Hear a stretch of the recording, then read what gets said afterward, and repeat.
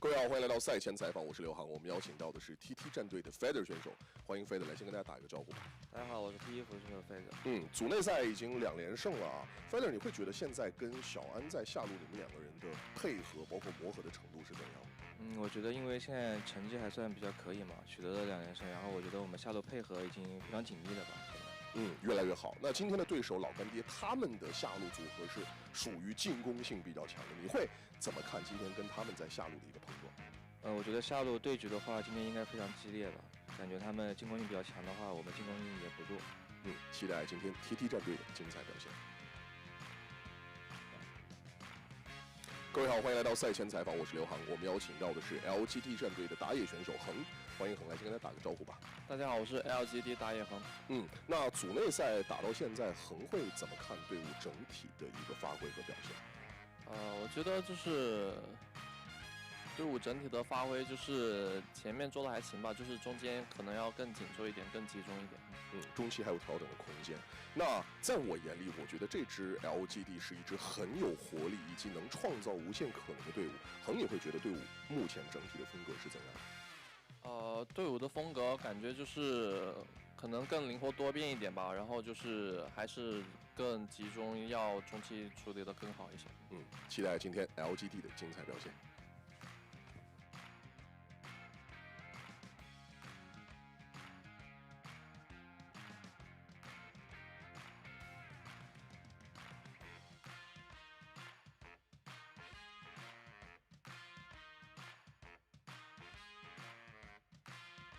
Hello everyone, welcome to another day of LPL. Thank you everyone for watching in. I'm gonna go grab myself a coffee, then I'll get set down and get ready for TT versus LGD. We're at a full Nirvana day today. Should be fun in terms of tracking survival matches. These matchups are actually genuinely very, very important. LGD and TT, they're actually two of our stronger teams here. They're trying to rise above Nirvana, trying to get themselves into playoffs contention, whereas particularly later on, when we have Ultra One versus EDG, loser of that does drop back into effectively the relegation bracket. So keep your eyes peeled for that. I'm gonna go quick get myself a coffee and I'll get back into you, into this the whole streaming thing. Just sit in the battle seat. Right, you know how it is. Right, back in a minute.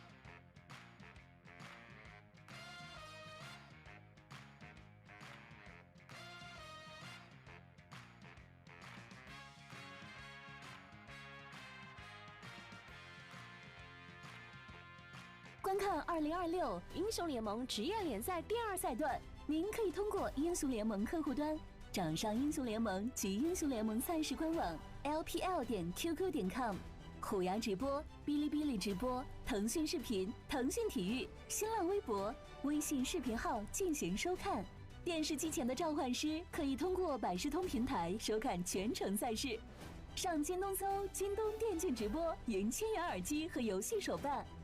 扫描上方2维码，定制 LPL 队服队员 ID。开一局吗？开就开！感谢提供全场保护的杜蕾斯，今晚持久战力开一局。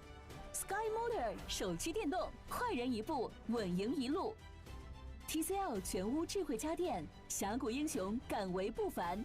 2026 LPL 官方指定家电产品。更受电竞用户喜欢的能量饮料，醒神好喝，当然战吧！傲风电竞椅，职业战队的选择，想赢做傲风。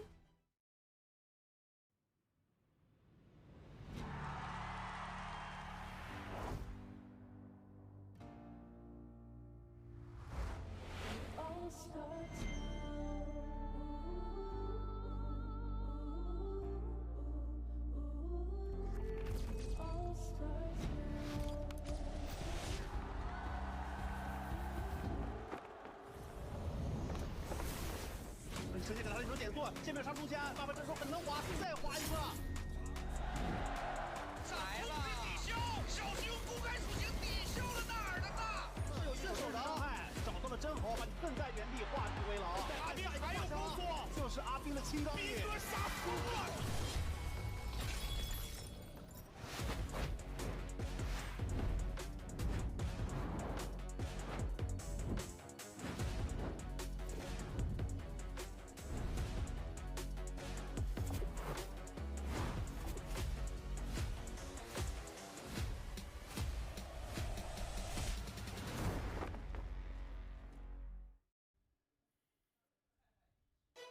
让我们有请 Thunder Talk Gaming。Welcome to Shanghai, everyone. TT first out onto the stage. Their opponent's LGD today.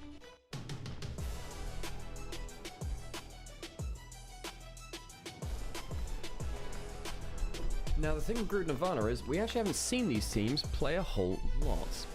You know, neither of these teams have had a crazy amount of games between them.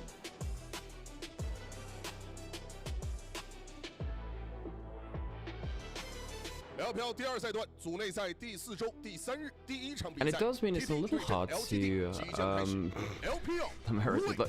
Like I can't give you candy. I can mail you some. Like if you give me your address, I could like I don't know like Uber Eats or Amazon. You know, like a delivery service. I could do that, but I can't just get you candy. Hey Solis, by the way. Hey Blade. Hey Montes. Who else in chat? Hey Gamer. Who else we got around? Hey Dodoko. Pinchula's good to see you. And who else we got in there? Well, that's everyone I see right now.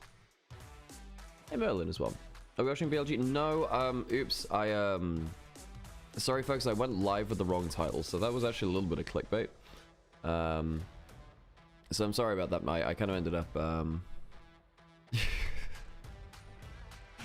oh god. But yeah, first game of the day, TT vs LGD. We're in Nirvana the entire day today.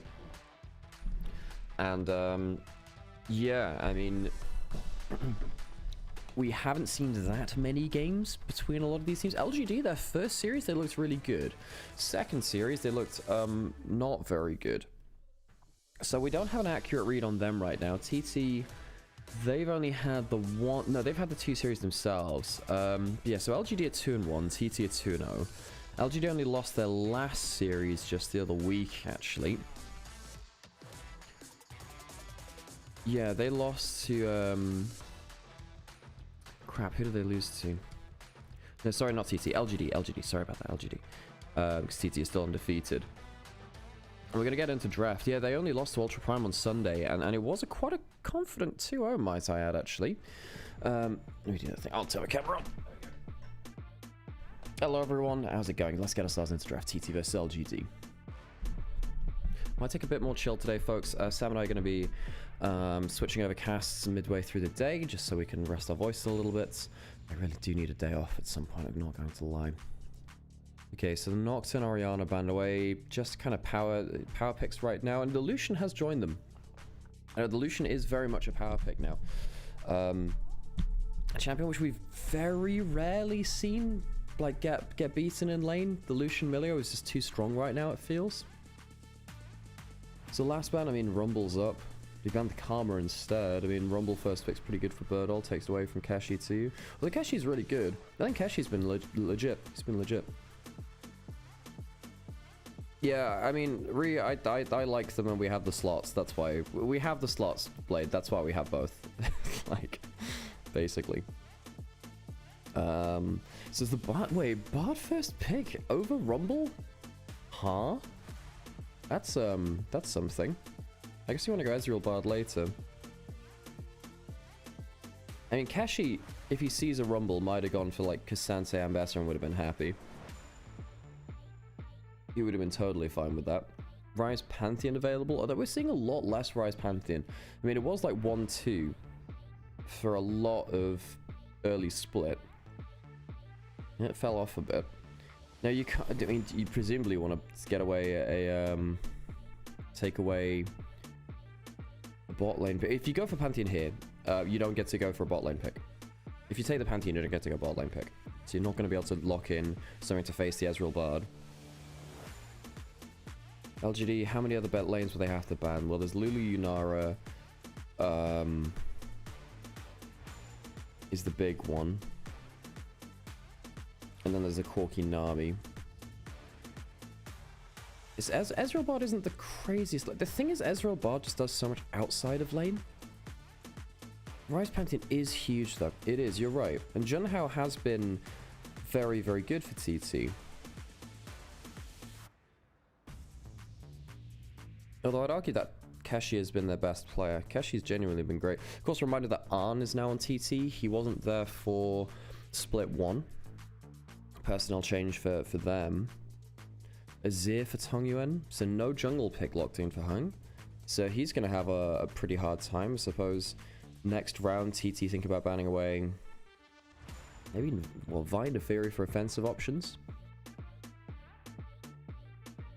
Yeah, they got rid of Ryan 3, my favorite. Ryan 151 was my favorite, you know? It's Jace locked in for Keshi. So it's an entire top side for TT. Whereas it's like mid and bot lane for LGD. So they still have, well, so now do you want to ban away Yorick? Do you want to ban away Cassante? I mean, Keshi has been really good. Giving him a dominant top lane is not a bad thing.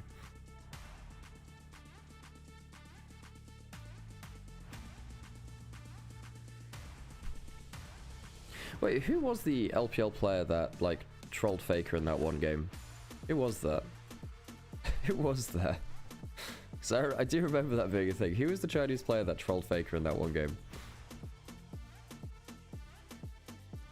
Skarner, by the way, from Hung. So they're okay letting them have, like, Neferi, I guess.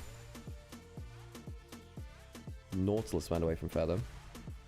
They still have Lulu Yunara if they want it. Although that would leave them with quite low CC. Oh, Ash Seraphine's been up all this time. Gosh, how did I forget that? How did I forget that? It's first game of the day, that's why, folks. Ash Seraphine left up. Of course, Arn is a player who I really like him having agency. So him having someone like the Ashes is typically a very good thing.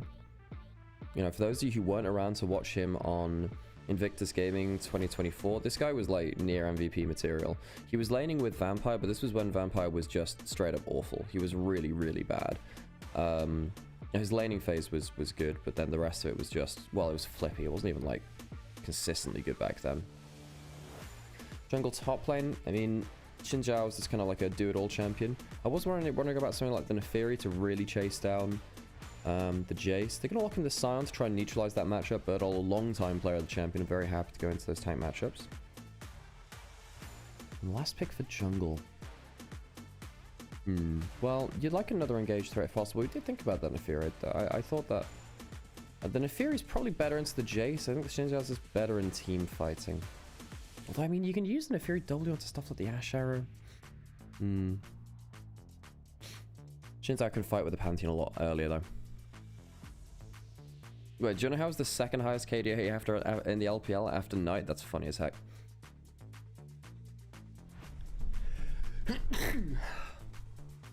Ugh. I apparently need to take my antihistamines today. Ash Seraphine locked in for TT. No surprises there. Let's get ourselves onto the Rift, and I'm gonna go blow my nose. And I'm gonna go put an ad break as well. So 1 second, folks.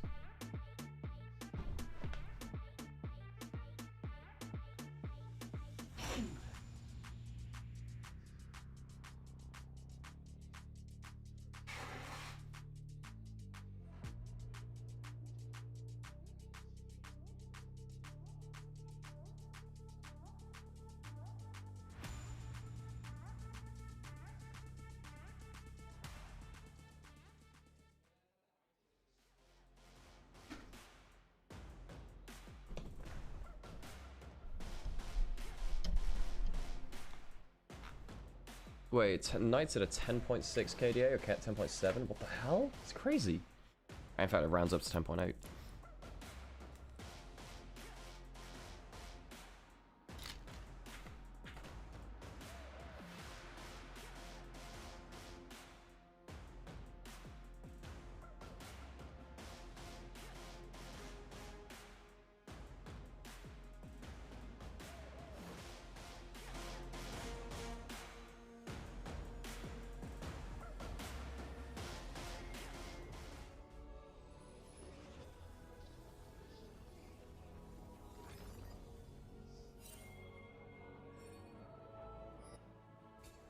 Yeah, let's hear if we have any gyros here for LGT.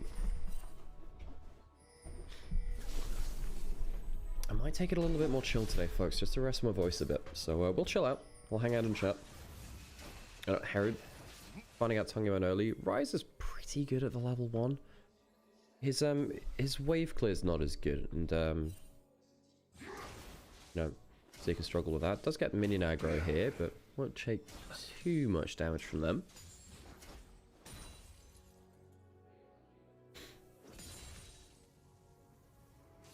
Walking beyond the wave pretty consistently. E-auto, walking away from the soldier. Because of course with the Azir, like if you have a stun in your soldiers, you just tend to lose trades, right?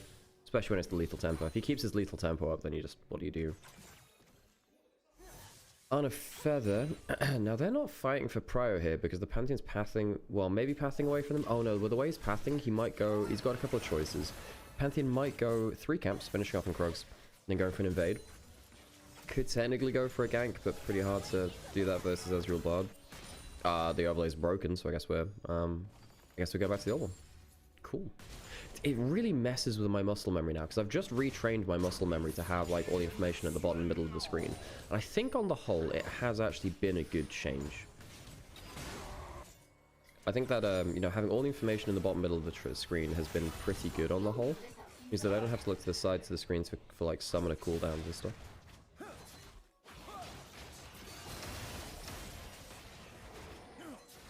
Shin Hao Hung trading against each other, even-ish cooldowns right now. Wow, what's happened to ICX?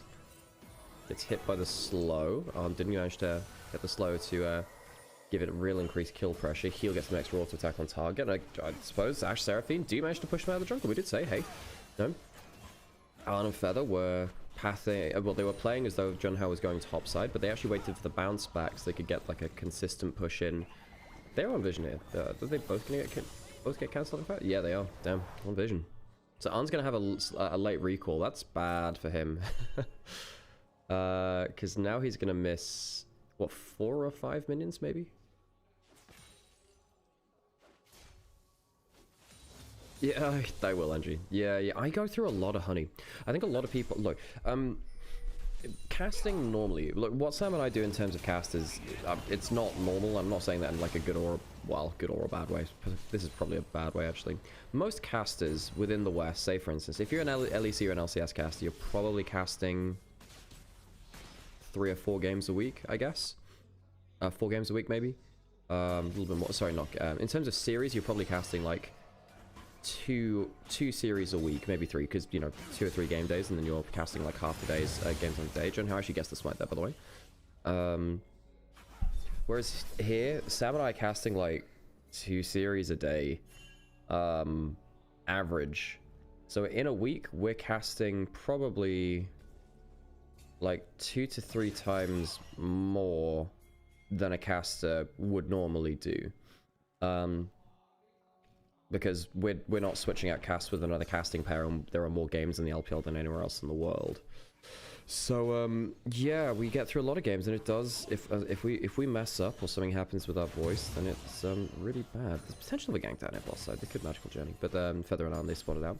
So Hung really tried to go for some bot side invades. Not getting the Raptors a bit annoying, because if he'd done that, he would have actually found himself, you know, even. Now that's not the case. Recall stopped. Ah, that's a problem, because now his recall's been stopped. He can't fight for Krugs. So if the recall hadn't been stopped, he probably would have been able to fight for Krugs. He can't do now, especially not now. So Hung not being able to get back to defend his own jungle is a problem. I mean, Sar's gonna walk up and do some decent damage here. Guess the smite. Guess the stun. Most of the camp there. One of the things we don't get to see with this overlay is the XP bars. Oh yeah, podcast and recordings. Fun thing, yep, fun thing as well. Recorded the first episode of Shut Up and Scale yesterday. It's also a show I'm doing with Thorin and Peter Dunn, which effectively the thesis statement is, unlike other podcasts, I mean, we're so different from the other podcasts. So most podcasts, you kind of just rock up and you're just going to do things on the fly. You do things off the cuff. You have it like more reactionary that way. And while the topics are things that you're very aware of, you don't always get the chance to like prep in advance for them very heavily. So what we do with this show is we're basically giving ourselves a 2-day head start to, well, a couple of day head start to kind of decide topics in advance, not from just modern League of Legends, but everything, right? That includes from fan questions and topics from ourselves as well. And we get to kind of like, well, scale our analysis, right? Wait for late game. Get to prep a little bit more. Yeah, it was fun. We talked through some fun topics. Jin, how? Ooh, he's now going to see this boss. So does he get another smite here? He does. Oh, poor Hung. He's not been able to smite for anything here. And I say that. I mean, Junhao isn't that far ahead, but his camp cooldowns are a lot lower right now.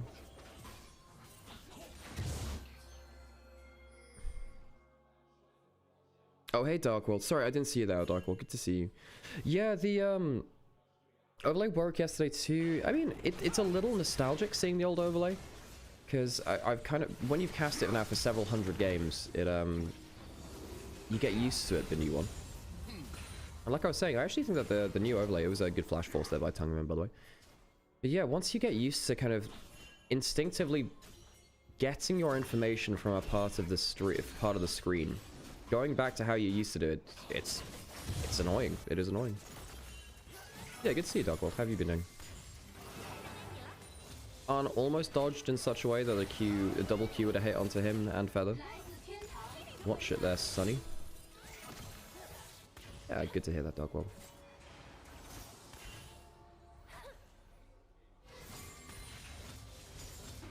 Okay, let's check in on these lanes. Well, top lane for Keshi's been doing well. Takeshi has been... Oh, no, it's not Takeshi. It's Keshi. But I will be saying Takeshi a couple of times because it amuses me. He's been wonderful. He's been a really good play. He's been looking for solo kills. He's been mechanically very proficient. That's actually a kind of top laner I think could actually find himself on a top LPL team at some point. It feels like he has those vibes. Dragon goes over to TC. Junhao been solid in this game. I think that TT is a team that, I mean, they've only played 2 best of 3s. They're only going to play 5 total. LGD has played 3. They're 2 and 1.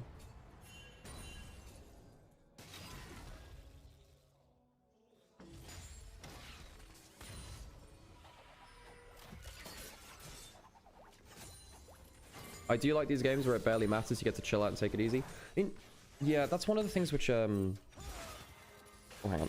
One takes a big chunk there. But yeah, I think that's something which a lot of people...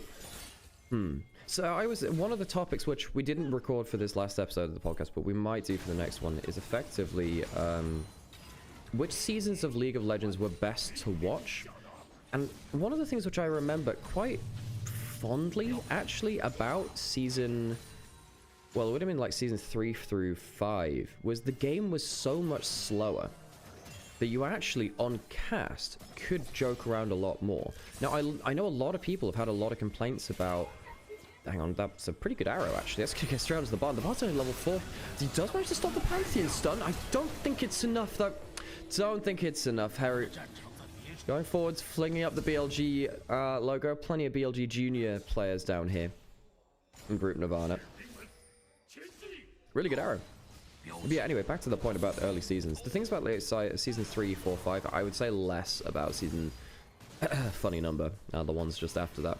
Were, the game was really slow at points, and it allowed you to just joke, and I know that a lot of people have weird feelings about that. Harry doesn't have flash, so we'll go put straight back into that Xin Zhao. It does have phase rush and passive. I don't think he's got enough HP for this. He does. No more soldier cooldowns. Damn, Ryze just too tanky, man. I mean, Catalyst and you're fine. It's not like Tonyo has been playing this badly. He's playing it as well as he could. Maybe he could have angled it so Harry was a little further away from turret, but I don't think that changes much. Ezreal, is that on target? It's looking pretty close, actually. It was pretty close. God damn. I'm telling you, Catalyst in a dream. Catalyst is all you need. Every mid laner should go Catalyst. Don't go Catalyst. It's because there was so much vision. Well, yes and no. Season 3, there wasn't as much vision because we didn't have trinkets at that point. Trinkets weren't around in Season 3. But particularly when it got around to Season 4, that's when vision was everywhere, from sight stones on jungle and support. Do you know if LDL is even still on? I have no idea. From what I was seeing, basically a lot of teams dropped out, so I think the schedule had to change very heavily. I also know that the teams from Nirvana, I don't know whether you've heard this from other streams, but I know that LPL English has said this at least. But the bottom teams from Nirvana are not playing in LDL later this year. Now that makes me think that LDL perhaps won't be playing because there's no schedule for them to compete in. But basically, as far as I'm aware, the teams which finished bottom 2 in Nirvana aren't going to be competing in LDL later this year. Sion ulting into his top side. Keshi doesn't get knocked up, but just gets slowed. He's got flash and acceleration gates. Really wants to get away from the Xin Zhao Q3. I don't think he'll be able to. It's a good gank coming in from Hung. One of the great things about the Sion is that you can just kind of start things off with your ult. The problem with Sion is you often don't have the damage to kill people. But when it's a Jace kind of falls over to a stiff breeze, really. No worries, Mecha. Good to see you. What does it take what does TT need to do to win? Oh, hang on, the clean fuse is having a bit of a stutter. 1 second, folks. Yep, that's just the clean feed. All good. Yesterday we actually had the stream disconnect briefly. I think our internet had a couple of issues recently. We've actually had very good internet for living in Berlin. For those of you that don't know, Berlin internet is kind of legendarily bad, or German internet is, because for a number of reasons we're effectively the internet service providers kind of lobbied the German government to keep like older copper cable rather than upgrade to fiber. Stuff like broadband has been really put behind the curve. It's probably about 5 to 10 years behind where it should be. It's catching up more now. Can't be bad. Worse than Australia. Yes, I heard they did the same in Australia. Yeah. Funnily enough, I've got family out in Australia. I've got family out in Brisbane. Yes, I'm actually well aware of that. So funnily enough, I've got yeah, basically I've got two bits of family out there. I've got like an uncle and an aunt's family, which are both out there. Exactly, Dark World. Yeah, because if you basically, hang on, the Dragon's gonna fall. We'll talk about that. Smite comes through. Flash swipe, but Jono, he's not missed a single one this game so far. Uncle comes through, manages to lock YCX in place. Doesn't have the flash for another few seconds. Doesn't have Q on off cooldown either, which means he can't stun them as they come through the portal. The ult comes through from Tongo, but he doesn't disengage. The Ezreal tags onto Harry, but that's not enough. There's an upgraded ability from Junhao again. Gets the empowered stun. Do they have full up? No. Feather and Junhao having an excellent fight here. They just about kill him. They just about kill him with an extra Q from the Pantheon and from the Seraphine. explosive fight from Thunder Talk. So LGD were on the... Hang on, let me get this straight. LGD were on the dragon. They lose the smite fight. They can't disengage and they all die. So what was that? Three for none? Crazy.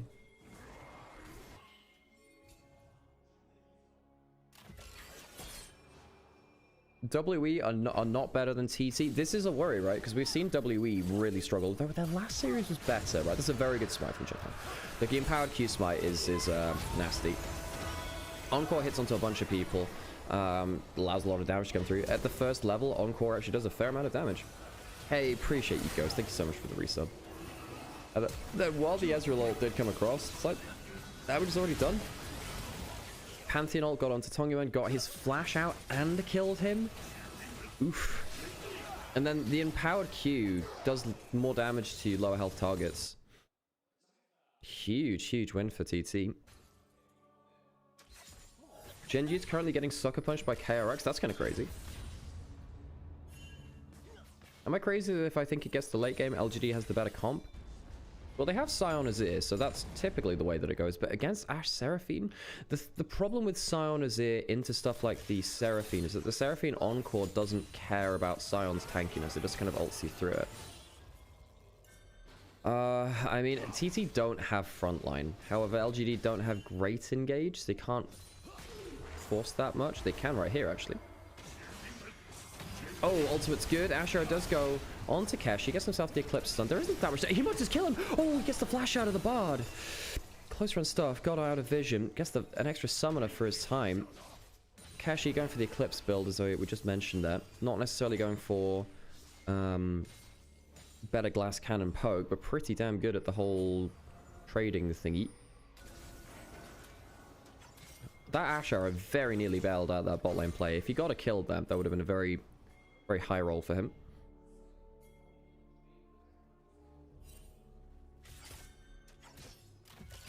LGD on bad form. LGD weren't good the other day versus Ultra Prime either. And look, Ultra Prime were actually very good, and we'll see how they play versus EDG later. But yes, LGD, I mean, first two series, I thought they were looking really solid. I thought that Tongyuan was looking good. Xiaoya had a couple of excellent games. Although he started to fall off more recently. There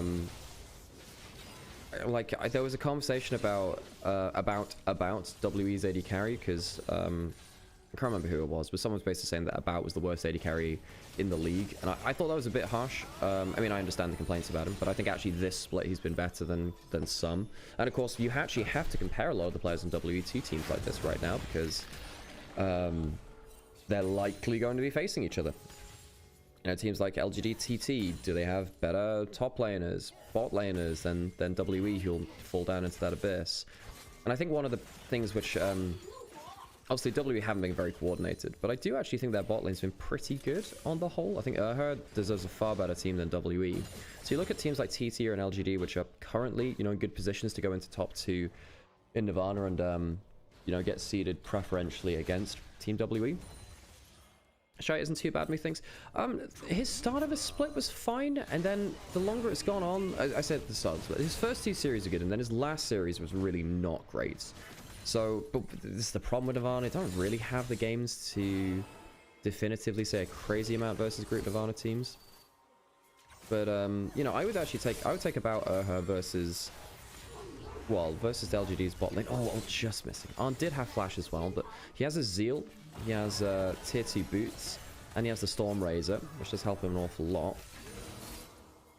In fact, Storm Razor has become a big build because you auto attack once and you just get crazy amount of ability to reposition.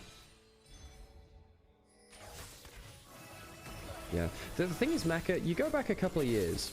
You go back to like 2022, 2023. The bottom tier teams in LPL would sneak games versus top teams because, like, towards the end of regular season, because it was a double round robin, the top teams have had such a crazy schedule, and they like take it lax versus one bottom team, and then they manage to sneak a game.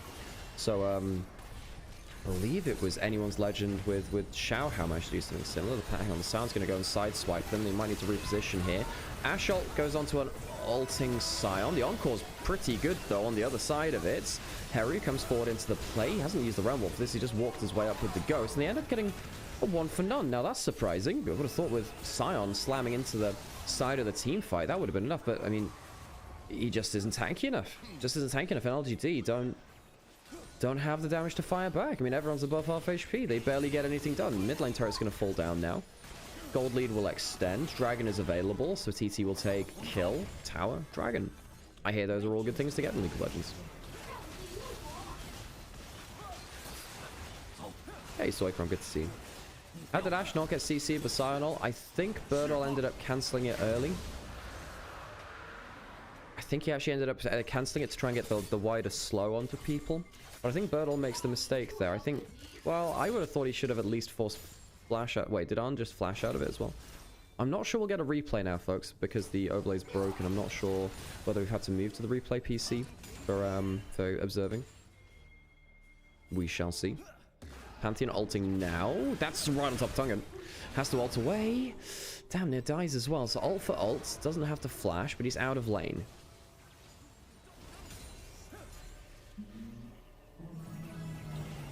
After effort, sudden second life, I might even consider that I got a shot at Procreate. Hey, effort was pretty... Well, So, oh, we did get a replay. Nice. Okay, so what happens here with the Sionol? Let's watch for the Sionol, because it didn't get the knock up onto Arn. Does he just cancel it early? He does. And he would have missed Arn anyway, and then Arn flashes the other side of him. So he wasn't going to hit him with at that angle very easily, and I think Ash would have been able to flash it anyway. So he tried to get the wider slow. Ash with the movement speed, as we said, with Storm Razor and Tier 2 boots. Approach velocity as well at that point. Quite hard to pin down. Blue buff resets, no steal there. There's currently a 5,000 gold lead. Rise is fully stacked on Rod of Ages and Seraph, so he is kind of, you know, fully loaded. Terminator fully loaded. No, that wasn't. It was Rambo fully loaded. That's the one. Oh, Ash Arrow hit onto Tungu, and that was why they were zooming in on that. The Ash Arrow landed onto him, but no follow-up damage. So that's just a bit of an annoyance.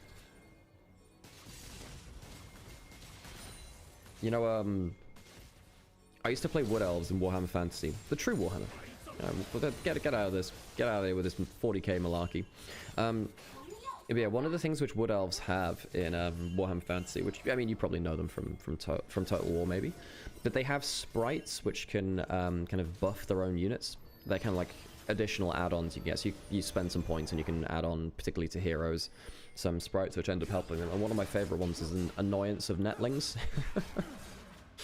An Annoyance of Netlings, yeah. I think that made you harder to hit in combat. It was like you had to reroll, like, not reroll sixes, but it was like... yeah, you lost, like, weapon skill against them. I can't remember. They changed over time, but I seem to remember you had to roll an extra dice. It's been a long time since I played with that. Fun time, Warhammer Fantasy. The craziest thing about Warhammer Fantasy was its movement phase, because you have everything in like, rank and file, just all regimented, which was something very, very different from the more skirmishy battles of 40k, Lord of the Rings even, and then particularly Age of Sigmar, which I really dislike the movement phase in those games, which feels... I mean, it is oversimplified to make it more accessible, right? Because you don't have to deal with, like, very intricate positioning. But it made it very, very cool to kind of, like, position and change things about. Jonah does a lot of damage. He's got 2 items. They're going to ult him. Does have flash. Does have empowered E. In fact, uses that there. Ash Arrow is not on a great angle. I think he thought that someone was going into melee range. The Encore comes through, and the Mikhail's already used. They can't cleanse it again. And gets some damage down with the W going back. The Ezreal... well, the Sion doesn't have a flash over the wall, so he's just stuck in the pit. Birdle, how did you end up there? Junhao tanking the Baron. Ezreal's doing some damage back to him. Won't be able to get the kill, so that's just a quick 2 for none. LGD through the ult onto a Flash Pantheon with empowered E. Xiaoya is even getting hit by him too. The Chug Blast lands the kill onto Xiaoya. Junhao lives because of course he does as well.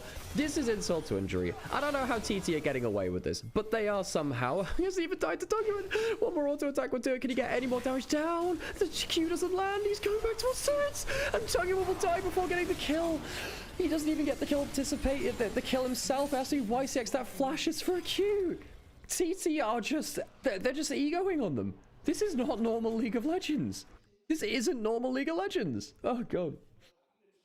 Total War 3 Kingdoms, the only Total War game I play. It's a very good game. I think that, you know, I really disliked it on release, but Rome 2 has become an excellent Total War game. Seaway, this is the Pantheon ult. The Pantheon ults have been genuinely very fun at the end of these fights, because we have seen, as noted in chat, we have seen about 3 games this week where Pantheon hasn't cast ult very much. Oh, that's nasty. Oh, Hung so nearly body blocks it. That's so close. God.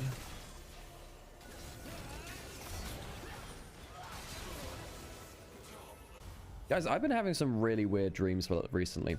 So last night I had a dream. Oh, the overlay's back. Cool. I had a dream last night that for some reason I was like in WWE. Yeah. That was strange. It didn't go well for me, chat. It didn't go well. Okay, Dragon started. Cloud Soul on the table for TT. You know, I like to give you a window into my mind. As your ult pulls the ult across the team, shielded by the Seraphine. The Ash Arrow lands onto the Azir. The Mikhails comes through. They still have the Encore afterwards as well. And the Soul does go over. Junhao has not missed a swipe this game so far. The Sion is really just CC for forever. Takeshi makes it out alive with 2 HP. And it works out in TT's favor. Junhao slides into the play again. His ultimates at the end of fights have been genuinely so funny. The triple kill for him. Yeah, Junhao's getting my MVP. And his name is Nymaera. Exactly. Exactly. Oh, God. Well, there's your 4th dragon. Petite. They get themselves the soul. And LGD, they've barely been able to contest. I mean, I think that Birdle hasn't positioned particularly well in team fights. I think he's ended up getting locked up in the front of team fights. Birdle's had a kind of an impossible situation, though, where, like, Tongman's getting caught out in a crazy amount of situations. I mean, Shai is 4,000 gold behind. Arn's had a very good game on the Ashe, I think. Yeah. Yes, back to Total War, because Total War, very interesting series. Really like myself some Total War games. I think that 3 Kingdoms is very good. I think that Thrones of Britannia was a very interesting game. But in terms of the historical ones, I think that Shogun 2, beautiful animation, beautiful... hang on, that's actually... Oh, freaking hell, I got close. I guess it went over the vision in Top River, so he did have advanced notice on that. But I think that Total War Rome 2 has aged very, very well. It was bad on release, like very bad on release, but it's ended up being very good as time's gone on. Has an incredible mod support as well. And I particularly enjoyed Empire 2 for what it was. Although I know it had issues, but Empire and then Napoleon were very good at kind of like the gunpowder era. I believe Fall of the Samurai is viewed as long as you mod it, like the best total gunpowder Total War Warhammer. That's a lot of ults. The Mikhails does not save him. Goes Golden Bird, ults into nothing. Very aggressive though. Hung goes down under the turret. Towers aren't even stopping TT from rolling forwards. Of course, 3 grubs for LGD. Wouldn't tell it from the way that TT were killing turrets on the other side. A ghost away from the Azir, who can't get it. The Panther kills him with the ult. The Panther kills him with the ult. Oh, Junhao, this has been a great game from him. Dude, I love it when you get like the last hit with the Grand Starfall. That's not how it's meant to happen. What do you mean he's 6-0-12 playing like this? Well, TT, it's been a really, really solid first game. And it feels like LGD only lived a slightly longer time than the overlay did. You know, came back just at the end of the game. Good to see you, overlay. TT walk away with game 1.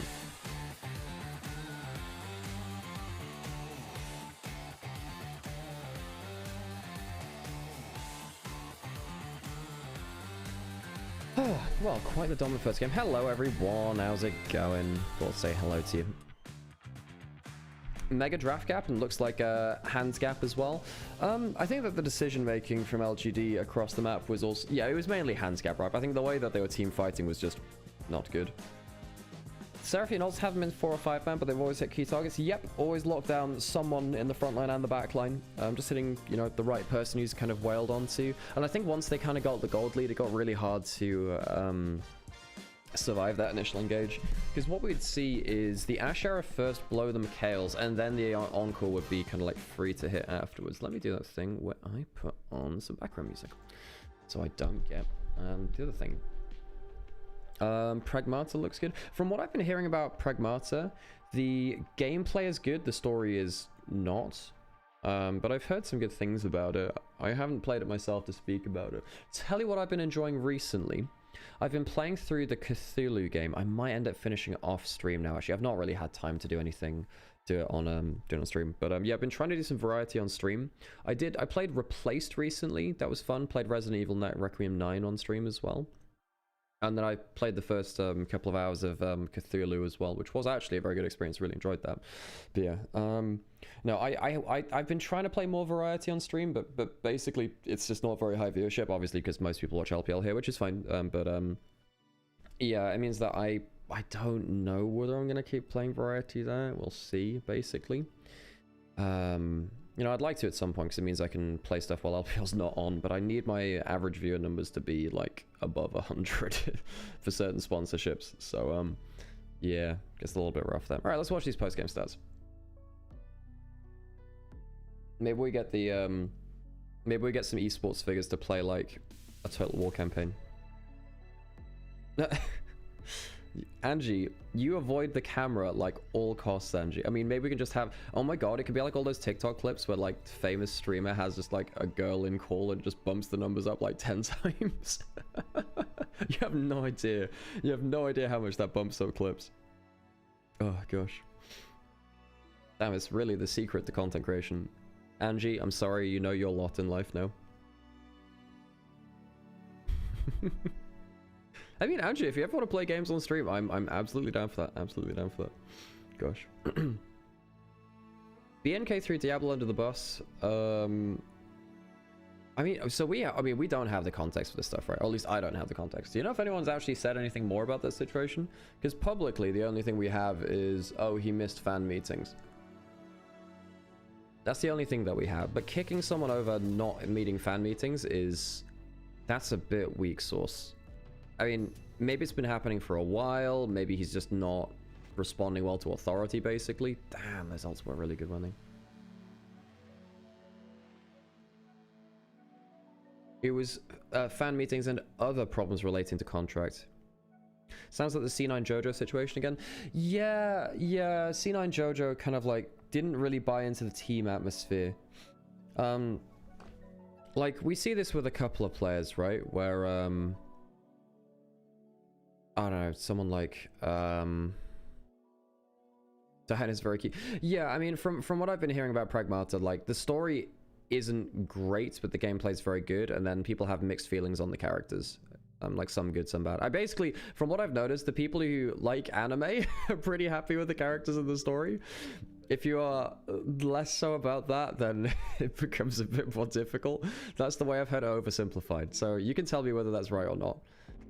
Yes, I've seen that, Dark World, as well. I have also seen that. I saw a couple of tweets that I was just like, what the heck? But it just feels like everything kind of completely unrelated to that sort of culture war stuff is just like... Yeah, no, enjoy. They're like a child, so careful there. Guys. Oh, God. No, yeah, no, not League of Legends Diana, who, yes, no, that's valid for that. I'm actually very sad that Diana in League hasn't been allowed to be more meta again, because I thought that Diana compositions are really fun to watch, because Diana is so feast or famine, kind of going in for these huge AoE engages, that I really like seeing what she does.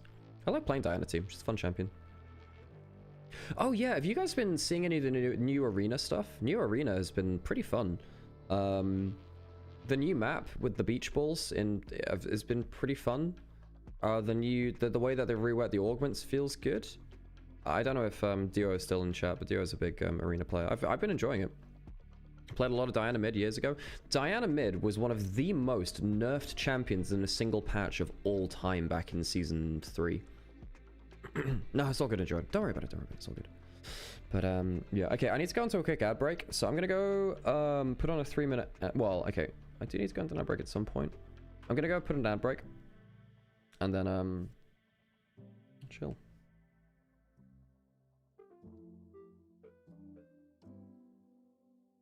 Yeah, if you're over as an invitation, if you do have like questions about the game, obviously feel free to ask them. Don't you worry about that. Like I don't do like a lot of like direct talk about that stuff but whatever. But I mean, if you talk about the actual game, then you know, I'm happy to give advice where I can.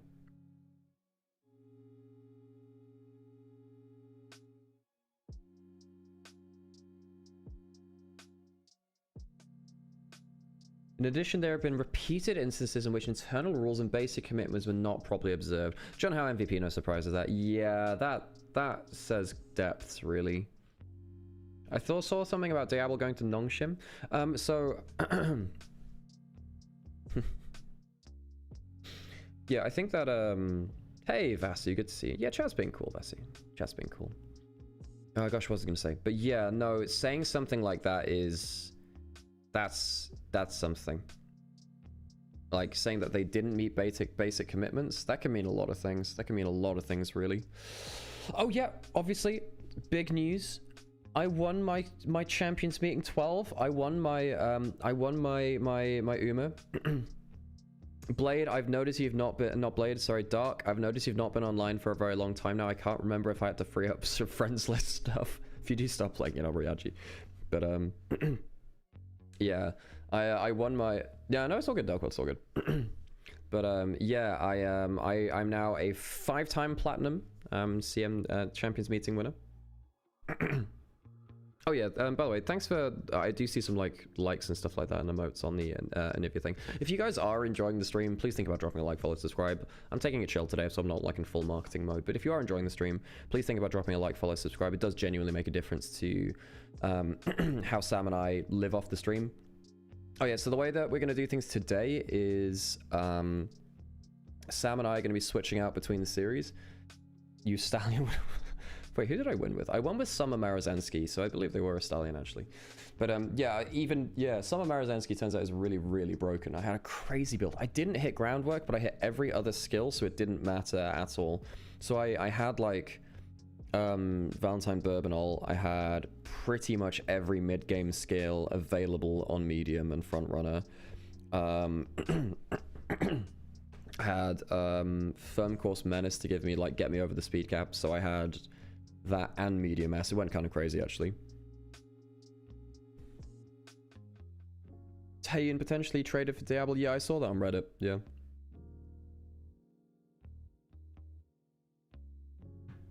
Oh yeah, these noodles, Angie. You like these noodles? Yeah. Look how little's on there. I used to be more wiry. The thing is, like, because I'm 6'5" and a bit or whatever, it's really hard for me to like visibly put on muscle because like everything's spread out across like 3 foot of arm.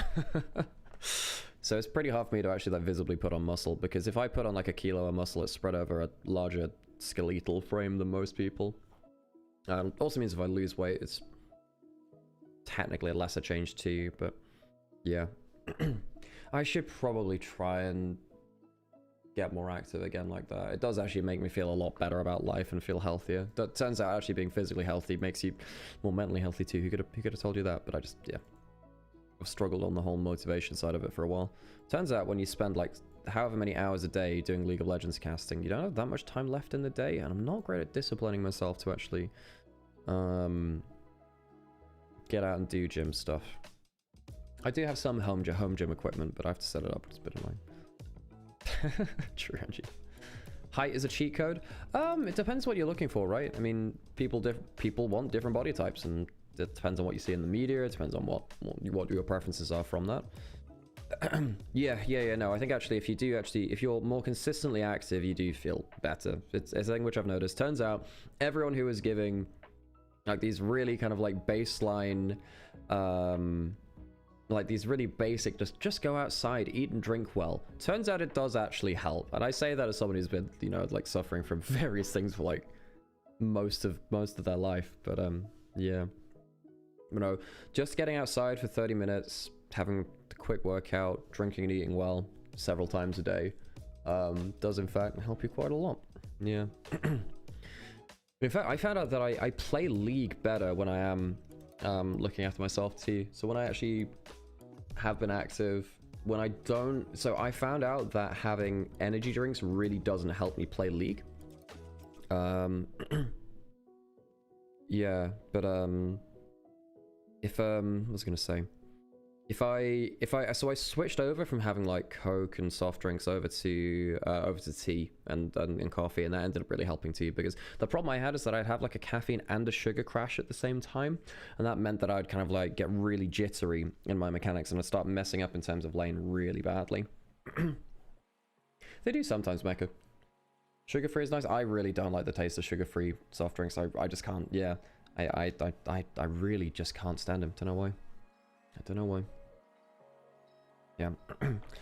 I need to do my dailies for Uma at some point. Maybe I switch back to doing Uma on stream again at some point in breaks. But it does kind... I don't know what's happened to my CPU. I don't know whether it's just because my drives are so... my drives are so full that it ends up causing some issues. Okay, anyway. Artificial taste on sugar-free stuff is so bad. I mean, some people like it. Angie likes sweetener, for instance. A lot of people like sweetener, but I don't.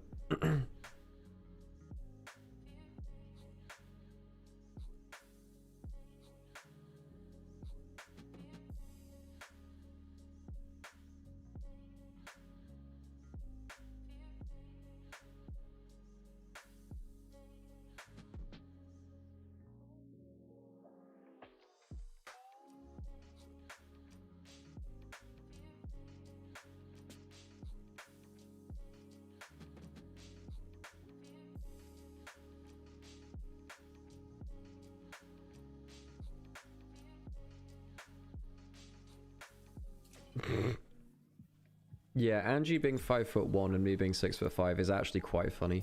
Yeah, we've got the casual like 1.5 foot height difference almost, you know. There we go.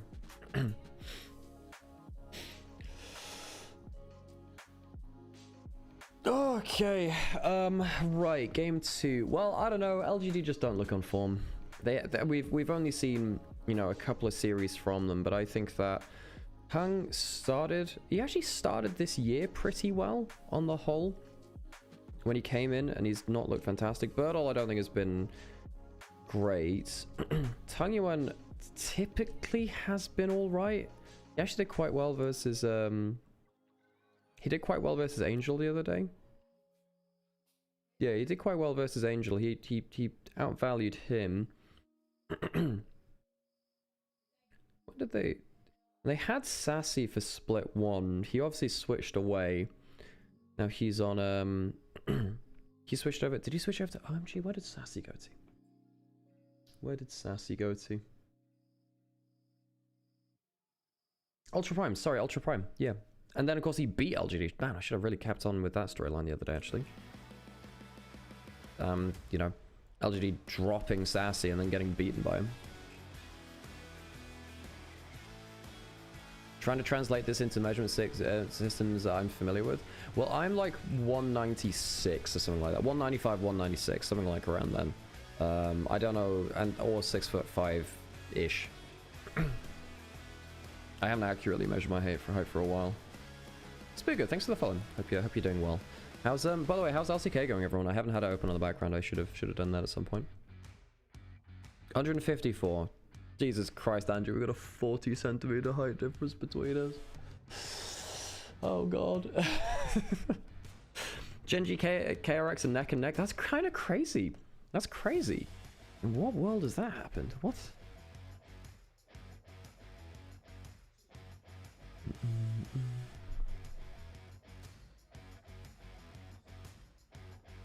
And then next series is Ultra Prime EDG, and Ultra Prime actually looked pretty good the other day. They look pretty good. We've got a top lane Shen. Cool. We've had a couple of them around. We saw Flandra play it here in LPL. Maybe that's just been in the scrim bubble.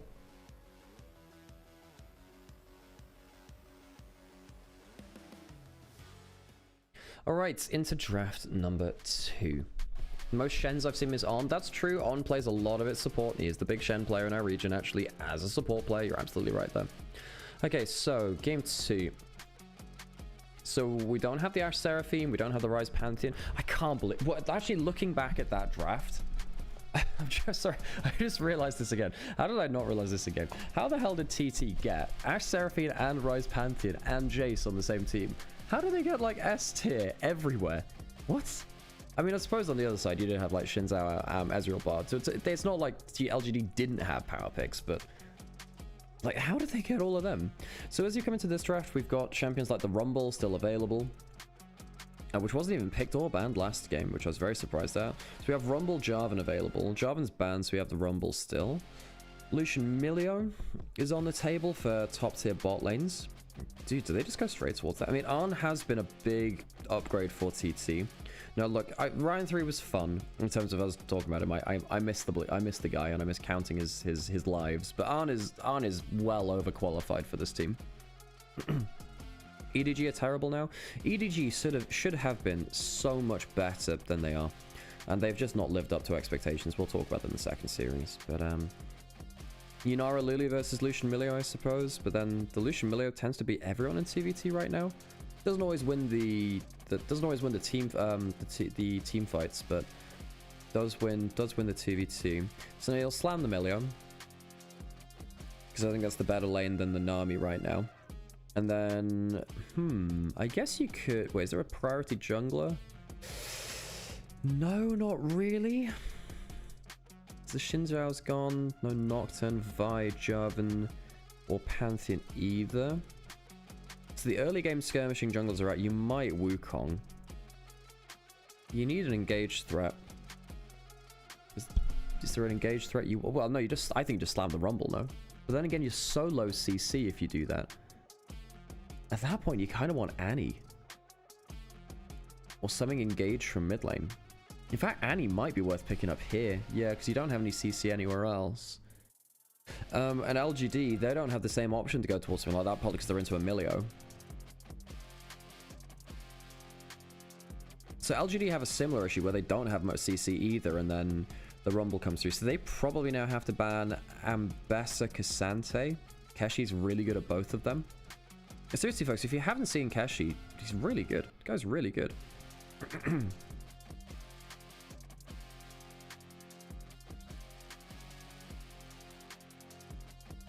Ambessa banned away from him, as we said. Good matchup into the Rumble. And then I think you ban the Cassante. And then Keshi, what does he go after that, actually, into the Rumble? I guess you can Ornn. Ornn's not a bad pick, but if you go Ornn, you're pretty low damage. You can Gnar, maybe. Gnar kind of gently loses versus the Rumble, I suppose. Onivia top lane. That's true! There is actually a chance of Onivia top lane. You're actually, yeah. You're actually on... That's not a bad call. Onivia is actually a Rumble counter in lane. Lee Sin banned away from Junhao. He's a good Lee Sin player. The early AD junglers are really out of the pool now. Tungyuan's had Akali banned away. Do you ban away Aurora?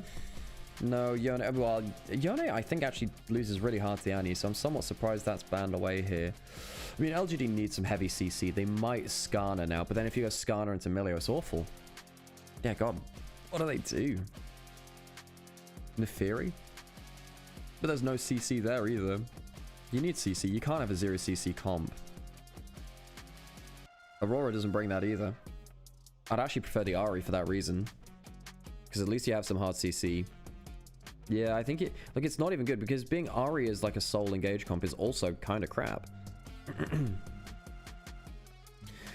So TT have their engage already. They have Annie. Now they can go Skarner if they want. But it depends what they want to do into this top lane matchup. If you go Ornn, you need a higher damage jungler. If you go for a fighter matchup topside, like Gnar, I don't think you want to go Gwen. Cannon is occasionally good into Rumble. Then you need some more CC from jungle instead. If you go Neferi, you need a CC top laner. Cassante in. Cassante's fine. You know, you can drag people out with your ults. It's not the highest level of CC. Neferi is fine here now, I think, actually. Everyone is very squishy on LGD. And Annie's your engage. Yeah, Neferi's fine. Neferi Annie's good. It's kind of the replacement for the Neferi Kiana. To the Annie Kiana, or Ryze Kiana, because you just kind of point and click for the you point and click for the assassin in the jungle. Kiana's been nerfed too much, though. The Neferi's kind of remaining jungler. I mean, you go for the Trundle, it's okay into the Kasane, but it's pretty bad into Nefiri, pretty bad into Lucian Milio, not great into Annie. The Annie's fine, right, because you can pillar her off and she doesn't have a dash over it. LGD have very little CC. I really don't like this comp from them. And especially with how LGD have been playing, I think this is a very hard draft to play. And that's the other side of this, right? It's not just a, you know, about the deficiencies in the draft, it's that it's a hard composition to play, and LGD aren't playing well right now. I'm gonna go into a quick ad break and we'll get ourselves into game. Nefiri can build Serpent's Fang? Yes, she can, and Lucian can too. In fact, we have actually seen Lucian's build Serpent's Fang first. We've actually seen that. So, get ourselves into the coaches doing that thing where they handshake. There's a helicopter going overhead. Huh.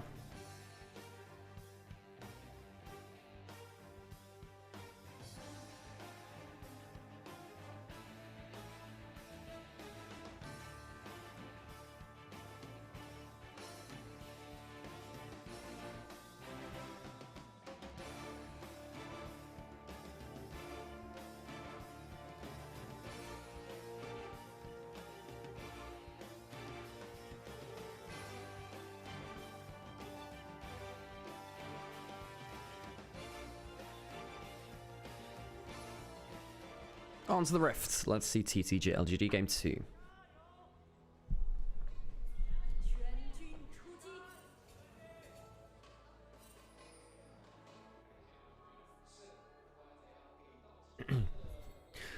Okay, so bot lane we kind of expect it to be competitive, but Lucian Milio sided.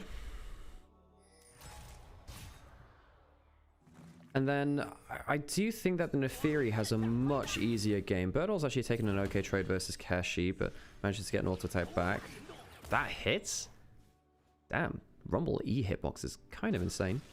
So Nefiri starting to... There's another E that hits? Damn, okay, much better for Birdall now. Okay, Xiaoya managed to get a Q... Xiaoya got Q stacked. You should not be giving him free Q stacks. He got... Looks like he got the auto type reset onto Arn. W cooldown from Arn, not there right now. Both junglers are pathing top to bot. Now you'll notice that the Nefiri has actually gone blue buff. He's going bot. So did they spot that ward going down? Because Trundle's gone red buff into a Gromp steal. And I don't think that... Well, TT don't have the information for this. Wolves are gone, so he puts down a ward, knows that Junhao's gone. How much does Junhao know though? So he's going to miss his Gromp. But Trundle is kind of like the level... He is kind of like a level 1 beast. He was the level 1 king a while ago, really. Then they nerfed his chomp and a lot of that very, very, very hard. Just level 2 jumps forwards pretty well there with the Relentless Pursuit.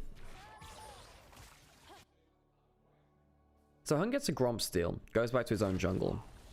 So what does Junhao do? Because he's down a camp. Can he get into the enemy jungle? I mean, I understand not fighting the Trundle early, right? But, can get into... If you can get one camp away from bot side, that's good. I don't think he can, though. I think that Trundle just leaves his Krugs and then goes to defend his bot side. No, he doesn't, actually. So he's going bot side. He's going top side to his Krugs. That means that Nefiri can actually look for a couple of options bot side now. Sticking away from River, so neither himself or dogs are spotted. Junhao's actually going for a recall because he doesn't have enough information onto where Hung is. And he also left his red buff up.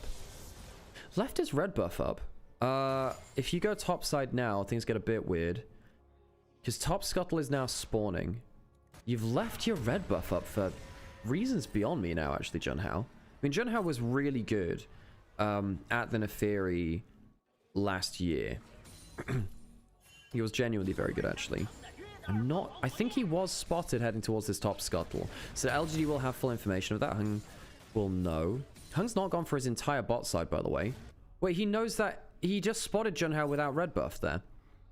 Because he walked over the ward in top side. So he knows he can walk in towards enemy red buff. So Hung is getting huge amounts of information from that ward he dropped just on Wolves as he walks away from it. The bot lane trading's pretty heavy, but big thing here is that, dang it, he's got Smite. He can actually get this away. Junhao will see that it's gone, and the information war is just being won by LGD. TT's level 1 warding has been inadequate. They've not been able to get anything off here. No, Junhao is now in a much worse space. Hung has his entire bot side to go towards. Yeah, the camp respawners are coming up from Junhao, but Hung's done a pretty good job to deny the Neferi value. He's got 3 camps up. Junhao only has the 1. Raptors come up now, but yeah. That was really good. I mean, considering last game where Hung was bad, he was not good. Junhao was player of the game, confidently so. Much better from him to get himself into the game here.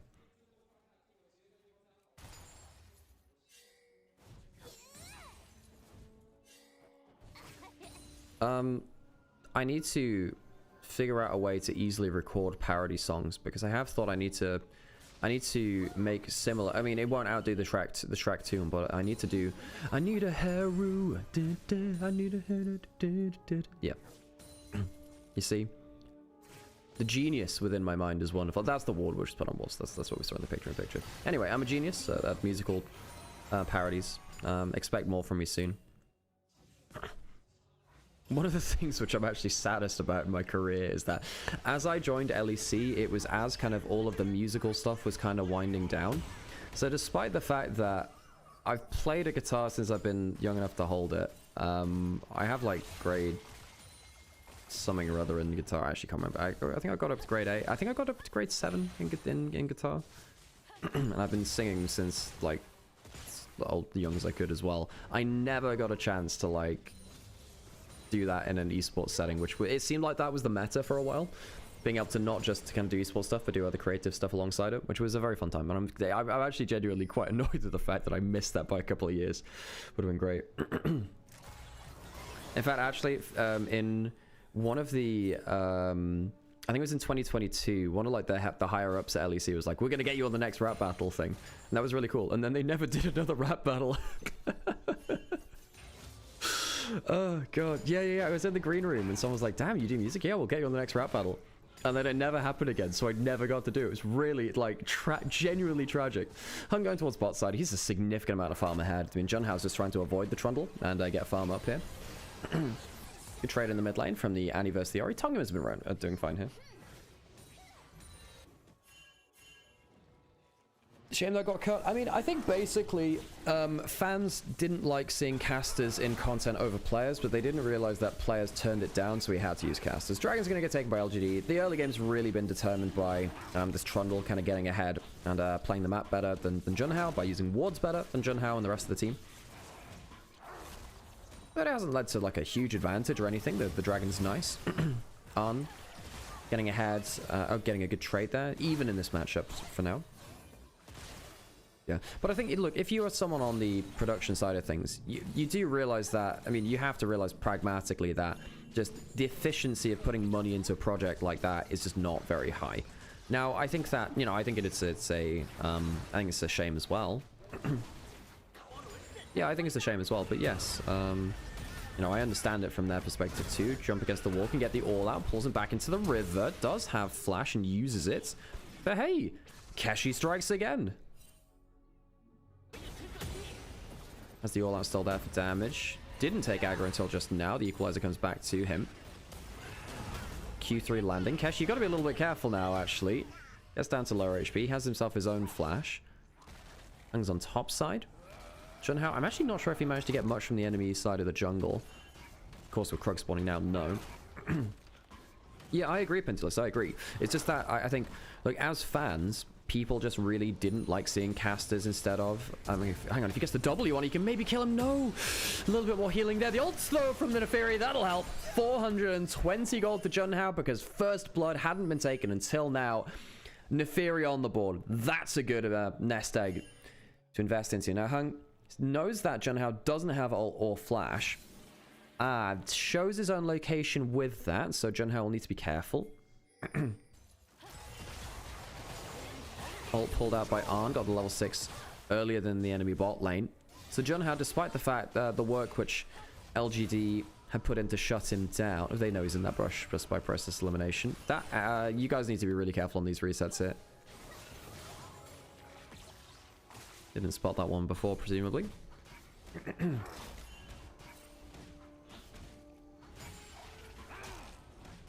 Trundle taking grubs. Junhao focusing on the farming. He's actually going to catch back up in farm from this pretty much, although all the camp timers will be in favor. Ooh, Charm missing. Harry's actually getting pretty close to kill range here. One more skill would have done it. Cooldowns were a couple of seconds off.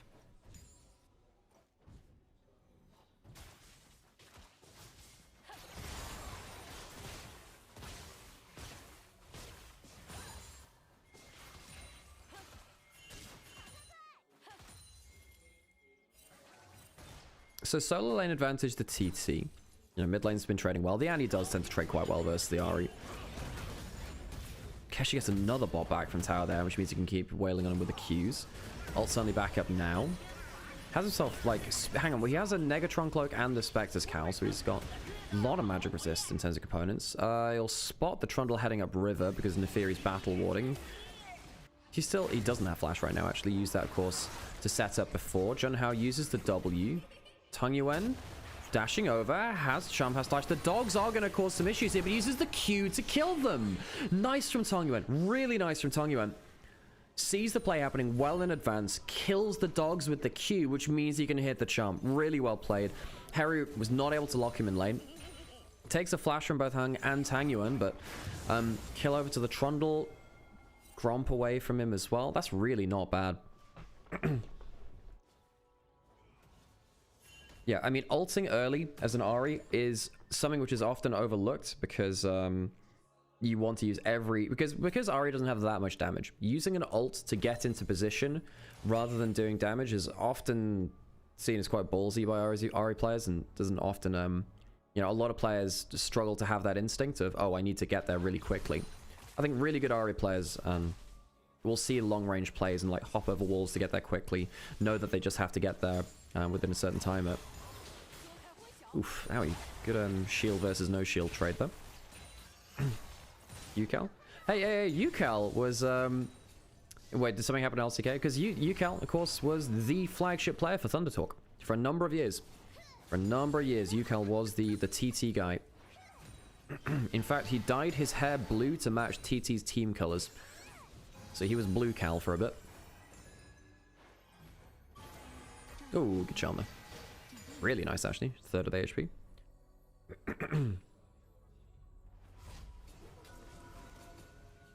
It's a hard thing to juggle for sure. Ahri's damage is pretty low in general.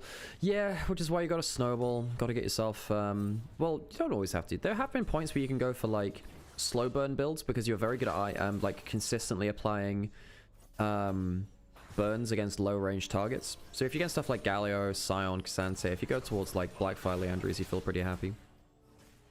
Ahri's a pretty good item applier in general.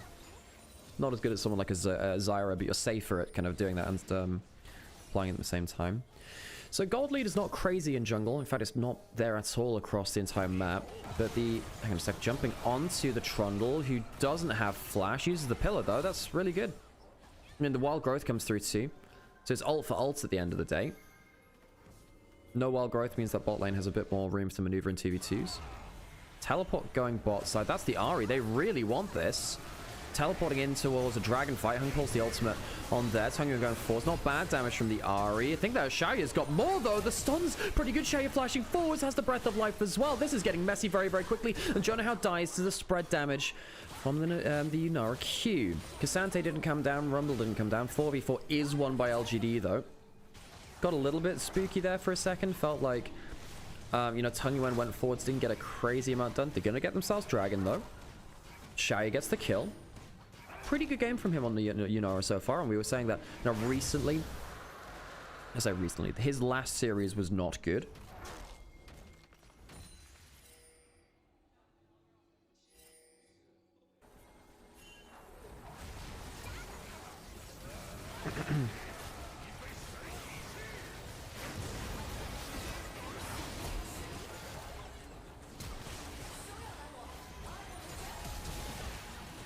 So the flash forward there. What happened to the damage over there then? I guess it. Well, I guess it was just just a bunch of auto attacks from Yunara. All right, okay, yeah, that'll do it. No crit chance involved in there.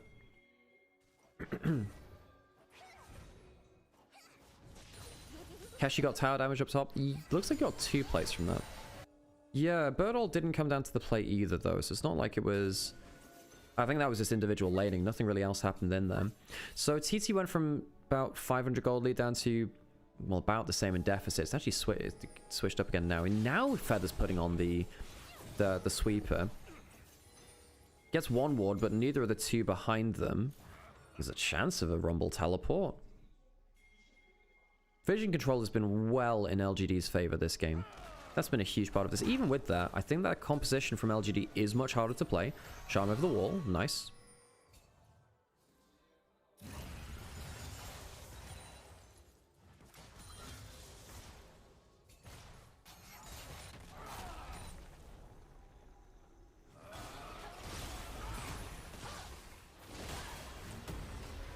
Well, 3 grubs definitely helped the whole tower pushing thing. Teshi misses cannon there, but just needs to wave clear ASAP. Annie now in top lane wave clear duty. Roll quests have been finished by everyone. No surprises there. We're at 14 minutes. I like the way that Tongan has been playing the Ahri so far. We'll see whether that keeps up. Gun went for the upgraded Merc Treads. Kind of need to do that versus the Annie. There was a time in the past where I feel like you could have actually dropped Merc Treads and gone towards like pen or cooldown boots. And gone for like a Banshees instead. Or sometimes Spellbook Cleanse kind of helps you out with the CC instead. But I think the upgraded Merc Treads are just too good. Hubris in for Junhao. Wants the lethality and the ability to snowball a bit better. Q damage, pretty nice onto Hung. Doesn't really have that much armor right now. Single cloth armor. Has the Merc Treads instead. Means that he actually can get... He can very much get blown up by Junhao. Trundle not going to be nearly as tanky, of course, when Kasante's not at the play. Kashi needs to be very careful about when he casts his ults, because if he casts his ults after the Trundle, he effectively goes into negative resists. Very nasty. Xiaoyu, very scary, the one item mark, but then again, means Essence Reaver for Arn on the other side. Not like he's not strong, but does need to be careful with the whole... Yeah, burst trades from the Q from... Hang on, Tango can get a charm over the wall here. That'd be a big change. Harry needs to be careful here. Teleport in from Birdall. Do they just leave this, let the Herald go over? 3 grubs and Herald's kind of nasty. Arn has gone melee range into a Rumble. Normally, I do not suggest those things. And he also doesn't have a culling now either. Kasante into bot turret. Doesn't have grubs to help him. Herald into mid lane. It's not going to quite kill the turret on its own, but I think with the wave coming in and the 3 grubs, they'll be able to take the turret just after anyway. Yeah, that'll be a dead tower now. So first turret of the same game, it goes to LGD. That'll be about 1,000 gold as a team for them. Kashi's getting a lot of gold over Birdall individually, though. I mean, Birdall just teleported up for this. They're going to drive this all the way down. Does it hit the turret? It does. Wow. No, not quite. Not quite. Just out of range. Does he drag him back under the turret? He does. He takes turret aggro. Has flash. Has oh my god. He has to use the ultimate. Hung. Outplayed by Takeshi's tower. He doesn't just have castles. He has towers as well. Keshi. He has, like, the mind castle. Wherever he puts his mind to, there is his castle. That was a really good play by him. Damn. Does he have bishops? Yeah, he does. Yeah, you know, like, he has rooks and he has bishops. He has the whole board. What doesn't he have?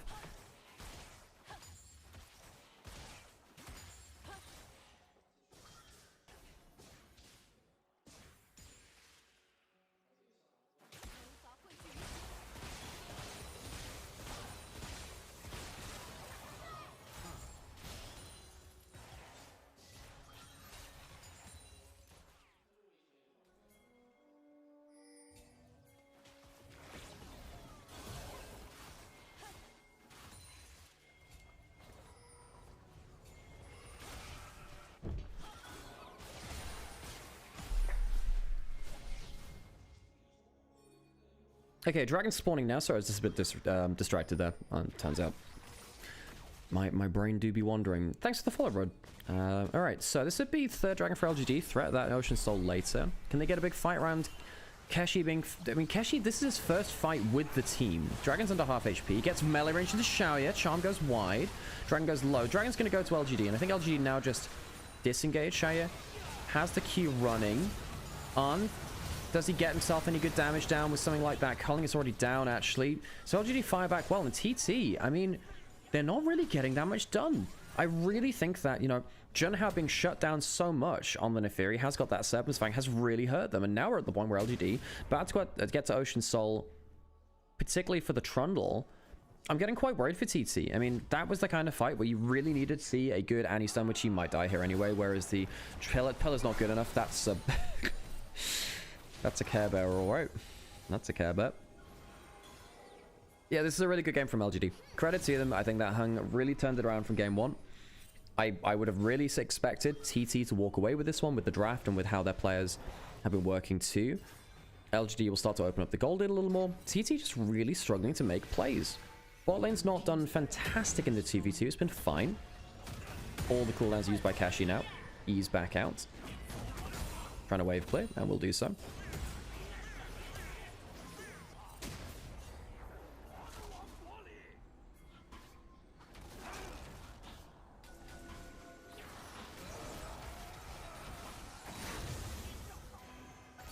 Oh, Charm. This is actually a kill angle. This is very much a kill angle.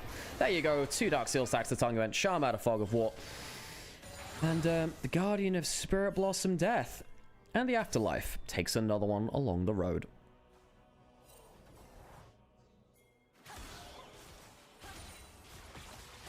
The Spirit, Ellis spoke about this yesterday. Nefarious picks and players don't get how to play it. What does he think that players should be doing? Because I agree, there's different ways to play the champion. Very different ways to play the champion. You know, looking for split picks and being an assassin is very strong. And actually, John Howe has been a very good Nefari player over history. Plates on top side. Okay, LGD is snowballing the game now. They get both side lane out of turrets. They're 3 turrets to none. They're 1 dragon off of Soul. Kashi is going to really struggle to have an impact versus the Trundle. And despite the fact that LGD don't have that much engage, they have so much damage that's making up for it, really. Not bad culling on the other way. I mean, Arn has had basically 0 impact on the Lucian. I think that he's actually very much struggled here on the Lucian to know when to go in. Harry just walks up the bushes, gets charmed. Really good charm by Octongan, just instant one-shot. Second level of the ultimate. No stun charged up from the Annies and no chance of a fireback there. Harry, not a great last minute or two from him. No, dunked his ult for free. Missed it. Just happy he built Serpent's Fang? Yeah, no, very much helps. I think someone needed to get it, and may as well be him. This is total gold, I believe. So Xiaoye ahead of Arn. Both of them pretty fed there. Harry was really off the boil, though.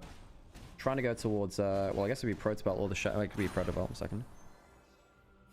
If I recall, most Nefiris in LPL did very well. Yeah, LPL Nefiri was really good.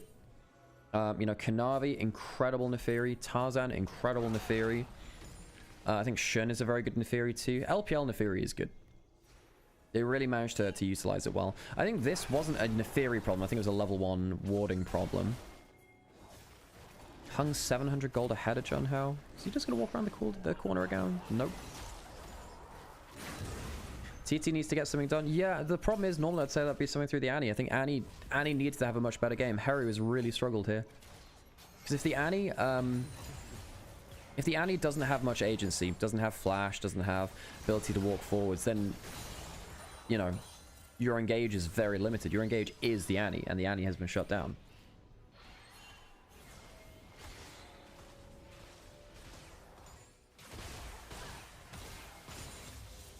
He spoke about the constant focus of ganking, then never start objective allow.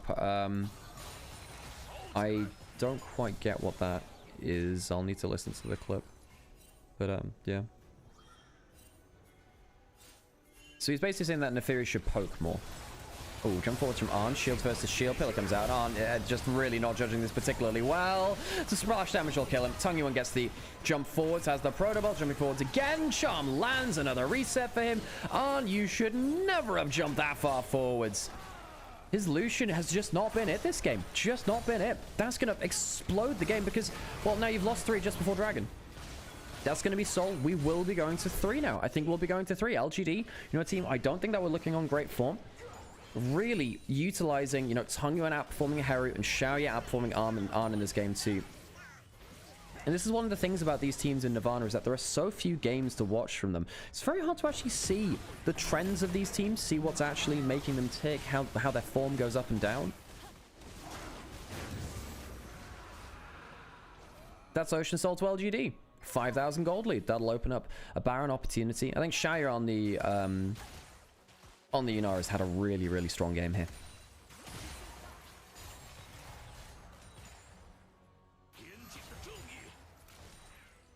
I think the early level 1 wards ended up really, really changing this game.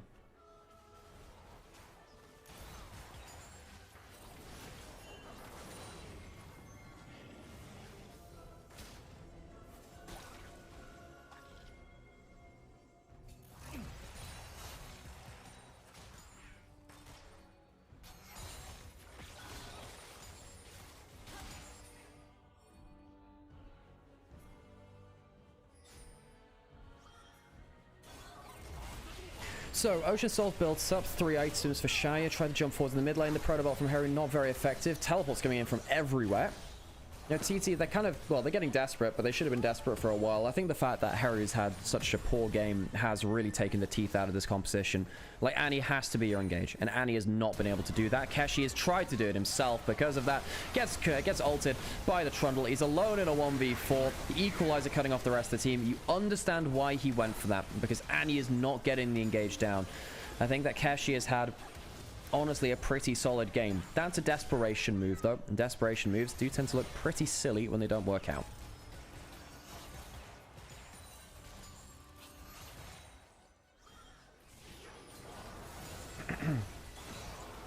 Well, John has around the side. I suppose you're looking for a Neferi Baron steal, and that's it. Hung pulling off of the dragon. Keshi was no teleport to make it into the play. Everyone used that beforehand.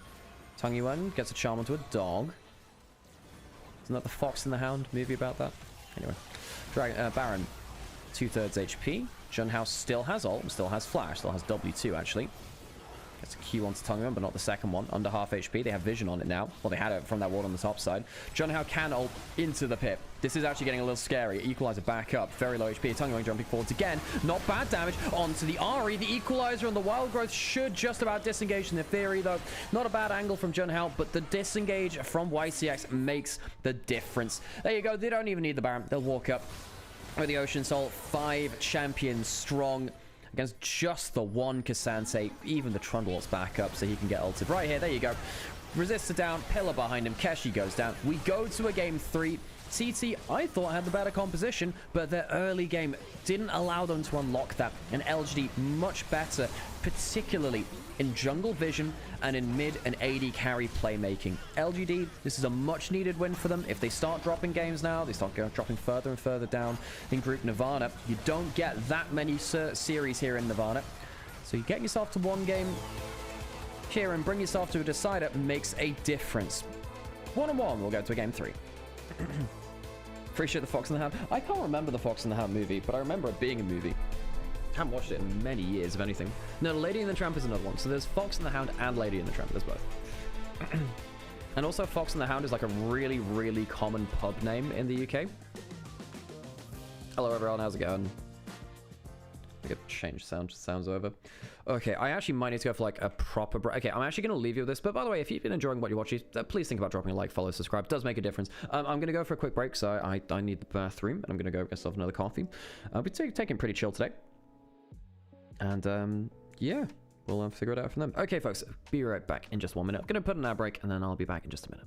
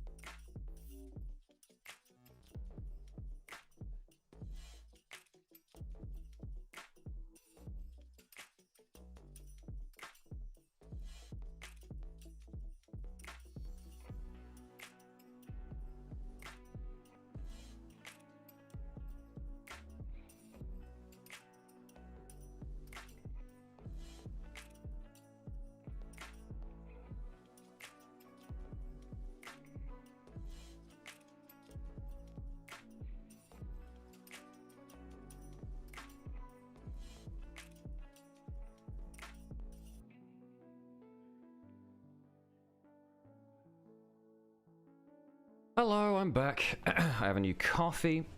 I have a new lease on life. Well, maybe not quite that far. Maybe not a new lease on life. Maybe. You know, good League of Legends does that to you. Hello, everyone. How's it going? Go on camera for a little bit. So, 3-game series for our first one of the day. I think LGD definitely a much better look from them. I think that first game, Jungle Diff, was kind of insane. I think that John Howe massively outplayed them. Hello, how's it going? Can I get you a coffee? I actually just got one myself, so I was debating going to Blood Bowl now. well, I mean, I wouldn't turn that down. Nah, I would turn I had that a feeling. down. I had a feeling. Yeah, gone to 3 games. First game, real blowout. John Howe had an incredible Pantheon game. Like, he won every smite, steal, was like ulting at the end of fights to kind of like finish off kills there too. Second game though, Hung got Trundle. I didn't actually think it was a very good draft because it had very little CC, but Harry was on Annie and he really needed to do well because he was the only TT member with like engage, and he just didn't have a good game. And the level 1 jungle control allowed Trundle to kind of like consistently get into the enemy jungle. John Howe, I think, made some mistakes on his pathing, but Trundle got really far ahead.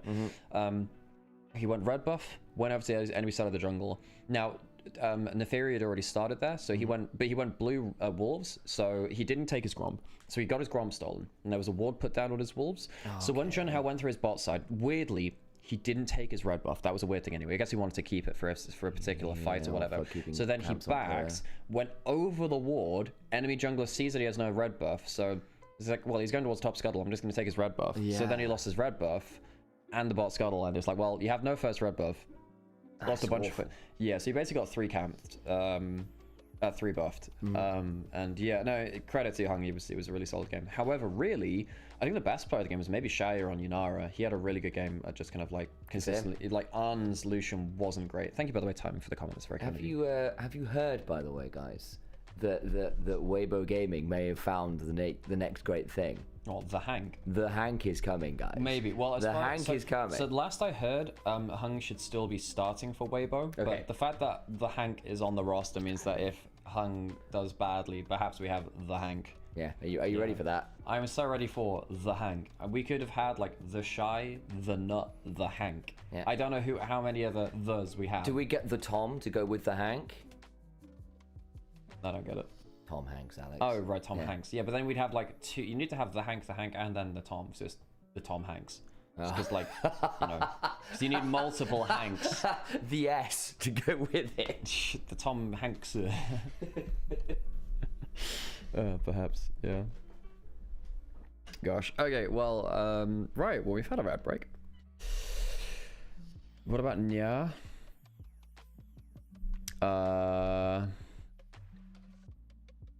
I'm not sure I get that one. Look, I'm not gonna lie, my brain still feels like it's only half in gear.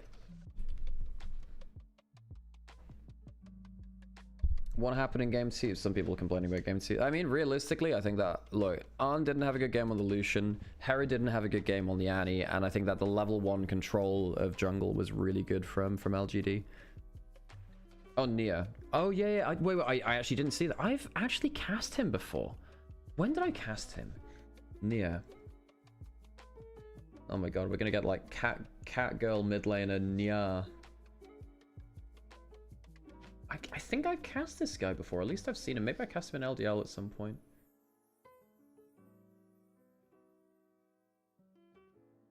Well, he was on top Esports Challenges, but... So he's actually... Well, I mean, Renard has not been good. Yeah, I think I cast him in... I think I saw him in Asia Masters, or maybe we did a... Maybe we did a... I watched him over on LDL or something. Did he get to Asia Masters? I've seen his name around. I don't think I've cast him. I've just seen his name. So that's not... I haven't cast him, but yeah. Did he play in Demacia Cup? Oh yeah, no, that was it. Yeah. He played in Demacia Cup. Yeah. That'll be where I saw him. So I have seen him there. Demacia Cup. That's the one. Yep, that's the one. That's the one. Yeah. You're right. I was wondering whether I'd seen him elsewhere. That's it. Okay, cool. Right, close towards that game 3. I'm actually gonna stand on camera for a second. Oh god. I've been quite weary recently, folks. I'm quite weary. Just a lot of LPL and a lot of... Again, it's very hard to kind of like keep... what the heck is that? No idea what that does. It's quite difficult to kind of like keep up the grind for this long.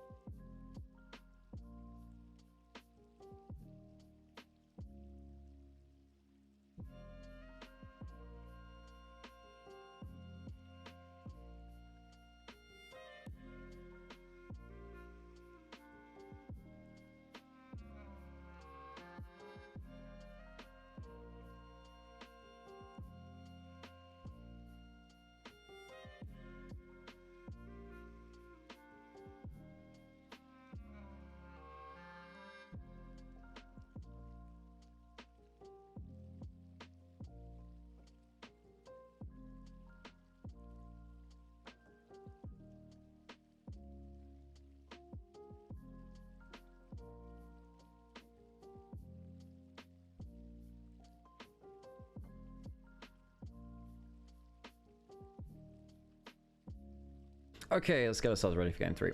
Just need a second to zone out there, folks.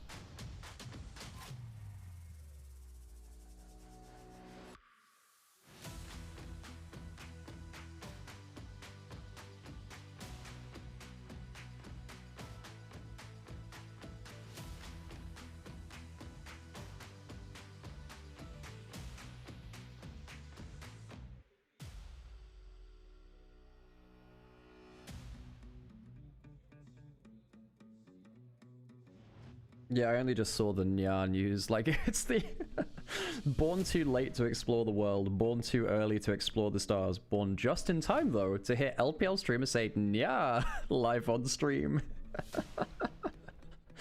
Oh, that's gonna be funny as hell.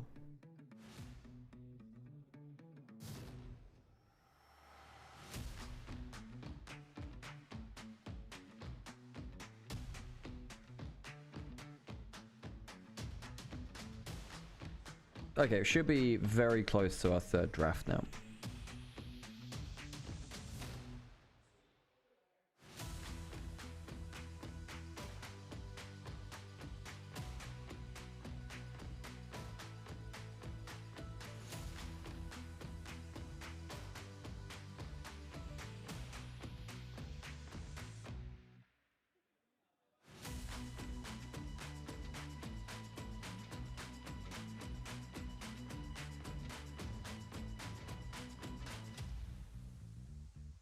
Okay, into our third draft.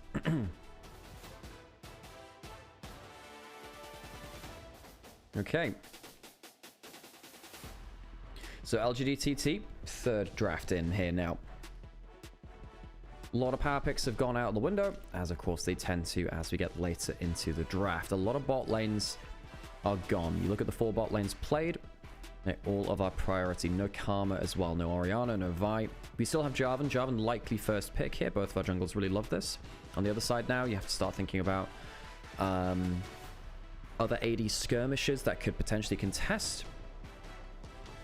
And the Corki Nami, one of our last kind of real popular bot lanes. The Skarner for Hung into Junhao's Jarvan.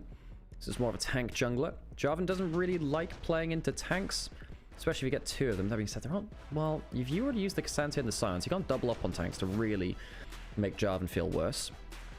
Ambessa potentially in for TT now. If you do that, though, you are potentially opening up a Renekton pick for Birdle. I don't think you can blind pick the Ambessa. Doesn't that just get Renektoned? This is really dangerous. Now, okay, this is what TT is saying. If you lock Renekton on 3... Hey, cool, international family. If you lock Renekton on 3, you don't get a lane pairing for the Corki. So now you have a choice. Lock the Nami for the Corki, lose your best matchups into Keshi on Ambessa, lock the Renekton, lose your bot lane dominance. I actually would personally still lock the Renekton, because I don't think there are that many power bot lanes left. I think you give up the Corki Nami. Go for like a Nico or something like that. You know, that might get banned away too. But I think the Renekton into the Ambessa has been avoided by Ambessa players for so long. So now TT will ban the Nami.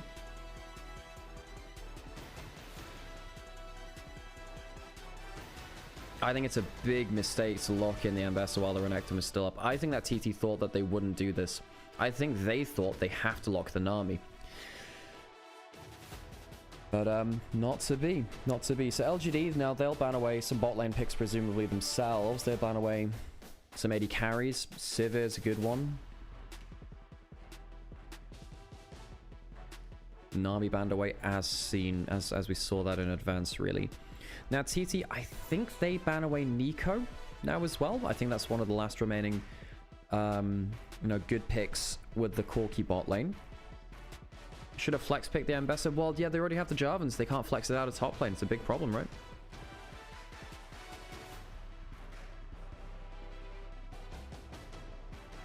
So another AD carry presumably banned away by LGD. Kalista. Ah, yeah, that's a fair point. Banning away the Kalista Renata.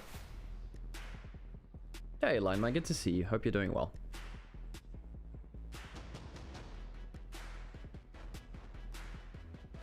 So last ban from TT. I think they banned Nico. I think you banned Nico here. I think that's one of the last few bot. Well, but then the problem is, I mean, what do you pick? You might look for a Nautilus lane, actually. You could go for something like a Kai'Sa Nautilus at this point. TF. Okay, so now I think you Nico on 4 for Corki. Something like that anyway. And then you just counterpick for somewhere else. Well, I suppose the Aurora's already locked in. So you can counterpick mid, but then do you give up something? Well, what happens if you got like Kai'Sa Nico for TT now? Isn't that good enough for them? Kai'Sa Nico seems pretty good. Arn's a very good Kai'Sa player, or at least historically has been. Don't remind me of him getting pinched out of the air by Monkey Skarner on EDG, which kind of knocked EDG out of Ascend contention. Ooh. Thinking about a Jinx instead. Not sure I love that into Jinx. Not even sure I love it into the Corki, actually. I would have gone with the Kai'Sa. I would have gone with the Kai'Sa. They go for the Jinx. You don't have an enchanter for it. Jinx Nautilus? It's a decent kill lane, but I think, you know, I think YCX has got a really good chance to go for the Nico.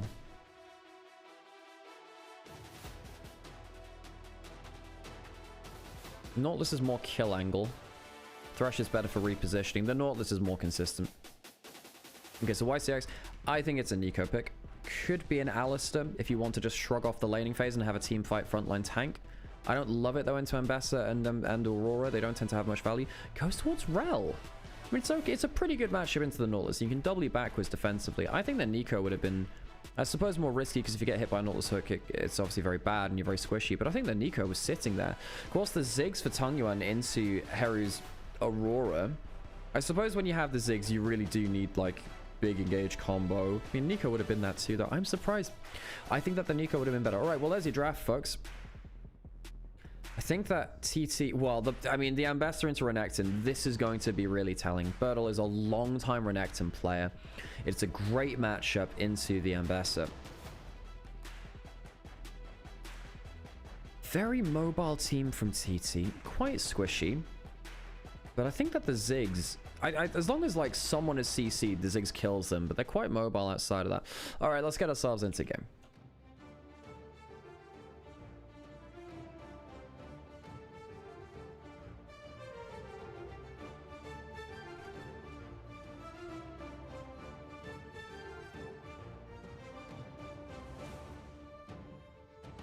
By the way, as you know, whatever your name is, capture code in Onivia's chat, you're welcome to chat as much as you want. However, if you're going to be obnoxious and rude, you lose that privilege, right? You don't get to be so entitled to type, you know, angry, rude things and expect to still be in chat. That goes for most people. Most people tend to understand that. All right, let's not blemish this game with that. We've got a game 3 coming up. LGD TT. Should be a fun one. Deciding game here in Group Nirvana.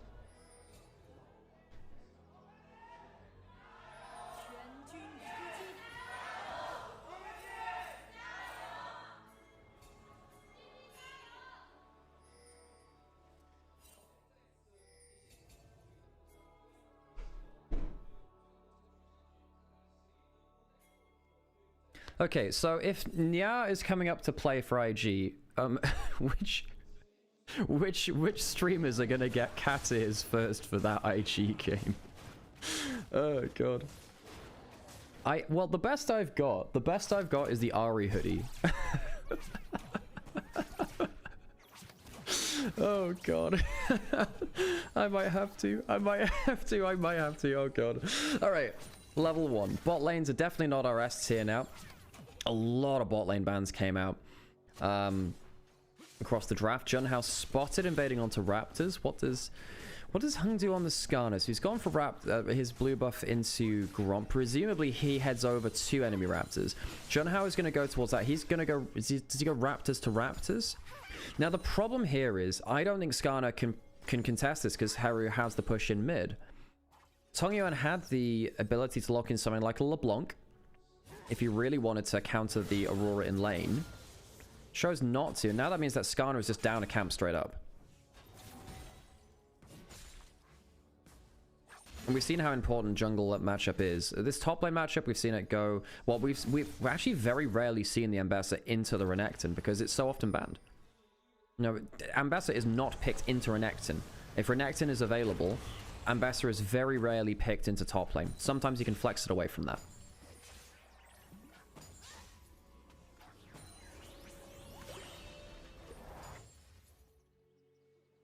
I think one of the big reasons is, like, you just go into melee range and Renekton just doesn't care. And if you ever shield at him, he just empower W's you and then breaks the shield. So you can't use that very well. Later on, of course, Ambessa can be a bit of an issue, but then the problem is that Renekton at 2-3 items might even one-shot the Ambessa in the right spot. Birdle even using the W there for auto-attack reset on the tower. So Junhao went through his full top side. As we said, the Skarner not really able to get into this game too well so far. Oh, and should not have walked up to that brush. Put down a ward. Flash away from him. Feather can hook, but it's going to be tanked up by the aftershock of YCX. Oh, that's a bit risky. Now, on to play, which I respect a fair amount, but it's not like I'm not blind to his flaws as well. Sometimes he can just lose his head in certain transitionary phases. Oh, hook onto the Corki. Not bad from Feather there. Spotted onto Xiaoye just as he steps in front of YCX. Good from him. Now, one of the reasons you pick the Rel into the Nautilus is that you're always okay to kind of tank the hook by the Nautilus. You can kind of trade hook for Q, get your aftershock, W backwards if you're mounted up, and get the shield.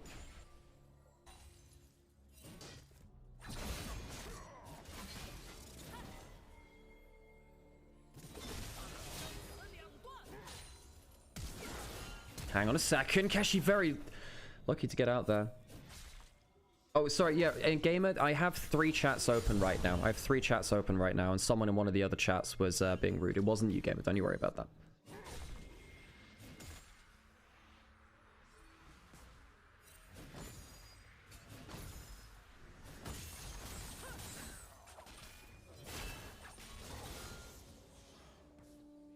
Just want to make that clear, because again, like, folks, I'm currently streaming on Twitch, YouTube, and also a second time on YouTube to Onivia's highlight channel. Top lane matchup for Keshi going a lot better than I thought it would do. I mean, you did lose that flash, but flash, but you look at the actual CS, Keshi's doing fine there.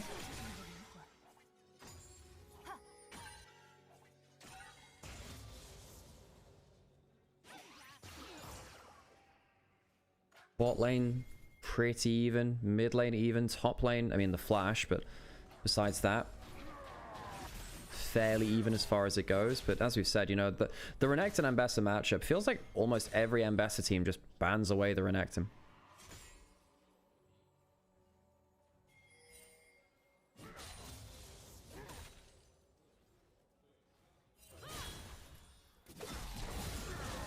Hang on, Alton, top side, level 6. Damn, yeah, the Ambassa really not liking that. First dominus of the game. Used for lane control. I mean, Renekton, as soon as you get level 6, is just a beast. Goes full kaiju mode.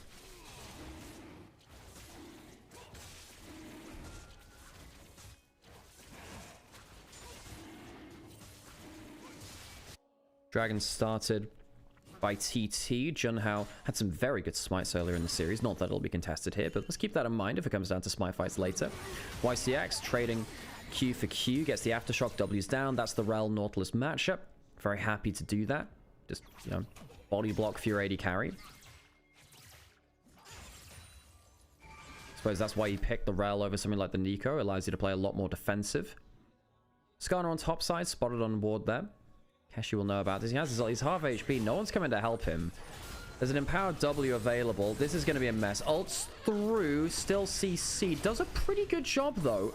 Birdle and Hung not able to kill. No empowered ability. So that's really good. I mean, he ulted through the empowered W from Birdle. That's the only way he lives. He manages it. Even in CS. Doesn't die. Cleans up the wave. Now, he'll need to recall in this wave. He's taken too much damage anyway. But that was good from Keshi. That's the only way he lives. Good stuff.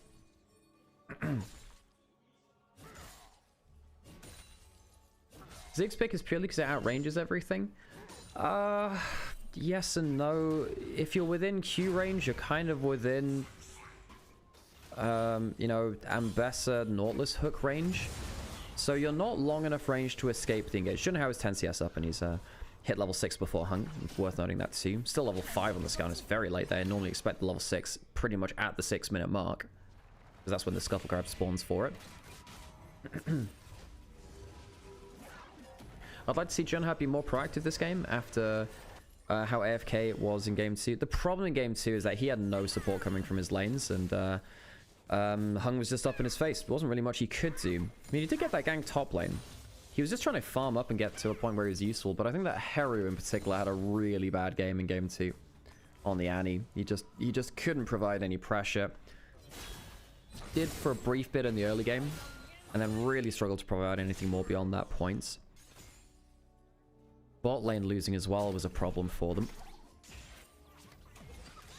I feel like LPL has started reaching back into engaged supports. Well, when you get later into the draft, you do. Typically, you need to have all of the enchanters banned out for that to happen, because you need to get rid of stuff like Seraphine, Nami, Milio, Karma, either through bans or through fearless picks as well. Hook onto the Corki again. That's good from Feather. His hook accuracy has been pretty good so far. Oh, flashes for the smite! He just flashed for the smite! Early smite from Hung. Junhao sees it and goes, well, screw you, I'll have that. That's so big brain. Dude, like, the cojones on this jungler. I mean, I appreciate someone where nothing else is happening will flash to steal your red buff. That is baller. Oh, that's great. Holy crap, that's funny as hell. That's so funny. Is that worth? Well, I mean, the Jarvan is now 20 CS ahead of the Skarner and is like almost a full level up. You're losing the grubs. Raptor's taken on the other side. I mean, is it worth it? I mean, jungle advantage is kind of important. And if the Jarvan gets ahead, he's a genuine threat. Because what might happen if the Jarvan actually gets really fed, and that does include stealing away enemy camps, is that when someone like Tungyuan or Shaya walks up to a fight, he just dunks them and kills them. Now, there is a problem with the Jarvan here in the fact that Jarvan really doesn't want to be playing that much into the Renekton. Hang on, there might be a flash over the wall. No, spotted. Oh, he does flash that. Flash for flash. I really like the way that Feather's been playing the Nautilus so far. He always was a good engaged player. I mean, I think the Enchanter meta, it's not been... Well, I wouldn't say it's been awful for him, but I have preferred seeing him on Alistair Rakan, which of course he's named after, and the Nautilus as well. You're not wrong though, Darren, in terms of LPL reaching into the more engaged supports. We've seen more Rakan, for instance. That's definitely been on the table more. We're seeing a lot less Alistair, though. A lot less, like, Leona Nautilus. We see them occasionally, but it really isn't there often. Was it worth it? Yes, it was entertaining. Exactly. It's worth it because they know that the real purpose of esports is being an entertainment product. Cull has almost cashed in for Arn, by the way, so he's really happy. I mean, he did lose that flash earlier quite cheaply by face-checking a bush, but besides that, been very non-interactive from the Jinx, and that's exactly what you want when you have a Cull build. You like the Silas counter to Alistair? I mean, that's kind of fun. Oh, hang on, Hung's getting his spot out here. So they clear out some vision, but they won't be able to spot the one which actually gives them the information in the Tri-Brush. Potential fight on the bot side. First item is actually in for both junglers. Hung has the Protoplasm Harness. Junhao has the Sundered Sky, and we have a pause. Not exactly sure who called that.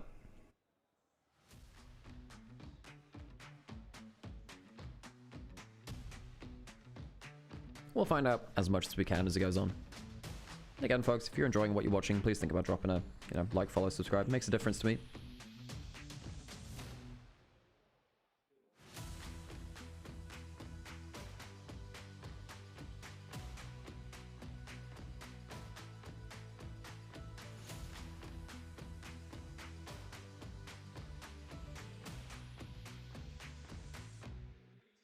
Okay, well, we're talking about champions and stuff, right? I can go have a look over this split and see what are the most played champions in tier 1 this split champions. In this split. Okay, support. Top tier. GOLGG, a very good website to go check out for this stuff, by the way. Wow, you're absolutely right. Nautilus is actually being played a lot again. I'm not exactly sure why. Okay, hang on, let's have a look through all of it. So we've got the most played are Bard, Lulu, Seraphine, Nami, Nico, Karma. Then it's Nautilus, then it's Milio. And that's all in this split. Then you get down to like Alistair, Rakan, Onivia, and all your weird stuff. But like, I mean, the most played are all still enchanters. I'm surprised that Milio is not above Nautilus, but I think it's only because... Milio has only been discovered like recently. Yeah, I mean, Nautilus isn't crazy far behind a lot of them. Let's have a look at Prio score. Prio score for all of them. Nautilus is actually higher prio score than Karma. That's really interesting. Let me just check an LPL. Check an LPL, just LPL. And we'll try, yeah, try just LPL. No, the Nautilus has been banned a lot here. I guess it's banned a lot later into the draft. I just didn't think Nautilus was played as much. That's crazy, actually. Okay, let's see how much Nautilus has actually been played this split. In LPL, it's like 3 and 5, so it's not winning that much. Vampire's gone 1 and 1 on it. Dwarves played it twice. YCX Oha On played it. Let's just see it in all of the top regions. Who's been playing it the most? 45. It's not got a good win rate. It's like 22. It's the win rate's just not fantastic. It's 15 and 25. It's been losing a lot. It's been losing like a lot. God.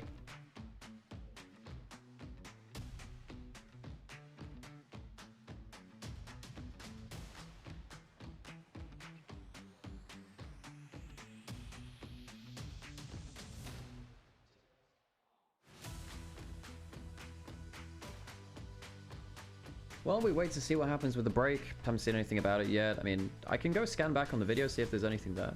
Did anyone see what it looked? Did it look like there was a bug? Oh no, we're back in. Cool, nice. Don't even have to go look for that. Cool. I'm gonna imagine it was like a peripheral issue or something like that then.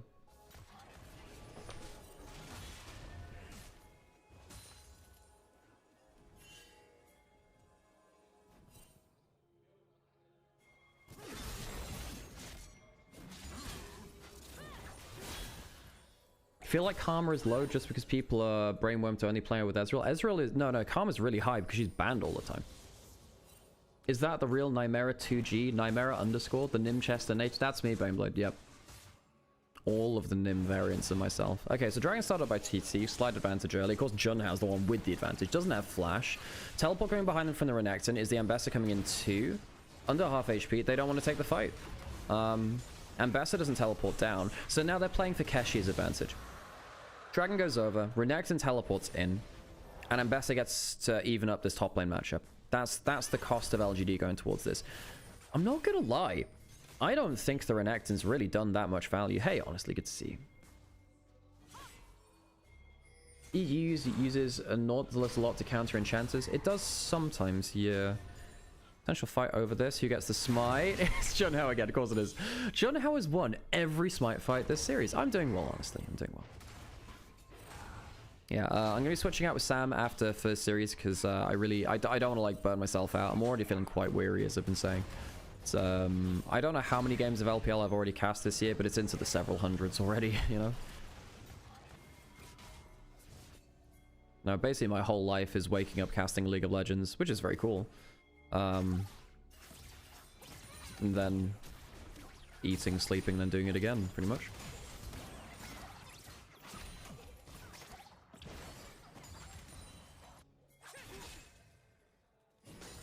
First item started to come through. Tonguin roaming top side. Good damage from Keshi there onto Birdall. Satchel gets him almost into range. That means he can't kill a turret with this. Keshi does have ult flash in. Does he have any CC? No, he doesn't have any chance to ignore that. Flash in for the W. Well, TT just played for Keshi's advantage, saying, okay, you know, we'll make sure you're alone on top side. You know, Birdall's teleporting in, we'll be fine. LGD immediately slam home, roam up Tonguan. Birdall now is 1,000 gold ahead. So mission get Keshi even has failed, folks. It has failed very, very badly. First turret's up towards him. Keshi gets 100% one shot.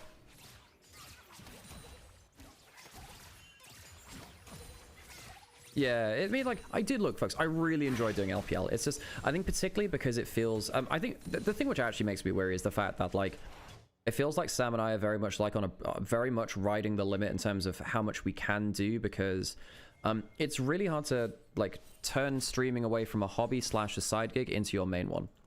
You know, the way that we pay rent has been through broadcast, and then the streaming is an extra on top of it. Now we're trying to make the streaming like the main thing, and it's basically it's very hard to do that. It is, and I think the stress of that kind of looming over you every stream, realizing that actually, you know, being negative and like I tend to show a lot of myself on stream, right? Because I like to be very genuine, but you know, actually being like a bit genuine on stream can sometimes be a bit of a problem in that way, because people like listening to happy people on the whole. And I hang on, do we get another smite fight? John Ho gets it again. Of course, he does jump in towards mid lane. Arn is not very happy there. Zig's missing. Hung does have ultimates.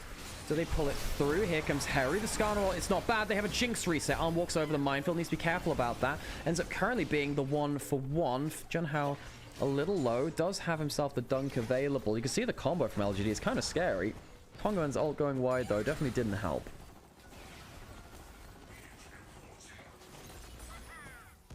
Yeah.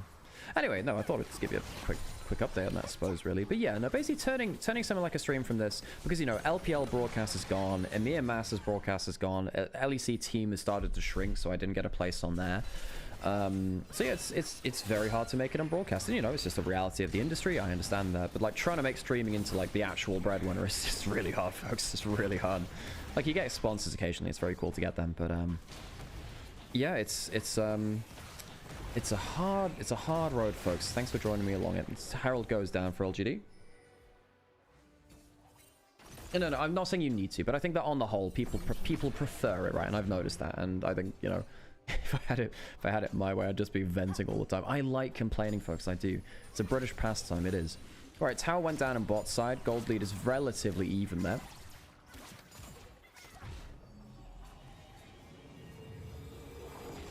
So the big gold lead is Birdle.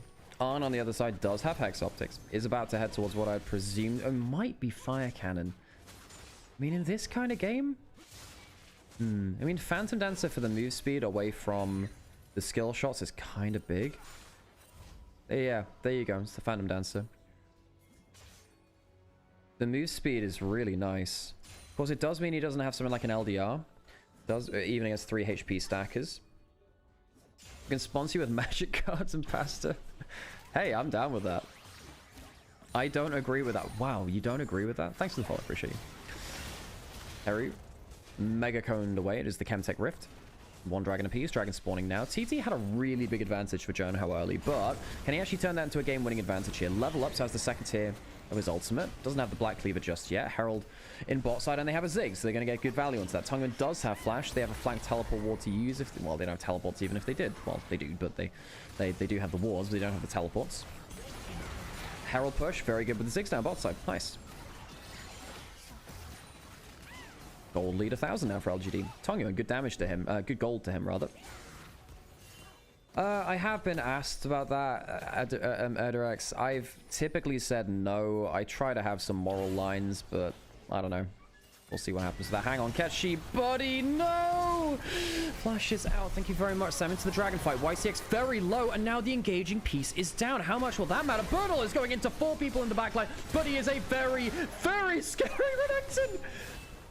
Birdle puts the burden on Arn, and that Renekton has destroyed them. Keshi goes in, not out of the fight just yet. There's a good dunk onto 3. Heru getting good damage, but they don't have the DPS just yet. The barrier saving Shire's life. Heru, can he get anything more? Has flash. Does he have a W cooldown? Ends up being a 3 for 2. It's a mess. It's not nearly as LGD sided as I thought. Heru goes a hunting. Does he have a W? Yes, he does. Can he find? He does! He can find him out in the brush. Doesn't get the Q connection. Does get the E, and it'll be, I think, a 1-for-1. The Corki goes down. Gonna give the kill over to Hung. So it ends up in actually eventually being 4 for 3. I don't know how TT got away with that. I thought with Keshi getting ulted early, he would have been dead. I suppose with the Rel going down so early, made it much easier for them to teamfight. So they see the teleport coming in. Why does Arn walk up so close? I think that's a huge... How the hell does Arn ever get into melee range of Birdle there with his passive running? Arn, that's not good enough. No, the Jinx has the passive running. You just walk away from the teleport. There's no world in which the Renekton should be able to get in range with you with no flash there. You know, the dunk and the AoE from the Ambassador and the Aurora is good afterwards, but I feel like Arn has got to do so much more, chat. Yeah, I know, Direct. That's like, it's definitely a conversation I've been having more with myself recently. I get it. Like, I mean, we'll see as time goes on, right? I'm making it work for now, but yeah. Does Renekton outscale Ambessa in a vacuum? Well, in a vacuum, Ambessa is one of the best scaling top laners in the game. But when you get such a lead on the Renekton, well, I mean, we're seeing it right here, right? It's 1.3 ahead, 1.3 thousand gold ahead. It is really scary now because if it's Renekton versus Ambessa, I think late game Renekton always beats the Ambessa. No, the Ambessa never really gets enough value to win the 1v1. But Ambessa has way more target access, has a lot more mobility in team fights. So if it's Keshi versus the other 4 members, the Ambessa will outscale. If it's in the 1v1 though, the Renekton outscales.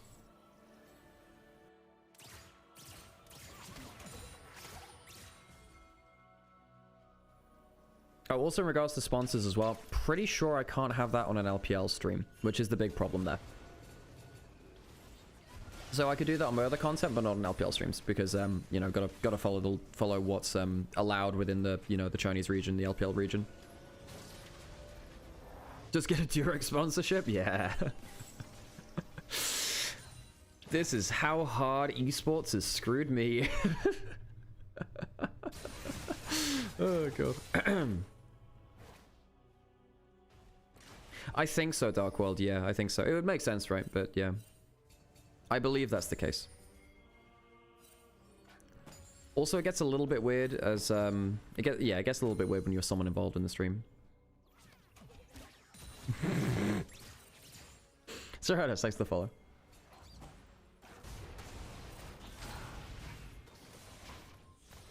Yeah. Anyway, like that's an interesting conversation. Let's get back into this. So LGD, now if TT win this, they're 3-0. 2 series less to play. Kashi getting walked down on the side lane, does the ult through, there's an ultimate, there's a W. The ultimate will miss from Hung, so it's ult for ult trade eventually. Kashi, I think, is a great top laner. I don't think TT has played very well to protect him in this series. I think individually he's been playing very well. You know, before the dive happened in top lane, Kashi was actually even with the Renekton. That was great. And then, you know, the top lane tower went down. He died. After outplaying an early dive, he's doing very well. Smite goes the way of health. Junhao has won every Smite fight, folks. Every single Smite fight. Dude, Junhao's doing his job. Is LGD winning? Yes, I think they are. I think LGD are winning. Now, that might turn around if Arn has a really good fight. We'll see whether he goes for the Infinity Edge or the LDR off of this build next.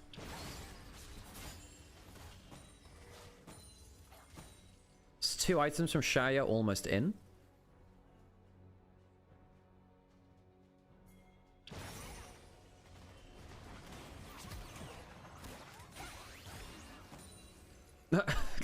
Nice flame blade. Oh, God. Arn is 1,000 gold ahead. My problem is, like, so when I look at this gold lead and I look at who has the gold, I think, how easy is it for them to play the game? Renekton can one-shot anyone in front of him. You look at every member on TT, Renekton kills them. Like, right here, the Ambassador's pushed too far up. Now, this time it's Kashi's fault. Shouldn't have been walking up there that far. Uses the flash, the Ziggs ult will come in. It's a 4-man roam towards him with a 5th casting an ultimate towards his location too. It's very easy for TT to just die. And Kashi, he's not had an easy game in this one. I think we're seeing why the Ambassador is not picked into the Renekton. Like, TT had a draft gambit. They said, if you pick the Renekton, you don't get the Nami. And that has meant that Arna's got ahead in bot side. However, you then have to play the Ambassador into the Renekton, and we don't get to see this much in Pro. But Ambassador is not played into the Renekton. It seems like an impossible matchup. No one has tried it. Bin hasn't tried it. Keen hasn't tried it. You never see it. Do you think TT can win this? Yes, they can. Yeah, they can, because Jinx resets are some of the most powerful patterns of play to use in the entire game. If you get Jinx with a good reset, she destroys entire enemy teams, if you play well. Problem is, there is a lot of damage that can hit Jinx, and Jinx is great when you're against a very low range enemy team that can't hit you very effectively, and then when you get a reset, they can never close you down. Why did Kashi go Black Cleaver instead of Spear of Shojin? That's a good question. I think Shojin probably was the correct build here. There's no crazy armor builder on the other side. I suppose there is some, but you get an armor pen from your ultimate to not feel like you need the Black Cleaver, I don't think. Which draft is better here, TT or LGD? I think technically it's LGDs. I mean, the Ziggs has plenty of CC to cast ults onto. The Aurora can sometimes one-shot. If I don't trust it. Look, nameplate's off. I think that TT have a good draft. Besides the Ambassador into the Renekton. Nameplate's on. I don't think Harry's been good enough to have enough of an impact. And Keshi's on the hard matchup. Dragon goes to LGD. They get themselves another Chemtech Dragon. Now they have their third one, threatening that soul later.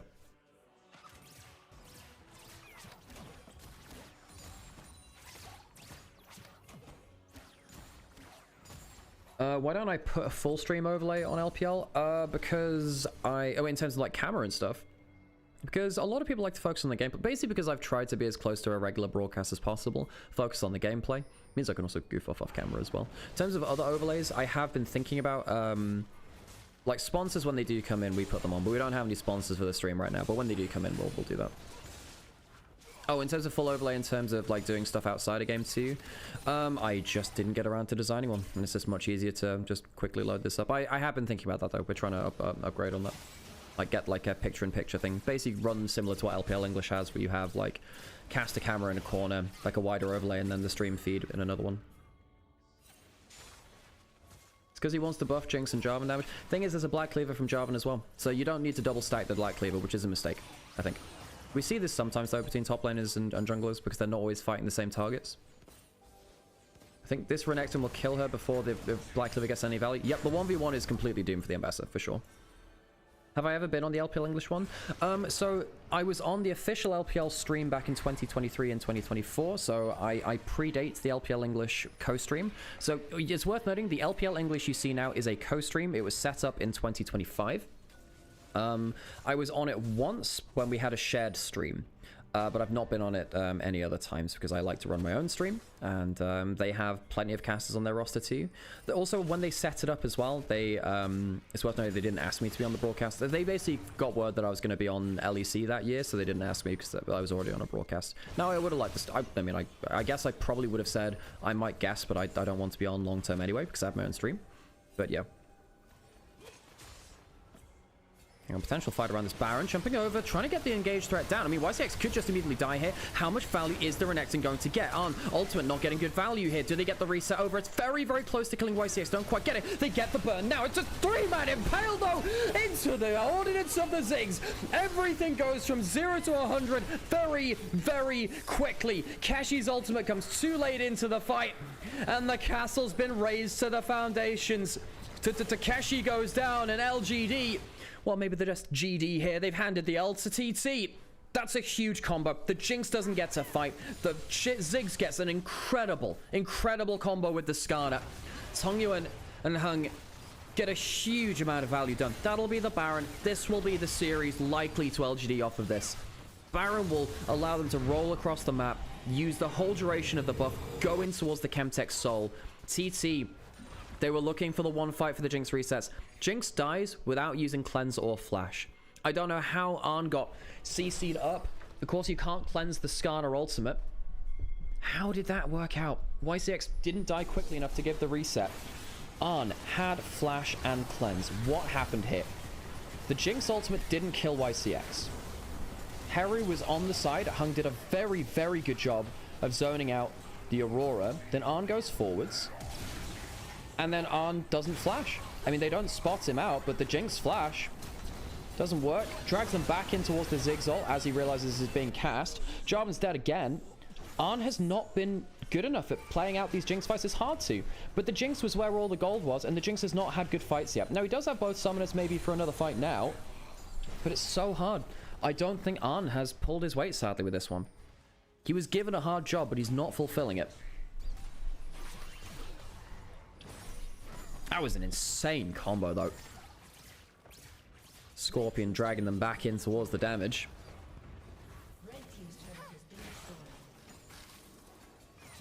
And now the gold lead is going to start exploding. 2 minutes until, well, a minute until Dragon. LG will likely get themselves soul off of that. I mean, Shaya's on 3 items, not even that far behind Arn now. This Jinx has just not been able to get the damage down. Maybe because they saved their summoners and LGD used all of theirs. Well, I mean, Shai and Tanya do have their set of flashes up, which is going to be a problem for them. Maybe they can play around Jinx resets one last time, but they've just not been able to set up for it. TT, look, I think Junhao's actually had a pretty good game in terms of the smites jumping onto Arn here. Ult flashed away from by Feather onto the traps. Okay, how much can the Jinx do? How much can Arn do? Flashes away early. Not great from him, actually. That's a flash used very cheaply. I don't like that at all in terms of how much Jinx can do. Turns out, not a great amount there. Now you've got Dragon spawning now. Not even entirely sure what he flashed there.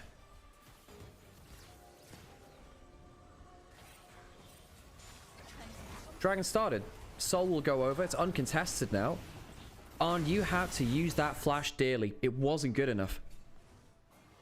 That's Soul. I think that's the one fight which LGD thought they might lose. It's the one I thought that could be an issue. Let me watch back that fight, actually. What did Arn end up flashing?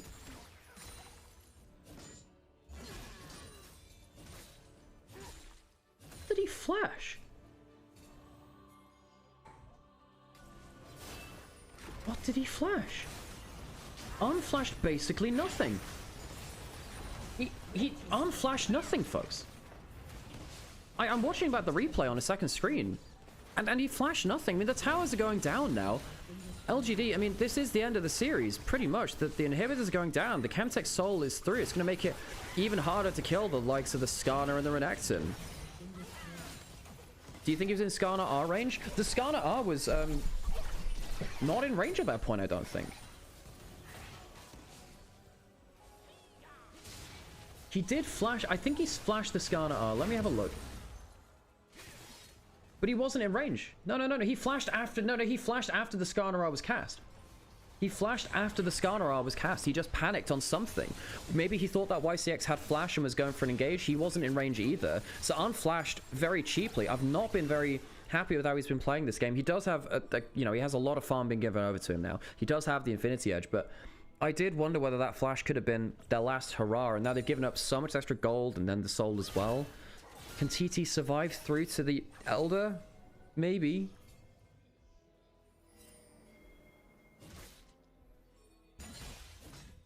Why did Arn flash that? I'm watching it back on my second screen on the laptop, and I don't see why he flashed. I think maybe he thought that YCX would flash engage, but he didn't have flash at that point, so maybe it's poor summoner tracking. He actually flashed after the Skarner had used his R, so it wasn't that. He didn't flash that one. Kashi going back to base, has third item, has that... hang on, that's going to be an ult. Well, I mean, the Nautilus is just going to die, presumably on the front line. There he goes. Arn isn't hit, though, for now. Can the Jinx get anything done? Has that 4 items. Birdle has the Chemtech Soul. He's pretty tanky. Kashi was found on the flank, was looking for something, and he's not going to find it. Has his ultimate, goes down. Arn can't combo up with him. It's just the 2-for-1. I mean, tried to look for the engage. Arn, he has the 4 items. He should be able to do something, but puts the traps down at his feet, afraid of Birdle flashing at him now. Again, he has some damage, but he's not had a clean team fight the entire game, using the rockets to wave clear how he can. It is all on Jinx getting one random reset, but they're down 8,000 gold. Very hard to see him find a way through these team fights now. Yeah, it's been a sad game for Keshi. Look, Keshi, I think, has been very good. I don't think this game is indicative of how good he is as a player.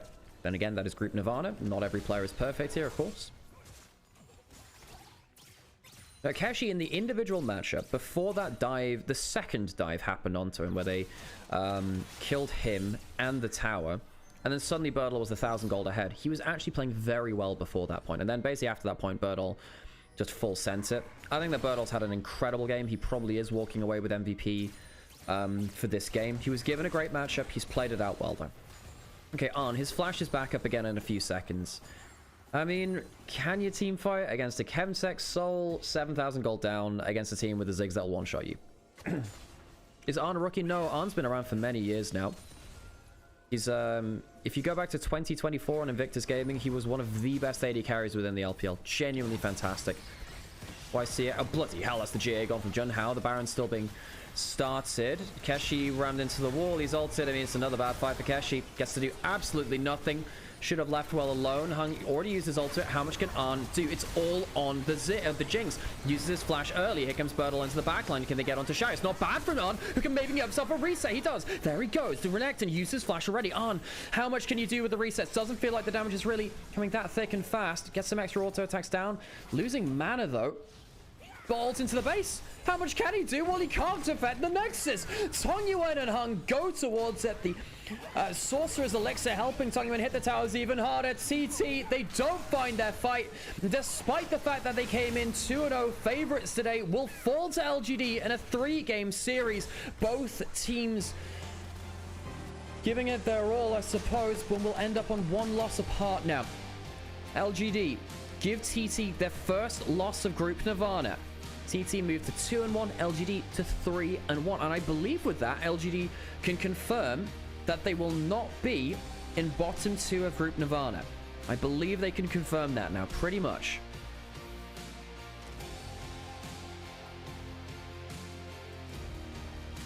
I'm not sure if it's mathematically put in there, actually, so perhaps we'll hang fire on that, but they are very much in a safe position now.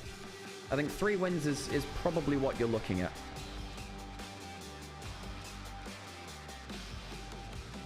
Yeah, as it stands, so OMG is 0-3, so they can't be in the bottom rungs of it.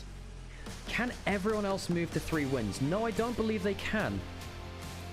Because like, enough of the teams will face each other to give themselves losses. Maybe it gets a little bit complicated. A little bit complicated. I think there's still mathematically a way that they could tie break down into the bottom of it, but it's pretty close. Okay, well, that's our first series of the day done. Thank you, everyone, for stopping by. I appreciate all of you, and I hope you're enjoying your time here.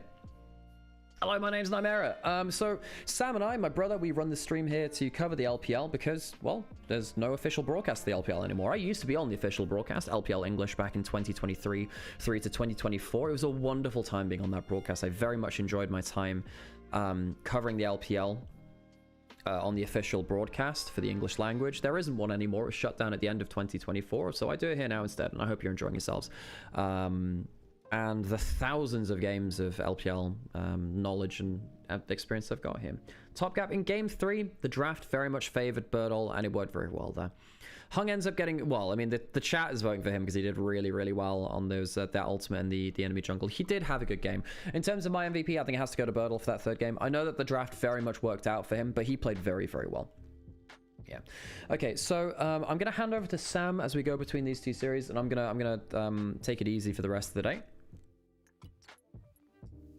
But TT, I think they'll be quite shocked to lose that series.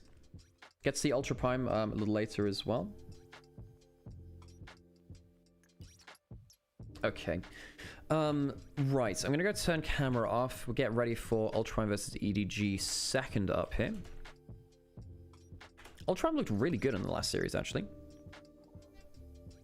Hey Sam, how's it going? Not so bad, how you doing? Yeah, alright. LGD won. Cool. They won. I think we saw that. Why? What's up? Do you have an overlapping thing? Or? No, I don't. I'm just so I'm playing Magic this evening. Okay, cool. I've got time to do stuff afterwards. I didn't get as much recording done as I would have liked. All good. Okay, right. I'm gonna put on an ad break, folks, and then I'm gonna get ready for the So I'm gonna switch out for Sam now. Hi. Yep. So have fun chat. It's me now. Yeah, we got we've got babysit chat for me. Okay, I'm gonna take it easy. I'm gonna. Okay. All right, folks. Enjoy yourselves, and let me move the stuff out of here.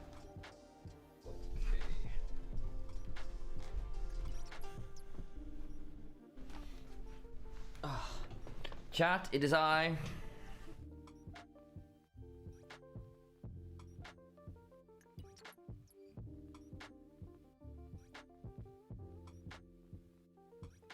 Hey Amber, good to see you. Hello Mecca, hello crew, how are we all doing? Oh. LGD with a 2-1. Good damage from Tango. Tanguan's been having a good split. I have to admit it, I've doubted this guy. He's actually genuinely been pretty solid. Was not familiar with the game. Unfortunately on the other side, I saw that Lucian game. I'm not gonna lie, I saw that Lucian game and I was not impressed.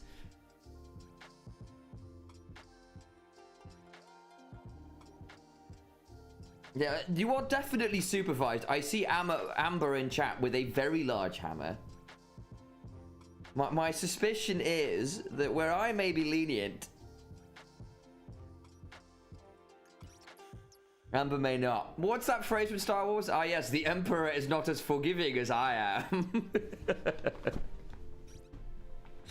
Which is a crazy line coming from Darth Vader, but there we go. Oh.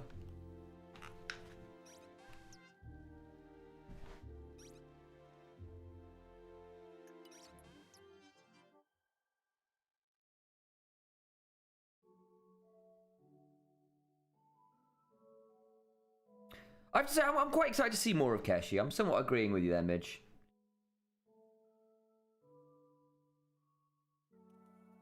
The bonk chat. Okay, I'm sorry. The bonk meme is if someone is being lewd, you bonk them. That's the meme. There's the dog with the bat. And you guys were being sussy about champions. Therefore, you get bonked. That's the phrase. I do not apologize for this statement. And considering how many times Amber has to wrangle the lot of you.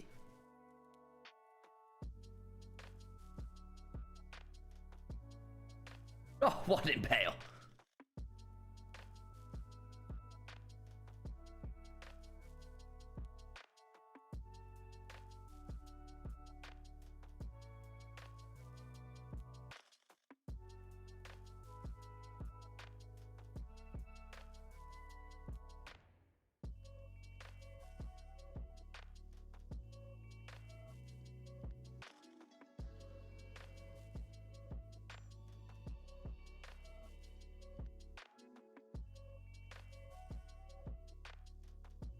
Did you even add that? I don't know. I don't know.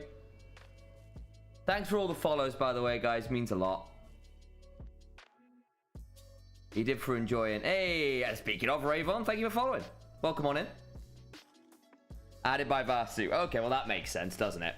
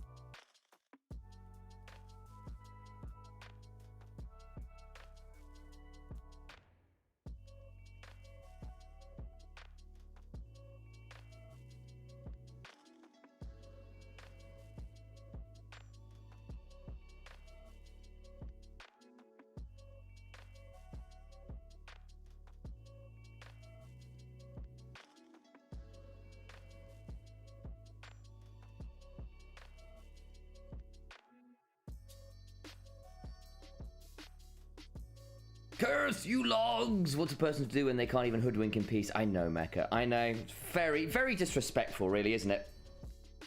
Very disrespectful. Right, let me turn off the Spotify and trade for the interview. 下路选手少爷，欢迎少爷来，先跟大家打一个招呼吧。Hello， 大家好，我是 LGD 的少爷。首先要恭喜你赢下了比赛的胜利，而且现在已经是3-1了啊。少爷，你会觉得今天队伍做的更好的地方，相比对面来说是哪里？今天我觉得我们 BP 还有团战做的都比 This music just reminds me of Yakuza. 说到 BP， 其实我有一个特别好奇的点。Sudden Urge Dance on Friday night. 先选了 with Majima. 这一首当时大家是怎么去沟通和考虑的？选巴德是我们训练赛就是打得比较好嘛，然后也是辅助比较自信的英雄，然后比赛就是这样选。OK， 第一局比赛结束之后，来到了第二局，你们整体对于比赛节奏的把控跟第一局变得完全不一样了，调整能力特别强，所以这是怎么做到的？第二局能有很好的一个调整和变化。就是我们第一局进入比赛状态有点慢嘛，然后我们第二把就调整过来了。休息的时候教练有没有上点压力？教练不会上压力。哦呦，这个还是鼓励大家为主。对，毕竟要赢下比赛，心态还是很重要的。那来到了最后一局这个决胜局，你们是在 BP 当中，好像也是藏了一手秘密武器，选择了炸弹人加飞机这样的一个双 C。这个双 C 的选择，大家是怎么去沟通的？炸弹人也就是原神比较想玩这个嘛，然后训练赛效果也比较好，所以比赛也这样选。其实除了炸弹人之外，今天最后一把 buildup 的这个鳄鱼表现也非常亮眼。他算是在这个赛段第2赛段重新回到了老干爹。你跟他在24年的时候就曾经搭档过，你觉得时隔了这么久再次见到他，对他有没有一些什么新的印象？你觉得他有没有什么新的变化？就感觉他各方面都变好了一点，就是对线啊、团战还有英雄池都变好很多。那你自己呢？因为少爷是从24年开始登上 LPL 的舞台的，今年也是你在 LPL 这个舞台的第3年了。你觉得来到第3年跟第1年、第2年相比，你自己新的收获、感受或者是成长是什么？跟24年相比，我个人的心态就是好了很多嘛。以前24年的时候，一上赛场脑子就会空白，然后现在也不会那样了。时间让经验让自己的心态都变得慢慢的沉稳了起来，这是一件非常好的事情。那最后一个问题，对于老干爹来说，在组内赛接下来还有最后一场比赛要对上的是苏州 LNG。少爷会觉得相比苏州 LNG 来说，老干爹的优势在哪里？我觉得我们相比他们的优势就是会比他们更激进一点，他们比较稳嘛，我经常打那种30-40分钟的局。那我们就一起来期待吧，老干爹在组内赛的最后一场比赛，希望他们有更加出色的表现。接下来我们把时间交换给解说席。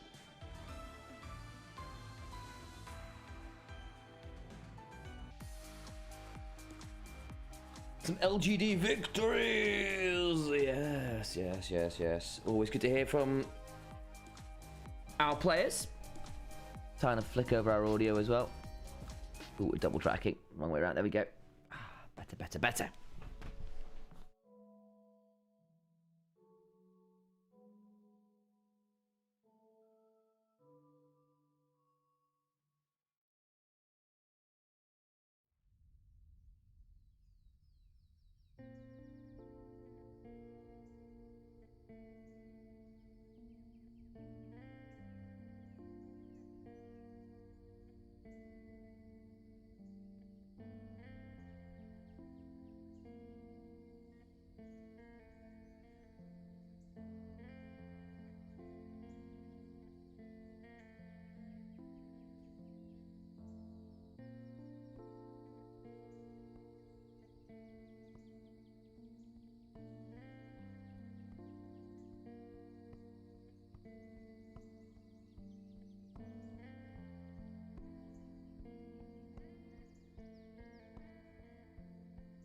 Hang player of the game. I think that makes him player of the match rather. I think that makes sense. A pretty good showing from what I saw.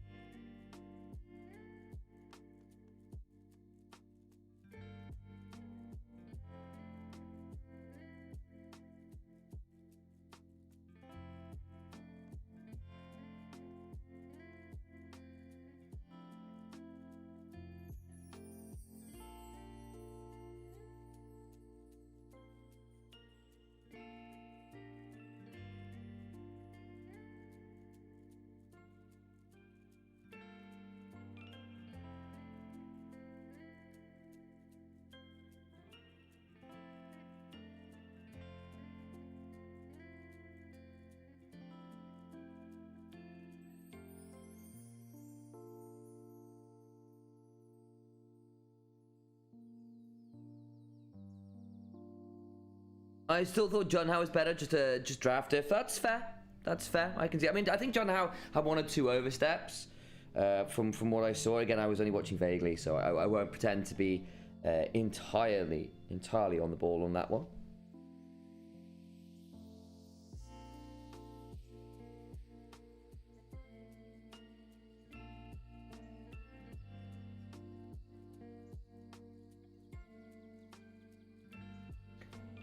Couple from mid as well. Interesting that the summoners, the players all thought that.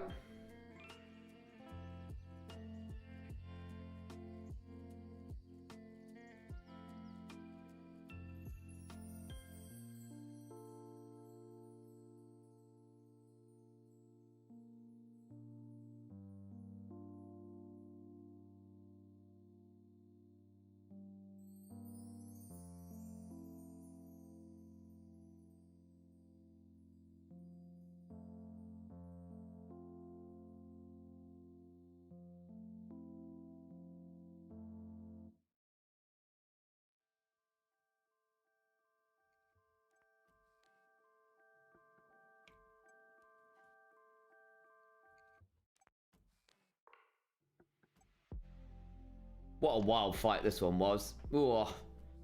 Elder's a thing.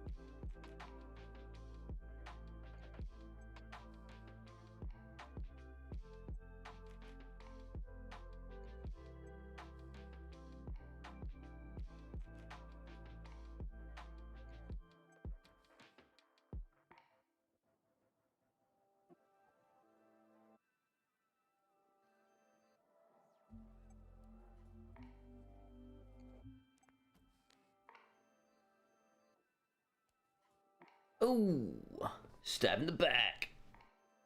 Say hello briefly. I need to move this camera around as well. I'm currently lazing. No one make me sit up. No one do that. I won't do it. I know we're blocking the vein thing. We still need to move this way to block the... I can go there for now. We'll move it when we need to. Posture check. Thanks, Mecca. Fine, I've sat up properly. Probably not the worst thing to be doing anyway, let's be real. Let us be entirely frank.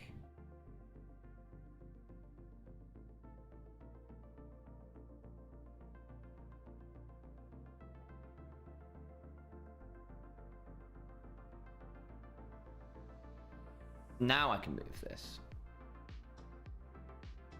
If you're wondering what I'm doing my Genshin dailies in the background. Doing my Genshin dailies in the background. I'm not gonna lie. I am. There's no gameplay on screen right now, so I can afford to be boring for a second or two, chat. Officially boring. You're welcome. Thanks, Mecca. Really, truly.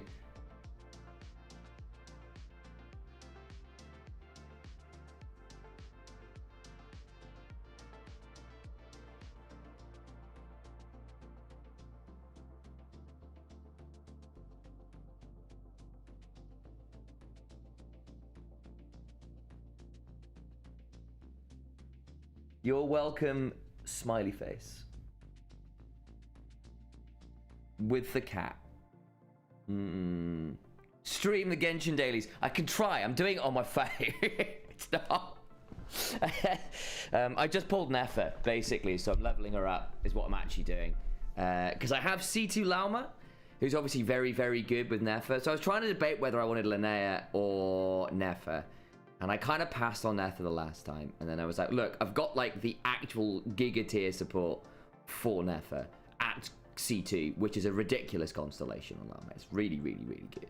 Plus you get the healing off C1. So it's like, I should probably just pull Nether. Like, I've got the team comp for that. So that was the decision. I really like the cat with the hat. I really like the cat with the hat. But yeah, Constellation 2 Lauma is pretty silly. And therefore, I was like, wow, I passed on Nefer last time, and I think she's got a very cool design. Absolutely nothing to do with her being hot. Would never decide that. That's never played a role in my ability to pull. She's also very good, to be honest. Jokes aside, she's actually very good, especially with the comp I had, so it makes sense. And I had like very limited Dendro characters. Like my good Dendro characters were like Nahida, Lauma. So this made sense. This made sense. So I've actually got a Dendro carry now. I mean, not that Llama wasn't. And I suppose, strictly speaking, Columbina on field can as well. Hey, TFC.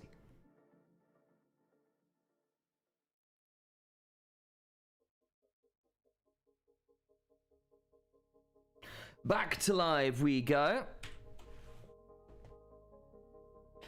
EDG versus Ultra Prime coming up.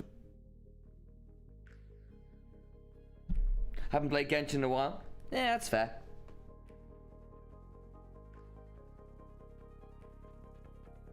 Going back to Gacha, very reasonable. I kind of view it, it's sort of effectively my fake MMO. I pay for the subscription. Leave it at that, have fun with it. It's a pretty fun RPG outside of that in general. Your words mean nothing to me. I have a leafy cat boy and that's all. Tainari, yeah. What remarkable ears he has. What remarkable ears he has. Dailies are just too much. To be fair, the way you can now do dailies by just... So they added in a new system where as long as you played the game enough across time, you kind of got like these... What's the term? Long-term encounter points. There we go. And what they basically say is, rather than doing dailies, you can just do your regular things or spend resin, as in like just on whatever, like ley lines or artifact domains or whatever. And as long as you spend 120 resin in the day, that'll count as your dailies, and you can claim all the points that way. So you don't have to do dailies and the other stuff. You can now just spend resin as you would normally play the game to do your dailies instead. Or just complete a few missions and stuff if you're doing Archon quests and stuff. Though that's less efficient.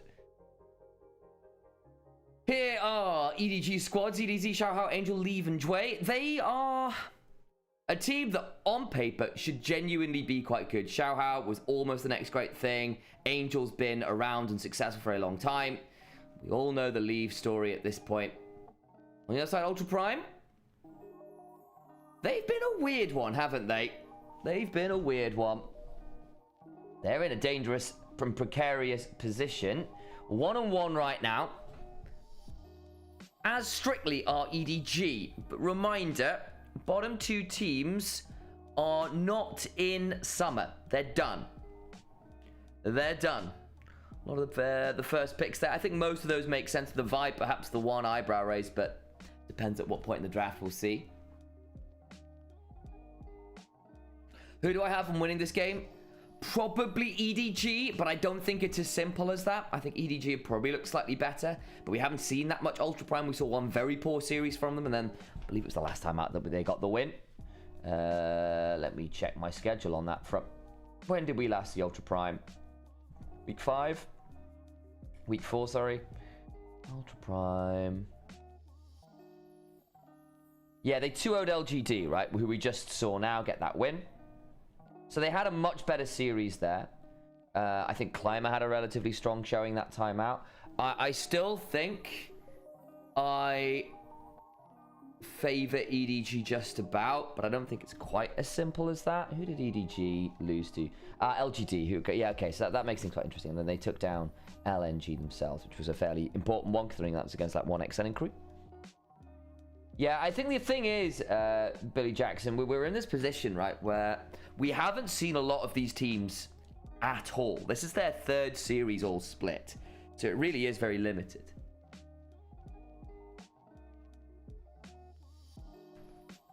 On paper, it's EDG, but I don't think by that much, and we just don't have a lot of footage to work with right now. So a lot of it's our vibes and expectations, which is not necessarily the most, you know, reliable of resources. As it stands, LGD find themselves 3-1, looking very likely to make it through quite happily into play-ins at the very least. TT also now 2-1. But now we've kind of got this group of LNG, Ultra Prime, EDG, who are a little different in like needing to be at 1-1. They want to pick as many wins as they can, because again, bottom two teams do not get to play in summer. We'll pause this and listen in. 我觉得上一周之前吧，我们的比赛内容，这么困难的原因，可能是因为很多想法没有统一吧。然后我们回去是大家一起聊了很久，然后算是比较统一吧。现在，那今天希望向大家展现一个怎样的比赛表现和面貌呢？因为我们训练赛其实验证了很多我们的想法，然后就希望把训练赛能打出来的东西在比赛里也打出来了。加油，期待今天 EDG 的精彩表现。Oh, thank you very much. Perfect. Appreciate you. 我们邀请 I had fun with it. 是 UP 战队的 Have 辅 fun 助 with 选 it. 手小夏。Jamal is great as well. So appreciate you. 大家好，我是 UP 的辅助小象。那今天要对上 EDG 了。我想知道的是，在小夏你的眼里，你对于他们下路组合的印象是怎样的？你觉得他们是一个怎样风格的下路组合？我觉得 Someone's gonna screenshot that and send that to Kite's TFC. Just warning you. 比较好。那在上一场你们也是刚刚战胜了 LGD， 那目前应该说是士气正盛，所以对于今天这场即将到来的比赛，你自己的信心是怎样的？因为上场也是2比0嘛，然后打得比较快，然后我们现在气氛也比较好，所以我觉得如果我们正常发挥的话，还是挺有信心的。期待今天 UP 战队的精彩表现。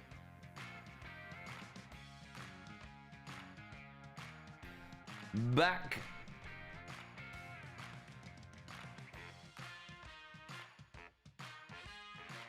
That was a bit too raw. What were they saying, TFC? Have you got a translation?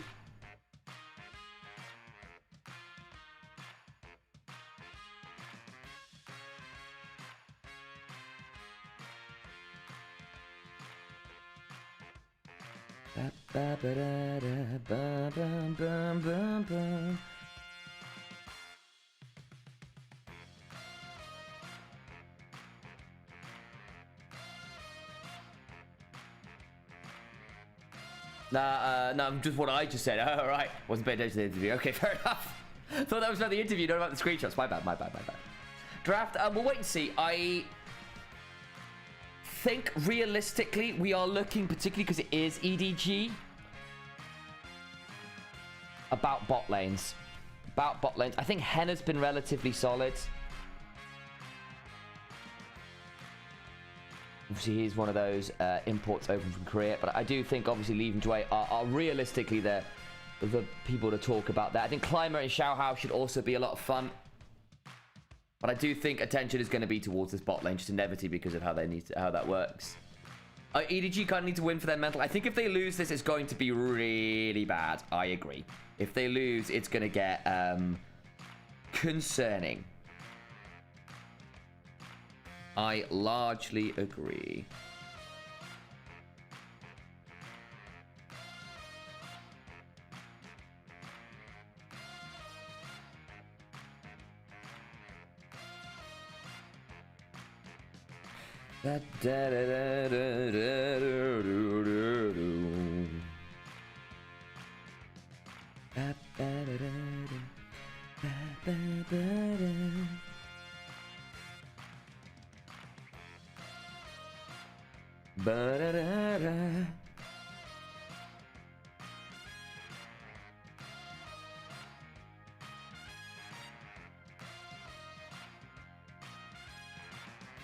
PMTs are run by low quality trolls.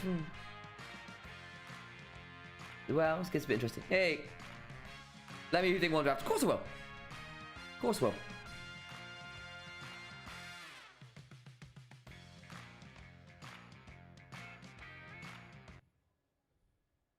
让我们有请 Edward Gaming. I'll turn the camera off as we head on to the stage here.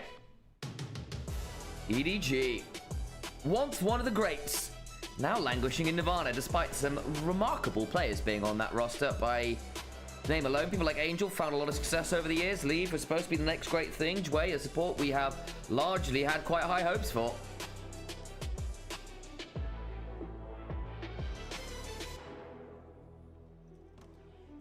Ultra Prime. On their other side, Ultra Prime coming off a win, an important one of that against LGD. 2-0, a convincing one. So theoretically, another one of those teams that I wouldn't be surprised to see at the bottom of the standing right now, proving us a little wrong off pre-split expectations. And good on them for that. LPL 第二赛段组内赛第4周第3日第2场比赛 ，EDG 对阵 UP 即将开始 ，LPL 无畏进巅峰。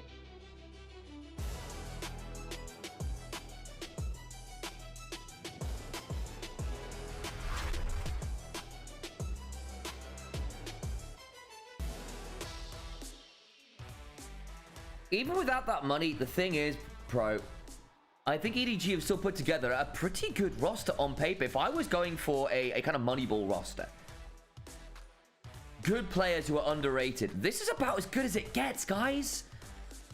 It's genuinely not bad. There are a few other... I mean, I exaggerate a bit. You know, obviously, I like the bot lane of 1xm missing, which I think is quite an efficient spend in a lot of ways. You can maybe argue about top lanes. You can maybe argue about jungle, but I still think Xiao Hao and Angel, it's not bad as far as mid-jungle pairings go.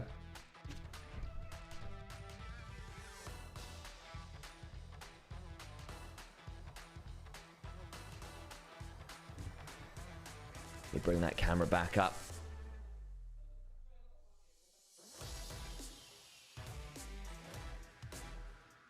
Palkia, yeah, I somewhat agree. I'm slightly surprised to see Palkia gone and not playing anywhere right now.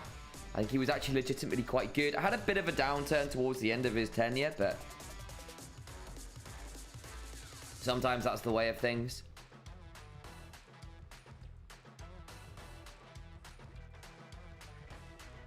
Oh, TFC, have you got more info on that? No, I genuinely don't know. Okay. Would be interesting to know, but there's that light... Soft light flare. Towards draft we go for game 1. What are we thinking? I think the usual suspects will be here. Yeah, the Varus, the Rise. Ori, Panth, Rumble's still there. Karma's still there. One or either I think does get banned. Well, there's that Karma. Despite the nerf, still very obnoxious. And the Bard ban. Okay, interesting. Well, does ZDZ want the Rumble? ZDZ, I think, has been one of the ones I've been less impressed with on the whole for EDG. Again, we've only really had a couple series, so perhaps I'm overselling that. Fun hover off the center. Nocturne would be a fun first pick. A takeaway from Climber. Also worth noting, I think, that the Ashe Seraphine is up. Nocturne's first picked. And again, it doesn't feel like there's very many junglers that really do deal with that Nocturne at the level 1 very well at all.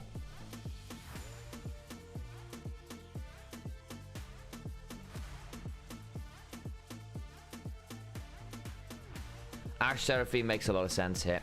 But then we need to see what the answer is. The Bard would have been one of the better ones. We have seen Bard generally, plus something like an Ezreal, be one of the few lanes that does genuinely contest an Ashe Seraphine / beat them. You can Lucian Milio it. Hell, you can Lucian Nami it if you really want. Nami possibly follows the Nocturne a little better with a Tidal Wave. Though the Milio gives the Lucian more ability to contest with the theoretical range advantage of an Ashe Seraphine. And there it is. Leave decided to pilot that Lucian was something that he was always favoring back when he was first debuting. You think it's a 2-1 series? Honestly, I genuinely don't know. I genuinely don't know. The Nocturne's already got some power with it, right? Because Lucian follows Nocturne quite well. Nocturne is an answer to the Jarvan in the sense that Climber was realistically looking at a Jarvan. He loves that pick when he can get it. A lot of our junglers are. And the Nocturne, if you have got good level 1 plans and good shove, can really bully a Jarvan in his jungle. Level 1, the Jarvan has no flag and drag. The Nocturne can just run at your Raptor camp and steal it. There's not a lot you get to do, even with the flag and drag. If you're forced to run away or use it to disengage, the Nocturne just chases you with a Duskbringer. The Fear Tether's quite obnoxious.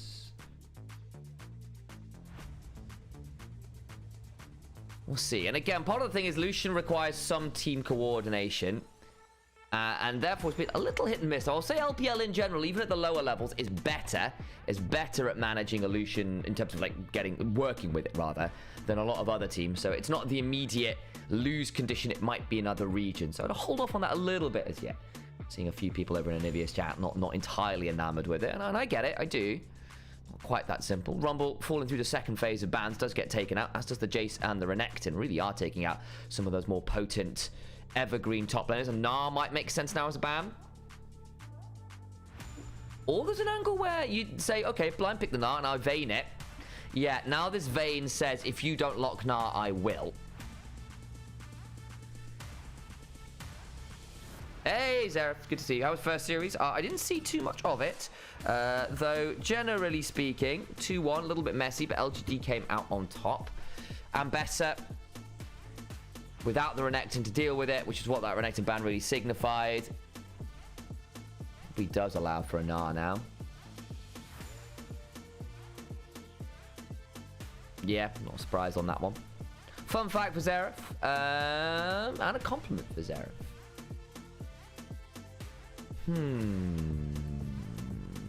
Nyap was Zuyan's mid laner on top esports challenges. That's fun. Yeah. Unfun fact, please. Ooh, unfun fact.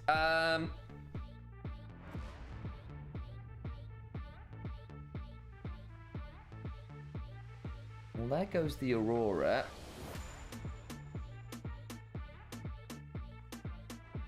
Aurora plus this. Aurora follows Nocturne quite well. Gnar's not...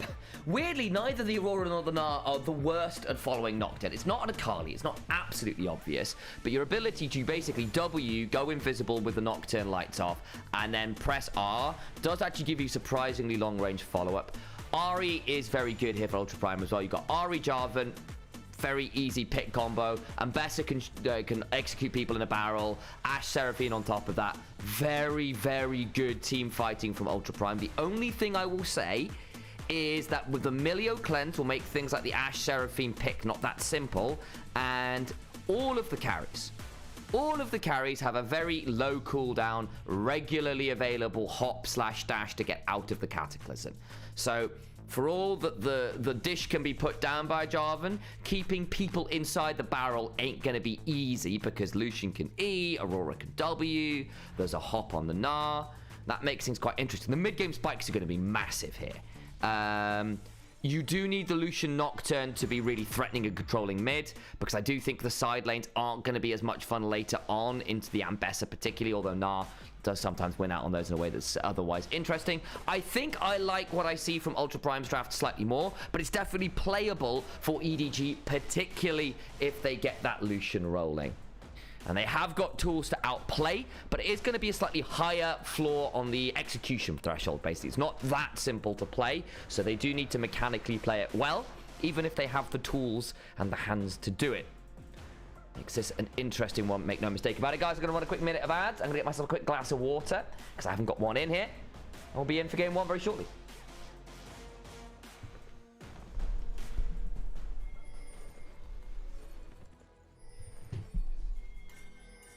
Unfun fact for Zeref as well. I've got one for you and a compliment to you.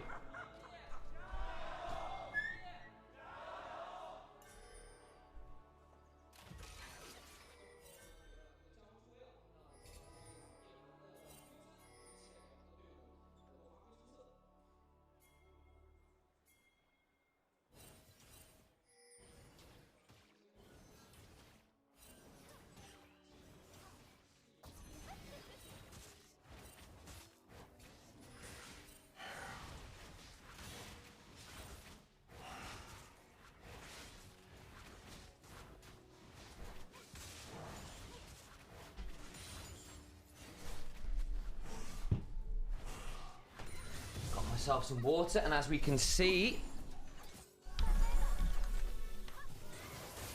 that invade came on through onto the Raptors as expected from our Nocturnes. They love to do this. Jarvan doesn't get to say a lot about it. Nice steal away on that front. See where there'll be a contest then on Nocturnes Raps, but I think that's likely unhelpful.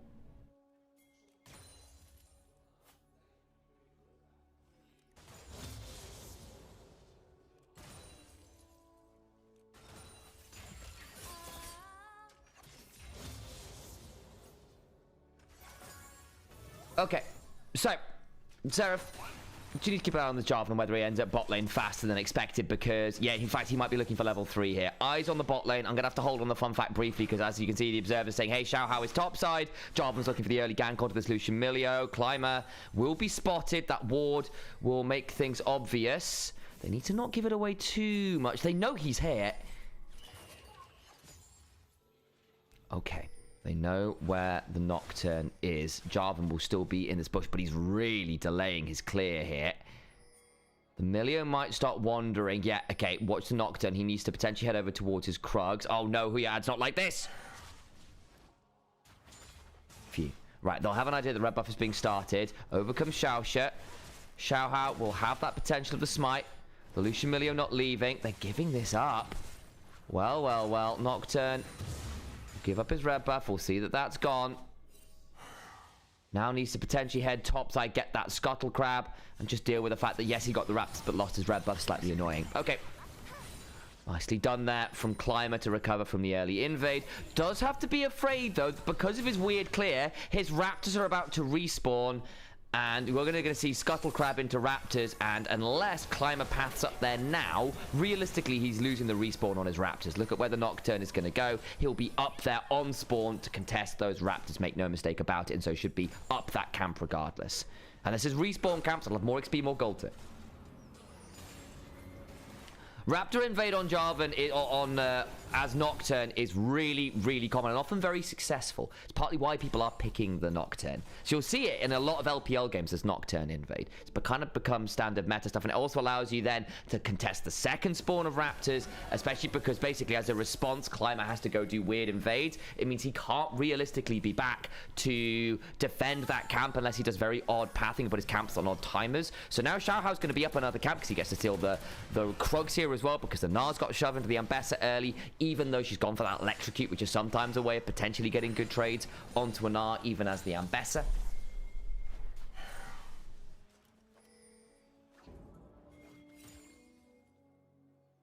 Help, my Alex cast be replaced with a Sam cast, I know. It's probably Nymaera _ it's very true.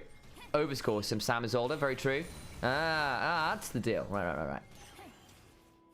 Anyway, the unfun fact for Xerath. It's just kind of a bit of both.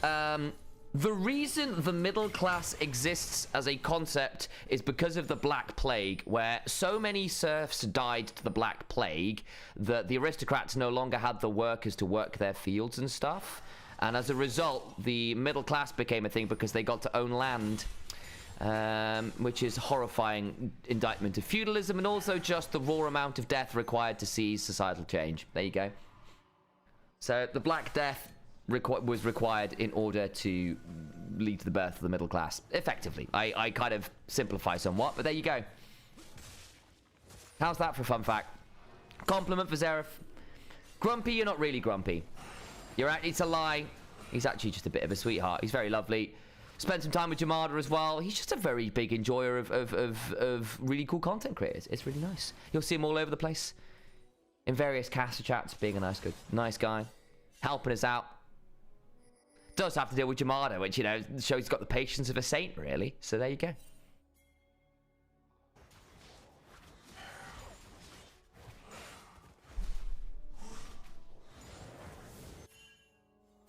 You can clip that and send it to Adrian. Right, so Scuttle Crab is spawning topside. It would normally be that level 6 Scuttle Crab, but Climate is down so much farm, and Xiaohao gets to go back to the Raptors again. Oh no, this will be 6 as well. It's a full level, over a level advantage now for Xiaohao. This is tough, guys. He could probably go, oh, there's the 6 Climber, you've just burned your flag. Oh no, are we gonna fight over red buff? We are. Oh, there's shove in the lanes as well. This is why priority matters. Climber knows he can't fight this. This is what that Raptor invade buys you, and EDG are playing with priority at this point in every lane. Decent chunk back, but again, you've got the cozy campfire. You've got some warm hugs. Leave should be just about fine here. Xiaohao can maybe fight for a bit more. Won't. Climber would get 6 off a red buff steal, but did have to smite the Krug, so unlikely, realistically, to be able to contest this. Mid lane, ult for ult, Angel and Saber trading. So that really leads to all that much. But again, it's just Angel saying you can't use this ult to come and help out your jungler, who is just having a horrible time here in terms of keeping his camps. And look, on the other side, Xiaohao has a full clear here with all his camps up, so he's going to clear from top to bot. Reset, have an insane back, can burn 6, can maybe even play bot, as actually, speaking of, Lead gets a shield. Just managed to flash away, gets the vigilance passive on that dash, it gets a kill! Very nicely done, traded back, but look who gets the kill. It's the Lucian versus the Ashe going only the assist. Very nicely done from Lee. Flashes back in with a bit of a bait and switch. Someone has blown relatively evenly here.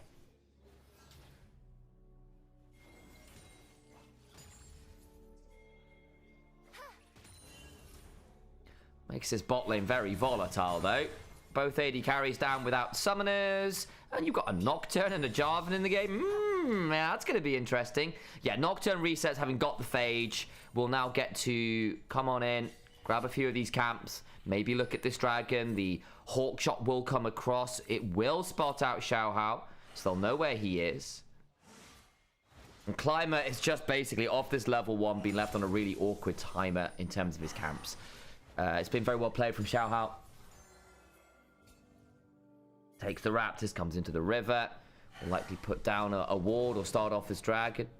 Just seeing where that Jarvan is. May look for the topside Skullcrab. I think realistically, contest over this dragon would be unlikely. The second Hawk Shot comes out and they'll know that Xiaohao is here. We'll be burning a little bit of time for this. Theoretically, the Jarvan could go Skullcrab and then Grubs. Actually, you can see that the Nars just roamed down the river and put a ward on those Grubs. Very nicely done. So they'll know where this Jarvan is. The blue buff's up as well. So I think Xiaohao can trade Skullcrab for blue buff.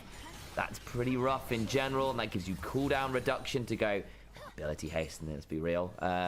To burn your ultimate quite aggressively here on the bot lane. Reminder, Henna does not have flash. Angel is roaming. They're going to have to back off this lane. They're going to have to back off this lane. There's a world potential where ZDZ gets jumped topside, though he's going towards Mega. So the ability to play the 1v2 is pretty strong. They also know what the Jarvan is doing because he's on a ward. ZDZ nearly at Mega. Might try and force Climber off the Grubs. Yeah, he has to only get one.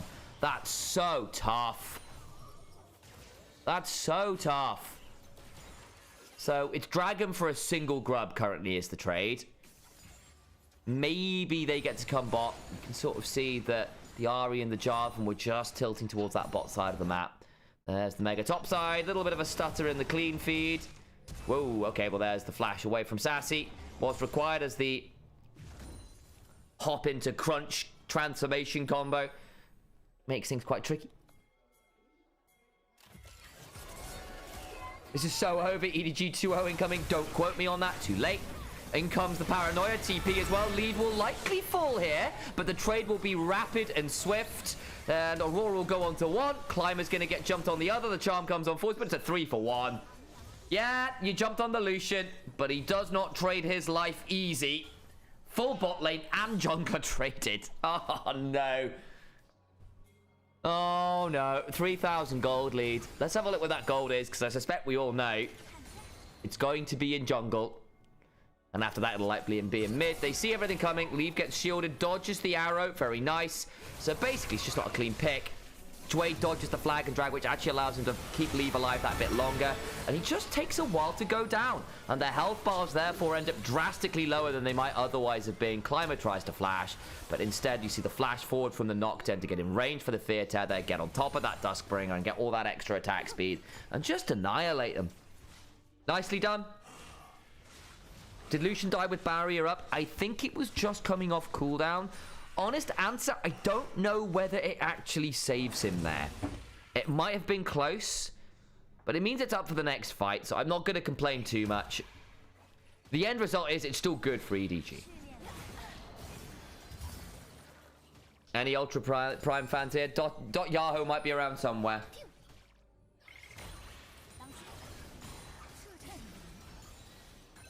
Yeah, 1 or 2 seconds from living there. I mean, Leave is a very good Lucian, is the other thing, right? Leave has always been a very good Lucian player, been one of our better ones in the LPL, and that's saying something. We've got a lot of very good Lucian players.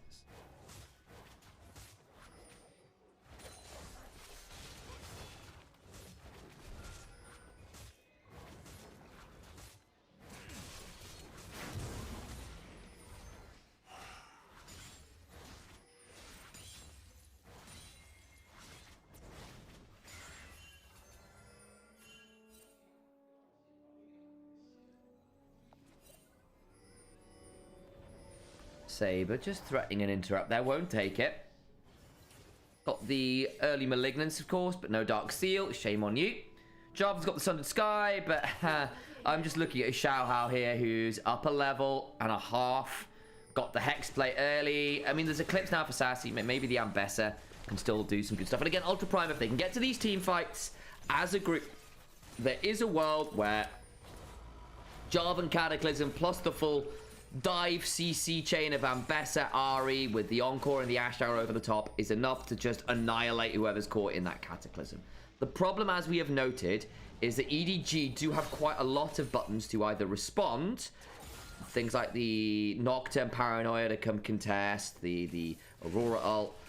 There's also just a lot of very mobile champions, which means realistically you have to full send 3+ ultimates to try and kill one person who may actually still jump out of your CC chain.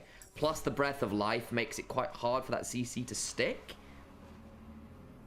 So it's not quite as simple as that. And, you know, I like Ultra Prime's composition in the sense it's relatively straightforward to play. Lots of good side laning, lots of good team fighting, scales well, good at most stages of the game. They lost priority in a way that I didn't necessarily think they had to. I think the Ashe Seraphine can definitely fight for prio. The Electrocute on the Ambessa, yes, you have to trade quite aggressively, but it's doable. The Ari into the Aurora. Actually, I think Ari's got some decent tools into the Aurora, who stands enough in the way that you can get your Q on both minions and the Aurora. It's certainly doable, right? But that hasn't happened. Mid lane we look at, Dragon's up. And that probably means we are fighting over this dragon. Ultra Prime here, managed to find their way into that banana bush. Good tools from EDG to dive in. Again, they are the team with the Nocturne and the Aurora. Lots of good ways to force into the river if they have to. They've got the early dragon though. They're not obligated to necessarily fight this one if they don't feel like they have to. And worth noting as well, there's a smite disadvantage. Xiaohao has the upgraded smite. His is going to be going for 1400. Climber's still strictly only at the 1000 mark. I think that's just the upgrade there, so take that back. Important that he did that blue buff first. Still the level advantage and the cozy campfire giving Nocturne extended auto range. Slightly obnoxious. There might be the smite fight over that. There's the arrow. Encore. Oh dear. No vision control, and the Aurora just shouldn't have been there by herself.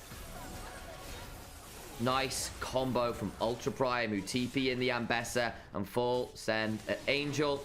They'll get Dragon off that. It will cost them first turret, so it's not entirely for free. And Sassy, who didn't get involved in that kill, basically is going to burn his teleport to really drop advantage topside. ZDZ is now going to be in a very happy spot individually. But hey, you do get a kill there for, I think unfortunately it was Xiaoxia, but there you go.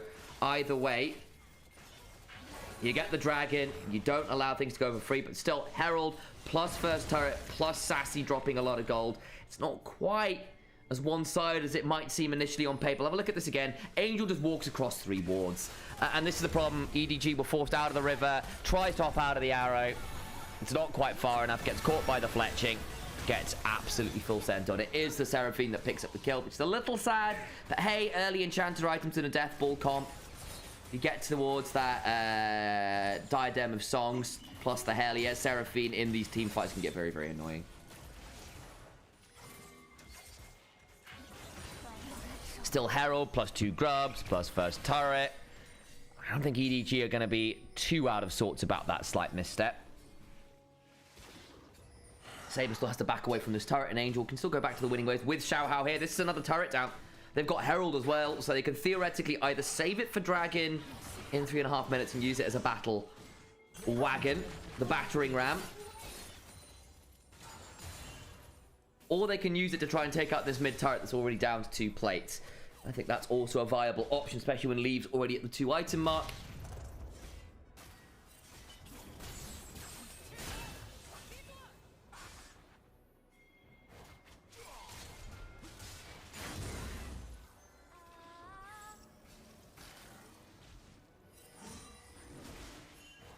I think at this point, EDG, really it's their game to lose. They've got a lot of buttons to press. They've got a Gnar that is going to be very annoying. Very annoying.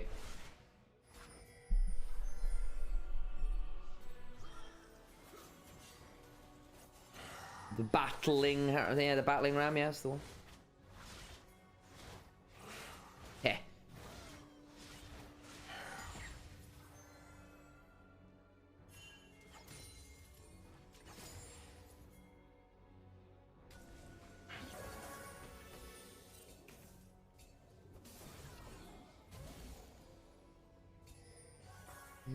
bit of posturing over this mid wave, and they are going to use the Herald as the way God / Riot intended, which is to take turrets. None of this newfangled using it to knock enemy champions up. Turret goes down. Might even get a second charge here, depending. I don't think I'm seeing a smite around. So they might be able to force that. Here's the climber. They're thinking about jumping onto lead. Not that simple. Yeah, there comes the culling, and Xiaoxia is left very low. Precipitous stuff, that. And that chunk onto the Seraphine. The mid turret goes down, allows him to go into the enemy jungle. Climber will once again have his camp stolen. He's down 40 CS, guys. This poor Jarvan is not having fun. Oh, and he loses the big wolf off an ardent blaze. Ah. All right, Climber.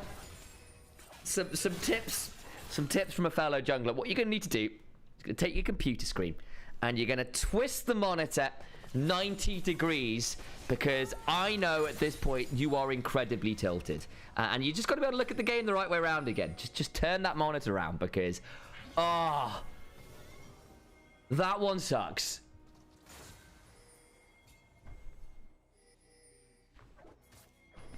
Arrow. Okay, not even close.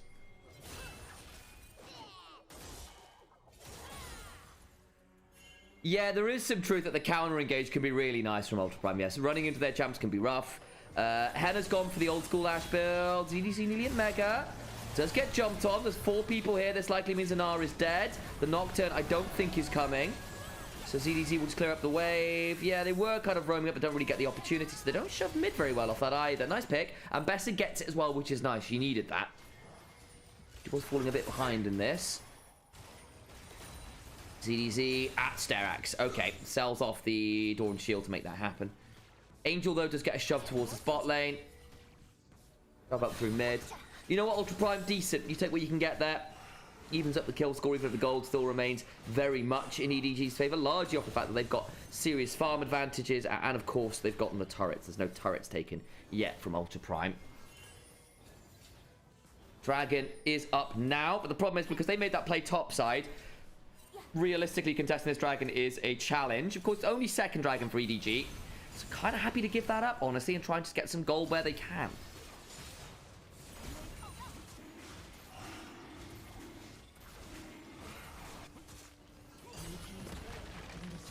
Not a lot to be spoken about there. Baron is up. Theoretically a possibility in, I would imagine, 5 or so minutes. I think either team wants to really force that objective. Don't necessarily have the best comps for it as yet. I mean, the Seraphine helps. We'll give them that. It's not necessarily a requirement.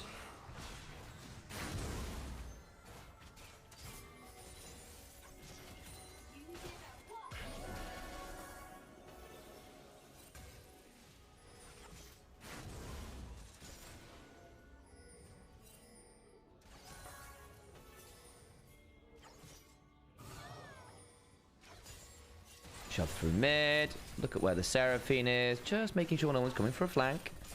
Probably wise, honestly.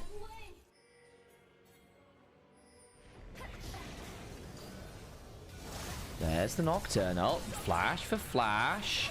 Out gets Saber just about. Just about. The flash off the Ahri is burned. Couple ults down, but hey. Ahri without that summoner. Rocket Belt does give her a bit of extra mobility. Didn't have to burn the ult. Wouldn't have been enough to keep her out to safety, actually, even with the stride breaker there from Xiao, not quite able to confirm the kill. And I will say EDG's comp, the shove, the early aggression, the damage is good, target access is good. CC, very, very limited. You've got a Fear Tether, you've got a kick, you've got a Super Mega Blaze kick as your CC from Emilio, and you've got Gnar catching people with his Mega stuff. But you are very limited in terms of CC. You've got some soft CC, you know, there's like slow on some bits of Aurora's kit, etc., etc. But you have damage and target access, but no realistic way to keep people locked down.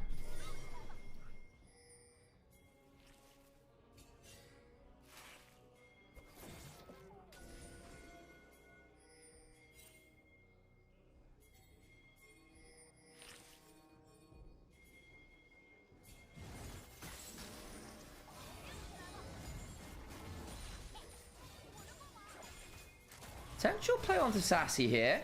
Henna's behind. Arrow, well wide. Climber goes looking for leave. He split off, needs to flash. TP's coming, there's the paranoia. They're going to try and jump in. The bubbling execution, but there's the breath of life. Flash away from this Ambessa. They get the kill. Encore comes across, but doesn't really do that much, but disengage for a second or two. Flash for the winning! Shotgun to the head. ZDC nearly at Mega. He'll be just fine with the Sterax. All right, Angel. God, I love that shotgun blast on Aurora.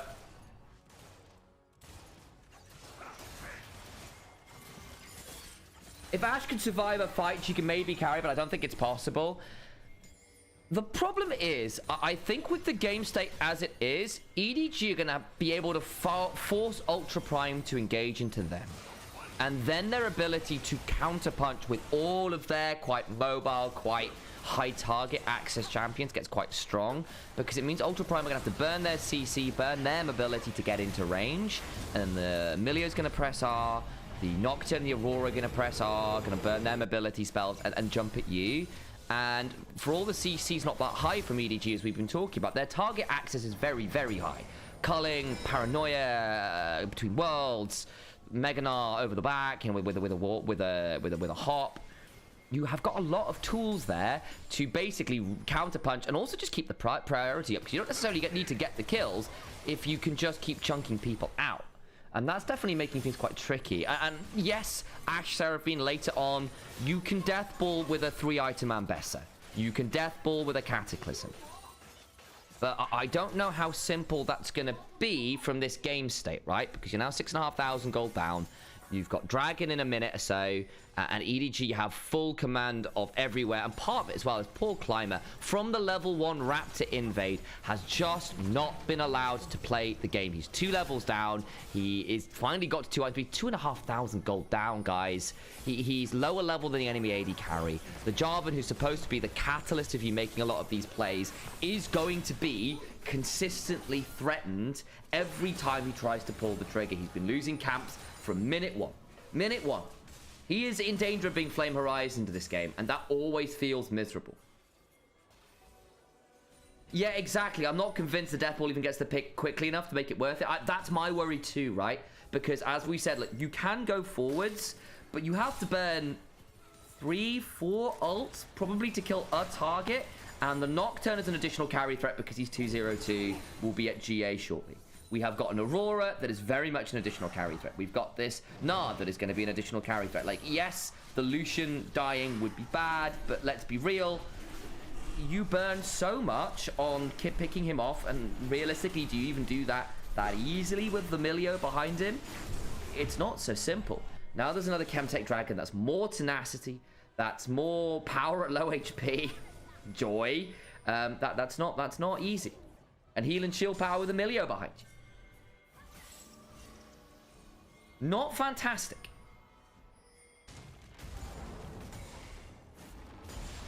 Baron's also now been picked up off that last play as well. Gonna go in. There goes the Between Worlds and Dubai. They're going to try and turn onto Angel, but he's just not that simple. That's a decent public execution to leave in the backline, who just managed to let this pursuit away. The Breath of Life, 3 members. EDG has just picked up Henna, though. Angel nearly drops Shout, but does drop, and Leave dances away, and then gets to go forward with the Relentless the Pursuit. Double taps to make sure he is following the exact guide to zombie survival. This ain't Zombieland, though. This is League of Legends, and unfortunately, people ain't coming back from death quite so simply. Takes some 30-40 seconds, and with only 2 members standing, that means inhibitor number 1 falls, and the Nexus turrets are in sight. Edward Gaming looking to ensure that Ultra Prime are feeling real rough. The flash for the Megadar into the double wallop. Saber gets glided on. Leave gets that one. Well, goes over to the Gnar, but it feels like that's probably deserved. Nexus turret 1 falls. Nexus turret 2 under siege. Can't quite secure it right now. Keep fighting. Sassy jumps in onto Leave, and he goes down. They've got a little bit too far. EDG perhaps bitten off more than they can chew. Out comes the Rangers focus. A TP behind from Sassy's. EDZ now left low. We'll try to get to the Mega Cart. Now Dway's in danger. TP in from Angel. Needs to go across the Veil. There's no Baron. There's no Dragon. There is a stutter in the clean feed. I don't think there's that much for Ultra Prime to get here, aside from Maybe something a little bit more. The paranoia will dissuade any additional follower. 2 for 1-ish if you count Sassy's death there. Not Sassy's death. Doesn't really matter, I suppose, at this point. There's another little stutter. Maybe I should do for a quick refresh here, guys. That ain't right. That ain't right. Right. We've lost audio as well, which is a bit alarming, especially because there's been a bit of a dive happening. Sassy now gone quite deep for it. Does go down to Angel. Okay. Getting off Emilio, but again, the Ambessa dies for it, and it's never just that easy, is it? Still 9,000 gold lead. Saber doesn't have any Dark Seal stacks, feeling a bit rough about it. Would like to get towards that Shadow Flame for a bit more threat, but I just don't think the Ari's going to have the easiest time this game from this point. I imagine Angel should have Zhonya's relatively soon. Very optimistic. And look, they had to take the moment where they had it. Bluntly, I don't think. Yeah, here goes Angel to go threaten this and start it off very, very cleanly. Xiaohao flashes out, survives with the G8. They do get on to leave, but again, they just can't keep threatening him. He's got Flicker Blades and Emilio behind him. Dodges out on the flag and drag. Gets another dash because Flicker Blades is a hell of an item on the Lucian. And leaves just really good. He's a 4-item Lucian with the Emilio behind him. The mobility was burned to try and get to him, and he just, yeah, I'm not so sure about that. Maybe if Sassy gets a death stance, maybe then we start having other conversations, but I don't know, guys. I really don't. Wits End done for ZDZ now. He's got a lot of tenacity between Starex and Wits End. We've got the Zhonya's completion for Angel. There's a GA on Xiaohao. Not looking simple, to say the least of it all. I mean, you've got 3 items on Henna. Maybe that's enough. Even then, I'm not sure.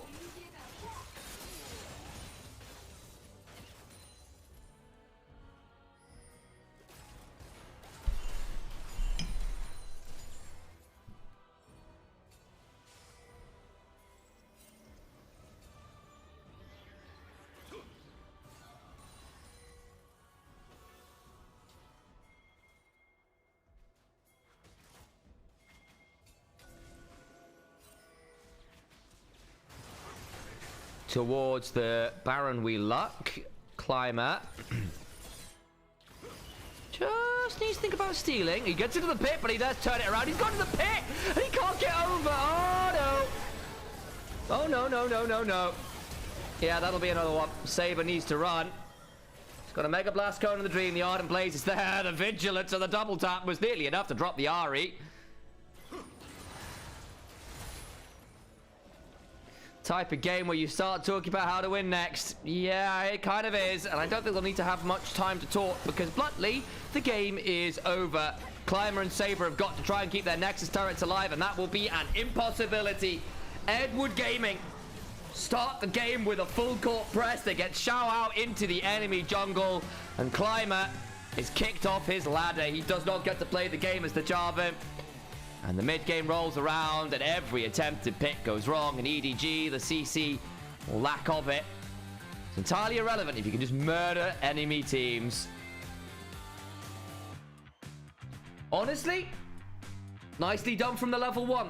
They get the jungle advantage, they get the lane priority, they make it look pretty simple. 1 overshove onto the Nexus, about it. As far as a problem, that's kind of it.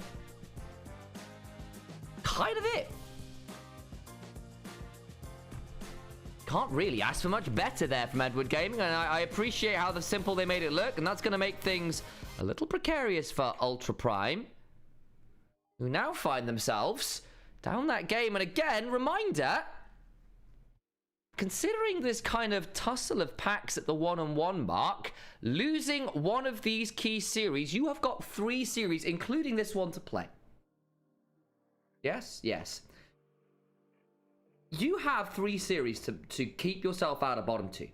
That's it. These series matter. Ultra Prime dropping this game would be a massive, massive problem. Missed the game, was it clean? Yeah. Edward Gaming made it look very, very easy.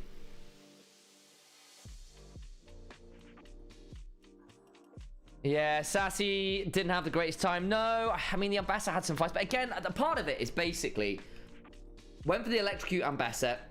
Didn't really get any jungle support because Climber was out of it, so he couldn't really threaten the Mininar until it was too late. And ZDZ just got to play with grubs and full court press and the Nocturne in the jungle, so Sassy couldn't shove up.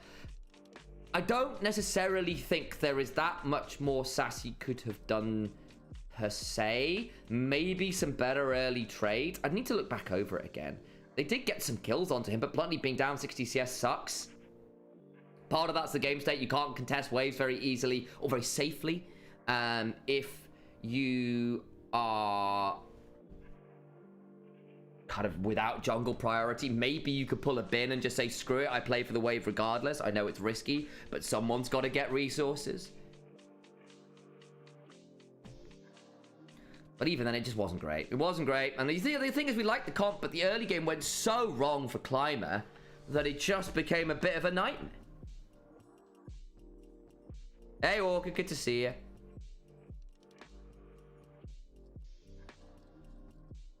Leave just did unspeakable things. Henry and Xiao never really got to play the game. They made that one dive bot that gave over 3 kills for 1. And at that point, the options for Ultra Prime really, really dropped away because Climber burned what little opportunities he had to make that play. And easy from there. Easy from there. Guys, I'm going to run some adverts very shortly. If you don't want to see the adverts on Twitch, you need to subscribe. That's the deal. Subscribe and you may not see adverts. It's a wonderful deal. Help support myself and Nymaera as well. I'm Initialise if you don't know who I am. I am Alex/Nymaera's older brother. Yes, actually, older sibling. We cast League of Legends together. We're kind of splitting today 1-on-1 to give ourselves a little bit of a break in general. And therefore, we're relying on all of you, to help out where you can. There is a Ko-fi link. There is Twitch subscriptions, probably the 2 best ways to support us. You can also just make sure you're following us on the various socials. And very easy, guys, if you've not done it already, just hit the follow button. Hit the like button on YouTube. Drop a comment here and there. That activity, that support of the various channels makes a massive difference. Support of our socials makes a massive difference. I promise the content will be really cool. So do come and tune in. Makes a huge, huge deal. Thank you for those of you that do. I need EDG to do that again. It's possible. The thing is, they do throw on occasion, is the problem with EDG. But on paper, they should be a good team. It's partly why it's so frustrating to see them at this level of form. But if they can play like this regularly, they should be happily top end of Nirvana.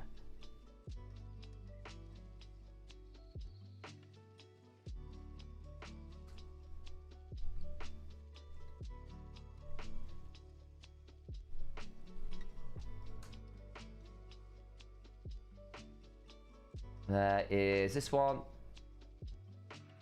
Copy that over. Boop. Boop.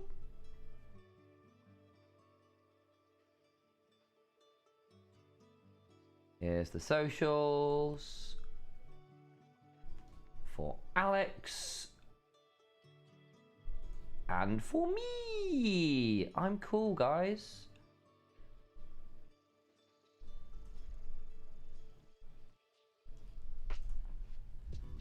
Thank you very much for all that little bit of support. I see all the little notes in chat. That's pretty cool, guys. And the TikTok style spamming on it. I didn't realize YouTube had added that, actually. It's quite good fun. Oh, right. I shall turn the camera off briefly, just because I could probably use the opportunity to go and grab a drink, open the door, and just let some of the heat out. It will be Xiao Hao who gets MVP. Deservedly so. Deservedly so. Really took the early priority and just dismantled Climber's jungle. Leave just sometimes goes way too deep. Can't accept small wins. This guy. What do I think about the next match or the next game? I mean, theoretically EDG, but again, it's just never a guarantee. I'm gonna wait on draft a little bit. I hate to call these matches. I really do, because they are. There's so little information, and B, the information we have is often quite conflicting, because there's a reason these teams are in the position they're in, and a lot of that means that they are often quite flawed.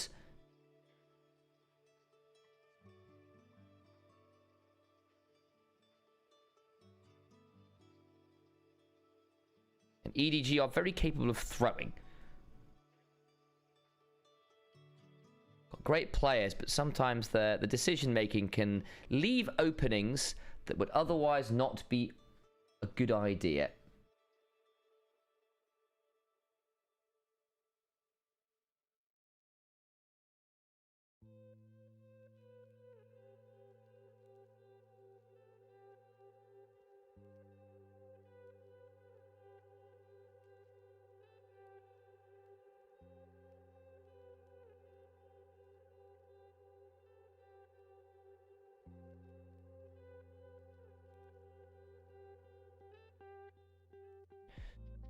get that camera back on. Move that over here. I've been a little late getting that drink. I need to go. Alright, guys. The great chair will look after you all. I'm going to move that there so it's kind of out of the way of the timer and stuff.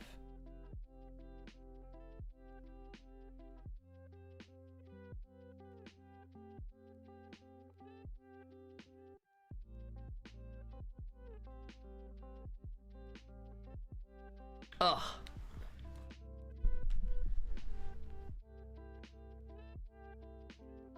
I shall return with probably a cup of tea. Actually, I'm fancying a cup of tea.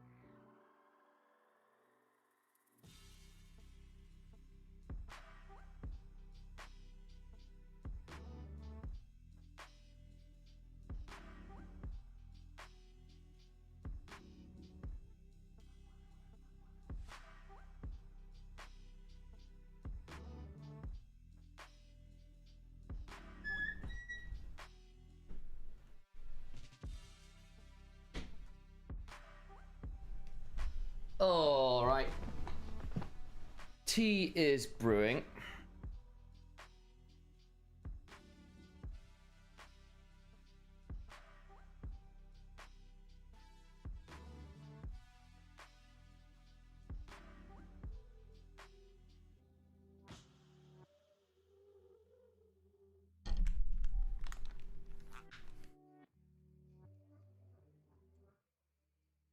Smash had a bad day. Okay. Do our audio.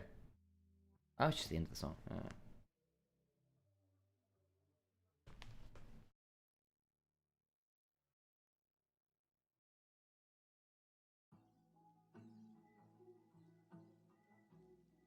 Where is my audio? Oh, there it is. It's next song.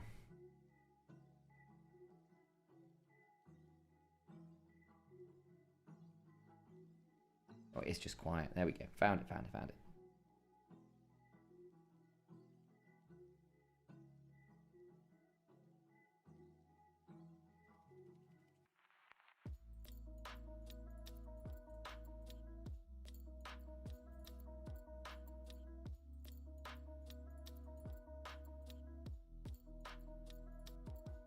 I just move this back down type. There we go.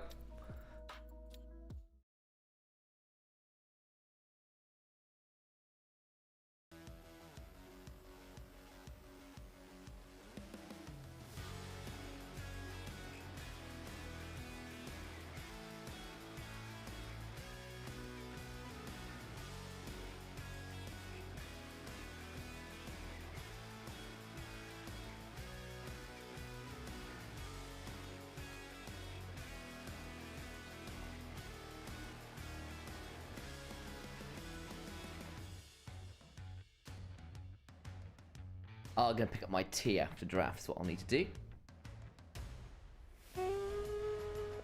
Probably don't have time. I'll let it brew. Just let it brew. I'll let it brew.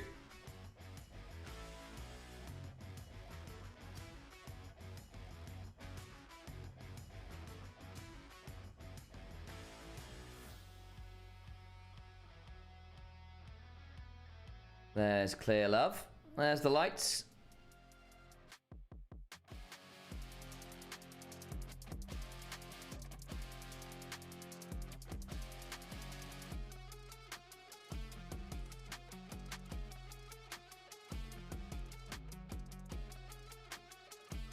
Jace Varus taken off, and then the Orikama as expected. Ultra Prime will have chosen first pick here, make no mistake about it. They'll ban out Bard, very potent forward way. And there goes the Rumble. Yeah, I think that makes sense. Kind of got through to the second phase of bans last time around. Don't want to allow that. Oh, excuse me. Through. Also need to move this up. Realize. There we go. Can see those. Pantheon is up and available. The Jarvan's gone, but this will work just fine. Probably now need to think about a rise here. Then Saber might not Onivia it. If you don't, it'll be straight picked up by Saber. Make no mistake about it. Nymaera Lulu. Okay. That's the gambit.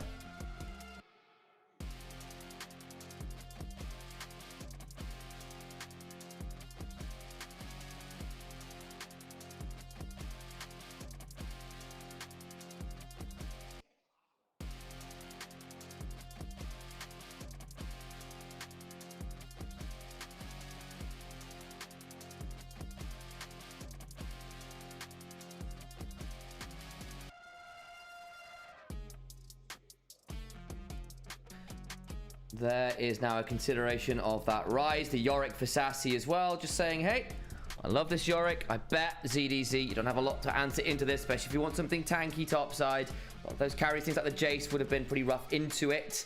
Jace called banned. Xin Zhao plus Lulu.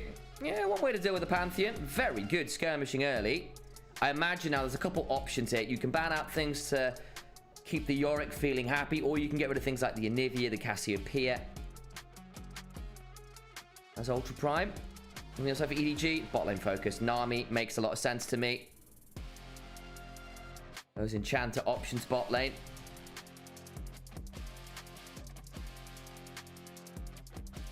Bard's gone already. Lost the Milio, lost the Seraphine. Nami's the last of those big ticket Enchanter supports, and the Nami is indeed a very easy ban there for EDG. Do Hannah and Xiaoxia have something else cooked up? Did see that one Soraka game where they played that with a Jarvan, I want to say, in LEC.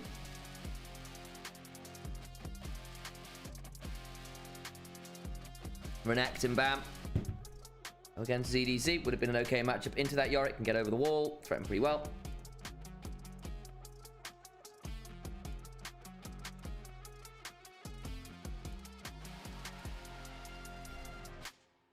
Nautilus would have been another good answer into the Lulu. You can just sort of say, screw it, we fight level 1. Blow flashes, blow summoners. Make sure you don't get into the standard trading patterns of enchanters. A 0 away from Angel. Imagine we just lock a mid laner here. Onivia, fine. Syndra, a bit more of a carry threat. Angel does love this champion. Bit more vulnerable. Scion blind, just say, hey, well, not blind, it's into the Yorick.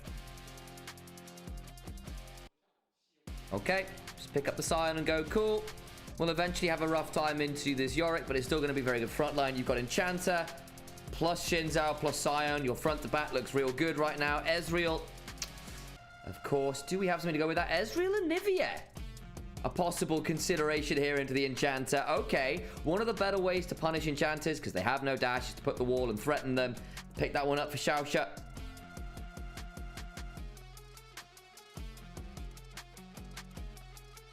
You do have to be good at it, though.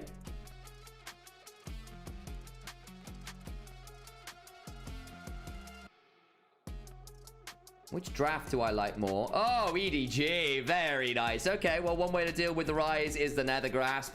Feels real nice. Can also be annoying for the Ezreal. Pantheon has the fear of jumping into a Silence and an ult, which can be pretty fun.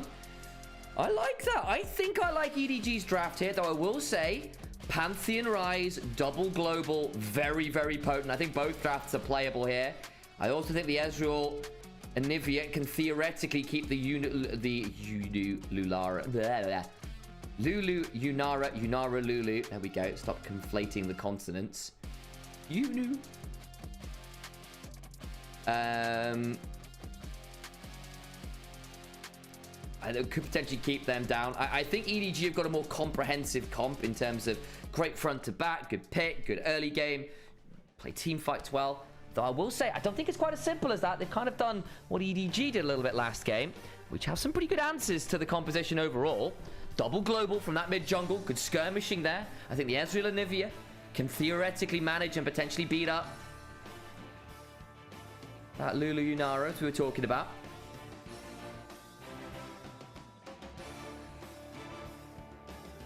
Should be a fun match. Does need that bot lane to work though. Doesn't, or that Onivia starts dropping that passive. Get a bit dicey, and we'll be at risk of the Nether Grasp. Angel with a fun Malzahar pick. He's been always someone who pulls that out on occasion.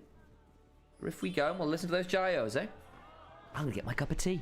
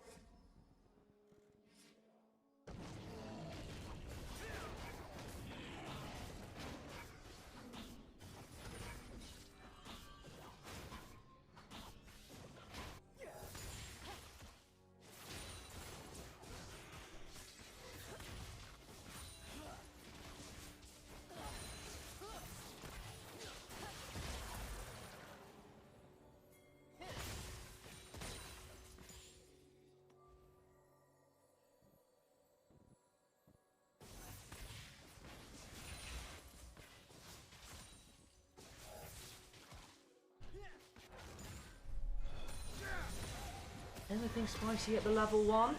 Don't think we saw anything crazy from the junglers by the looks of it. Both of them will be looking to path towards this bot lane, understandably. Leave Andrei shoved in by this Ezreal and Onivia.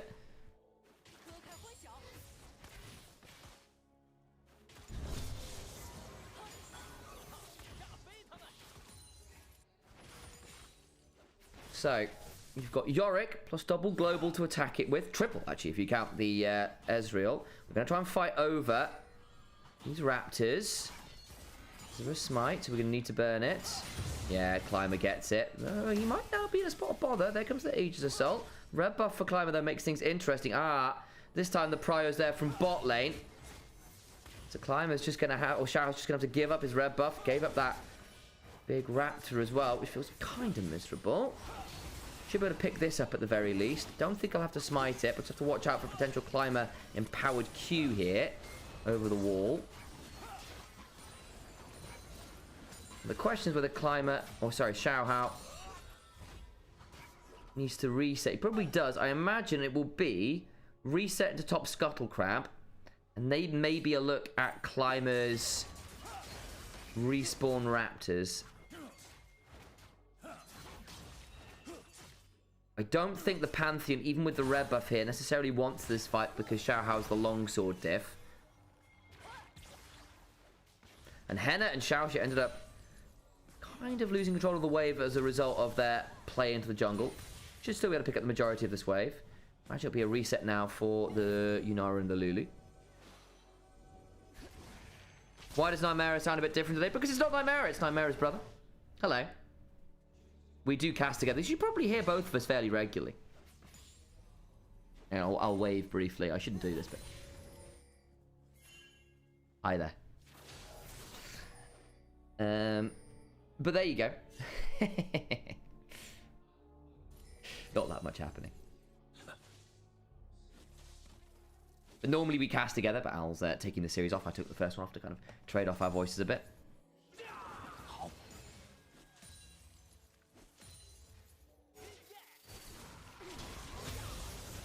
Nice Flash Frost Crystallize combo. Knows that. You can put up the Crystallize while the Q's still in air. Really catch people off. Gets a good chunk there. Henna also did eat a fair amount of damage, though. So AD carries trade out on that one. Barrier and barrier broken on both sides.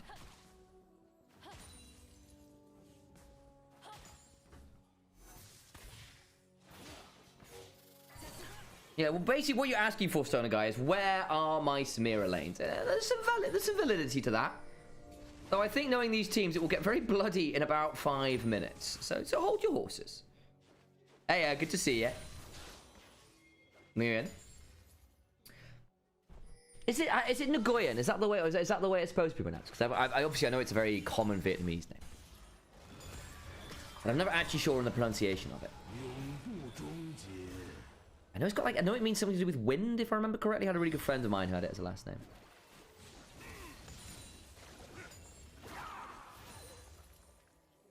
Oh, you're feeling like you want to donate it? There should be a Ko-fi link. Absolutely.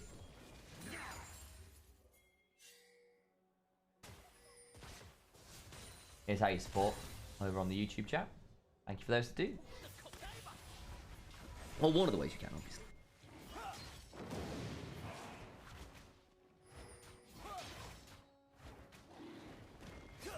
Climber going to use the early opportunity to grab a hold of this dragon.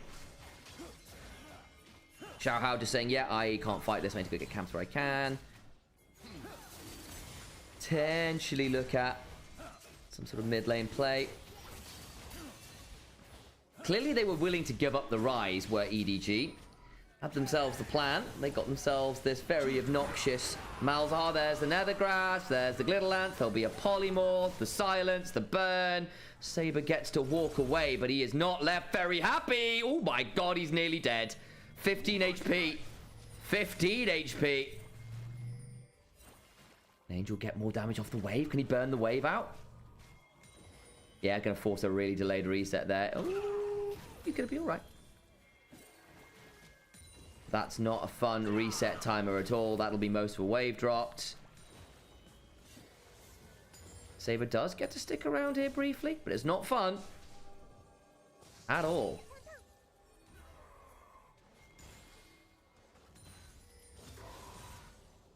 We are going to have ghouls versus voidlings.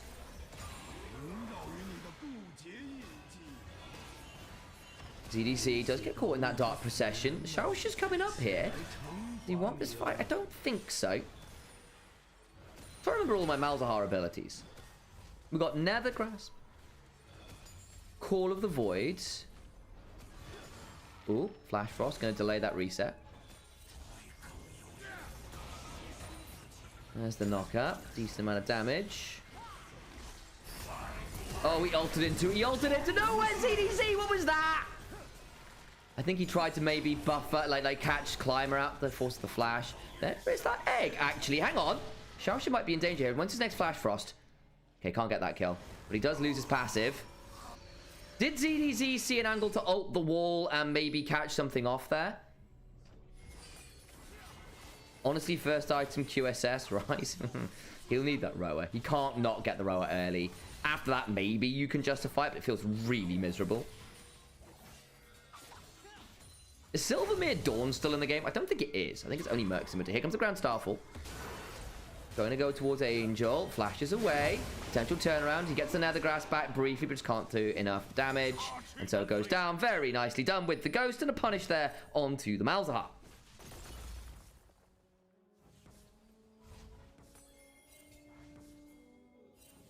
That's actually really good work. Very nice done from Climate. 2-0 now. Having a much better game this time around. Does burn a little bit of farm to do it, but hey. He ulted Ryze. I guess the decision was that Ryze was going to do more of the damage.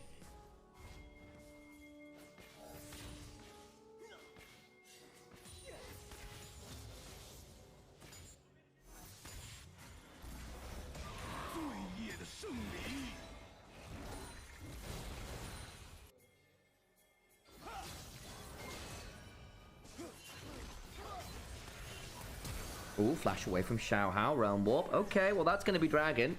Well, actually, I take that back, it's not up yet. 2 minutes on that timer. Ultra Prime with double globals can easily snowball this. Yeah, I agree. They're going to try and do that, and again, they can play towards the Yorick, who can be a split push threat with that kind of additional air support on demand. You got Ezreal ult as an additional global as well between the Ryze and the Pantheon, sending their full bodies up to wherever play they need to go. Angel's got his passive back.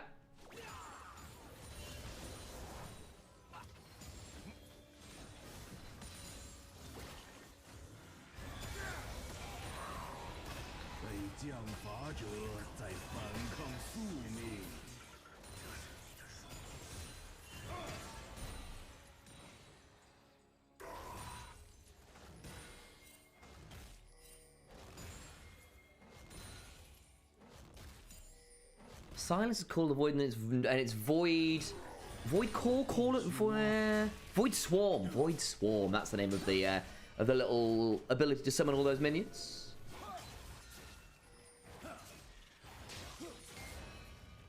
Climber took the first game personally. Yes, he did. Much better showing from him that he had the power to do it. It has still cost him in terms of the experience. You'll note Xiaohao's up experience. We have seen that the experience differentials often come back to bite you a bit. Basically, because he actually struggled to get like a meaningful enough gold lead to get like item discrepancies for long enough for that to be worth the experience differential on some of these very, very potent mid-game spiking champions. You know, the level 9 mark to get that first ability fully upgraded.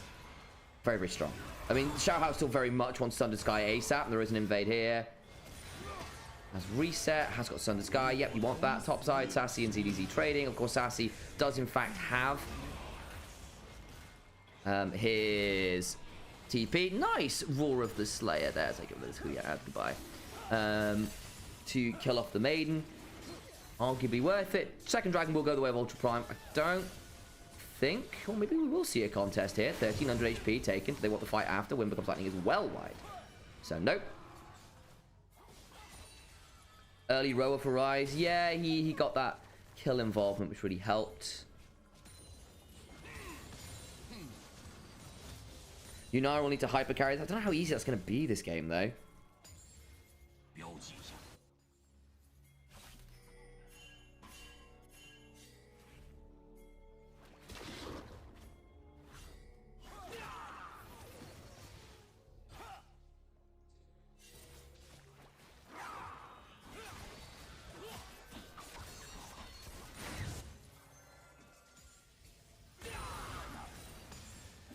A little B might go down. I love this skin. Bizahar is just such a ridiculous skin. The honey VFX are also very entertaining.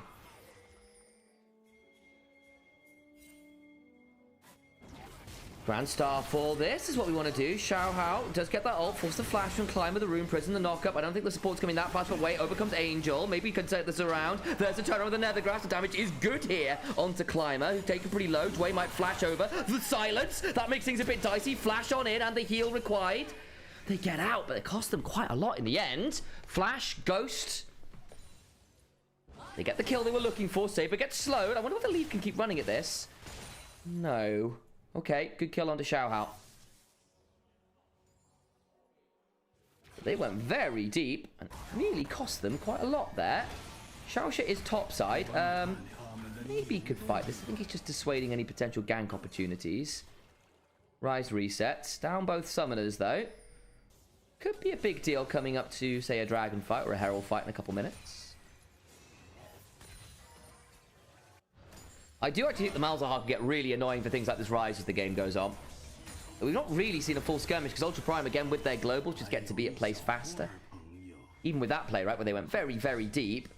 Took EDG a little too long to get involved. Couldn't manage to turn that around. Was close.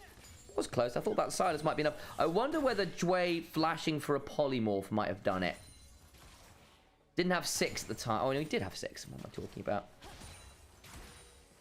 Yeah, maybe that. Xiao Hao maybe got in range for a heal or a wild growth from Dway. Maybe we're seeing something different. Climber in a good position this game.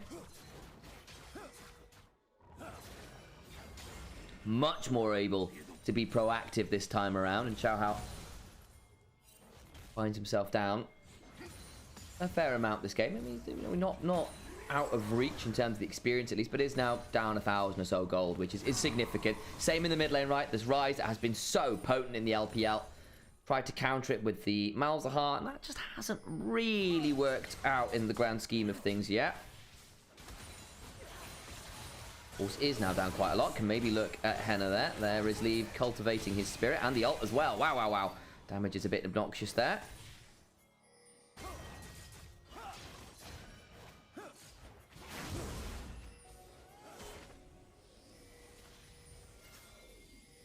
Yeah, and there is a real world where the Yunara just autos whoever gets Nethergrass when they have a really bad time. There's an interrupt. Oh, the Dark Procession interrupted it, and the Grand Starfall in. This could get a bit interesting. Don't know about that one, Climber. Dway getting burned down by the minions. No way. That's ridiculous. Okay, well done from Sassy on that front. They'll still lose their jungler. And now actually the ult forwards onto Sassy into the decimating smash. The Soul Furnace pop will be pretty obnoxious here. Sassy needs to get running. His lead gets to jump onto Henna, who has to flash out. Flash over from ZDZ into the decimating smash. Gets a lot more damage. Xiaoxia looking for a potential flash. Frost does land it onto Leave, but not for long enough. And they get the kill on top. So that becomes 2 for 1. I can't believe Sassy with the ghouls and the suck of the maiden is enough to bring down the Lulu. Quite funny there. Got hit by the morning mist, so got tagged by the kill scent, so to speak. Xiao Hao should still pick up this Herald nonetheless. So Angel goes over, Nethergrass, but gets interrupted by the Dark Procession, which is very nicely buffered by Sassy, make no mistake. But then this is a little far from Climber. Dway must just get, yeah, he just gets tagged by all the ghouls, and they all come flying at him. Not enough to run away. Still, Climber ends up dying, as does Sassy. Xiaoxia flashes over the wall as well. So you end up burning a lot of summoners here as Ultra Prime. A lot of summoners, and still losing the fight. That's not great. Rise no TP. Nope, he's gone Ghost to try and deal with the Malzahar and some of these team fights. Back to live we go. No flash, no barrier on Henna. No flash on Sassy, no flash on Xiaoxia. A little bit scary there. That means his dragon will go over the way of EDG, I imagine. Climber is here. Has a flash of his own. The silence comes on down. The decimating smash will get the knockup. The true shot barrage, who really tagged Xiao Hao. ZDZ had a big old shield. The wall comes on in. That's a lot of damage, and Climber has to put up the Aegis Assault and run away. The Arc of Ruin forces flash out. Dragon goes the way of EDG.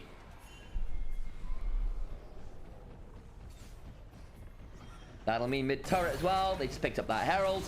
EDG suddenly find themselves right back in a mile gold lead even. They got 100 gold to their hands. Much nicer stuff in these team fights suddenly. The front line from Ultra Prime isn't that solid into the damage of EDG, it must be said. No one really wants to be sat there taking poke from Malzahar in particular, actually.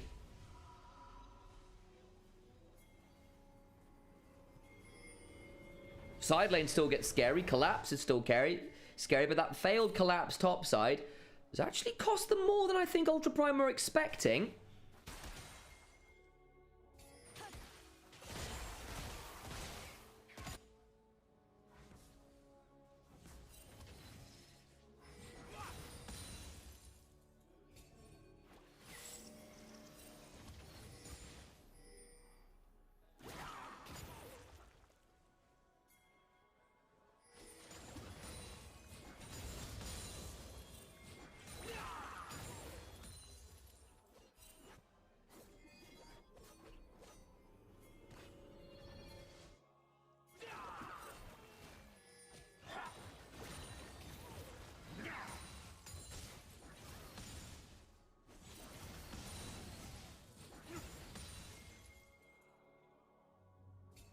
Okay, check in with the game state, shall we?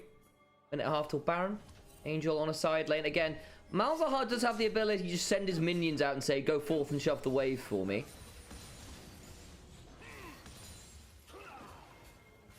And thus, the Void Swarm comes out and they go, yes, my lord. And they go do that. Leave now at 2 items. Ardent Sensor behind him. He's 2,000 gold up and that should be kind of scary. Rise is strong.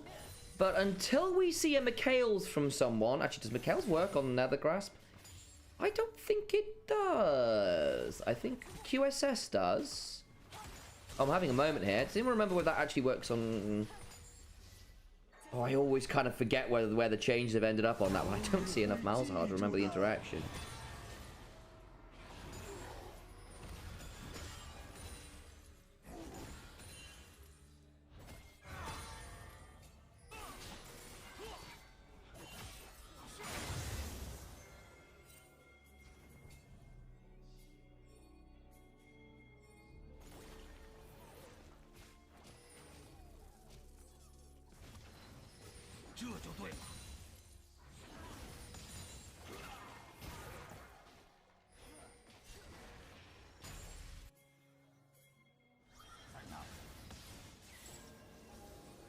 Yeah, it won't cleanse suppression, so it won't work on Malzahar ult. That was kind of me just thinking, I don't think it does.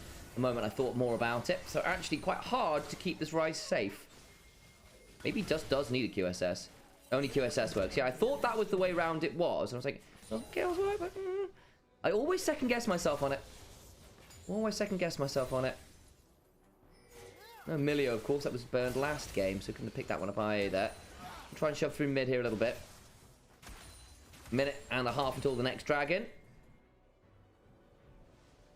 Some more tenacity, perhaps, from your Chem Dragons away forwards.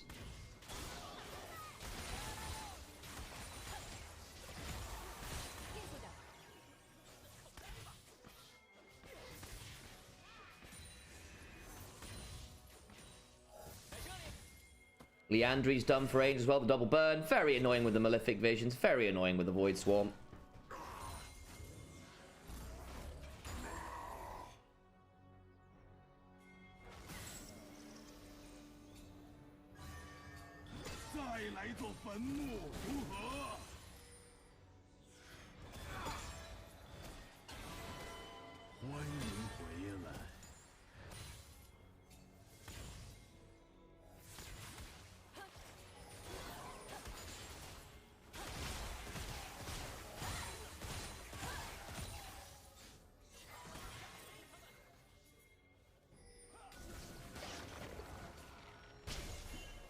Towards this bot lane we look, it's been a bit slow again. Ever since Ultra Prime had that failed pick topside, they've been a bit more nervous again. They've got a potential win condition here in the Yorick. Lost the Grubs with you know, Realm Warps and Grand Starfalls to come and contest. We are looking now at this Dragon. TP available for both top laners, so they could potentially join the Pool of the Voids. threatening a silence, which can be very scary. In goes Xiaohao, the Crescent Guard, into the Nether Grasp, but that poor Pantheon does not have fun. Flash, in they go with the Wild Growth. We'll trade 1-for-1 in terms of the junglers. No, flash out from Xiaohao. Keeps him alive. The Realm Warp in. This could get interesting. Lost vision, though. The Arc of Ruin. Rune Prison. Leave is dead. Now Sassy's in, but it's turned around by ZDZ with a big old shield. Angel beginning to burn people out as well. Maybe needed to flash and does so. Sassy should get that kill with Henna. 2-for-1. No, sorry, 1-for-1. Xiaohao did get out. I apologize. Now, the zombie, what am I talking about? I was right. Should have double checked. Still, Dragon did go the way of EDG. Realm Warp in the end threatened leave. He goes down. Dwayne, probably don't need a Mikhail's.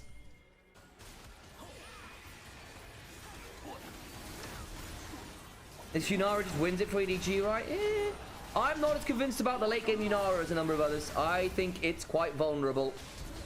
You have to play from such short range and... look, at this point, the Realm Warp here means that Leave has no way of outplaying this. He dashes once, get Flash Rune Prison, and then you just die.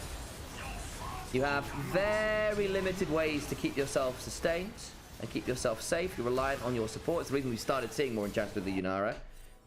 People realized, actually, even though she's quite good with engage, later on she just struggles to survive. Hex Optics will help. Hex Optics will help, bit of extra range once you get that first kill. Play with that extended range and safety that way. You're almost obligated to put yourself in quite difficult positions as the Yunara in order to play out these fights in general. Still, you do have the Lulu behind you. I think once Mikhail's does come in, will be a bit easier for you. And again, Angel's just quietly going towards critical mass. The double burn will be very annoying. Again, very least Saber with the Actualizer. With the 3 items, this Rise can absolutely annihilate anyone. Will win the 1v1 versus the Yunara. Will win the 1v1 versus the Yunara. And Yunara can't afford to go 1-for-1 here.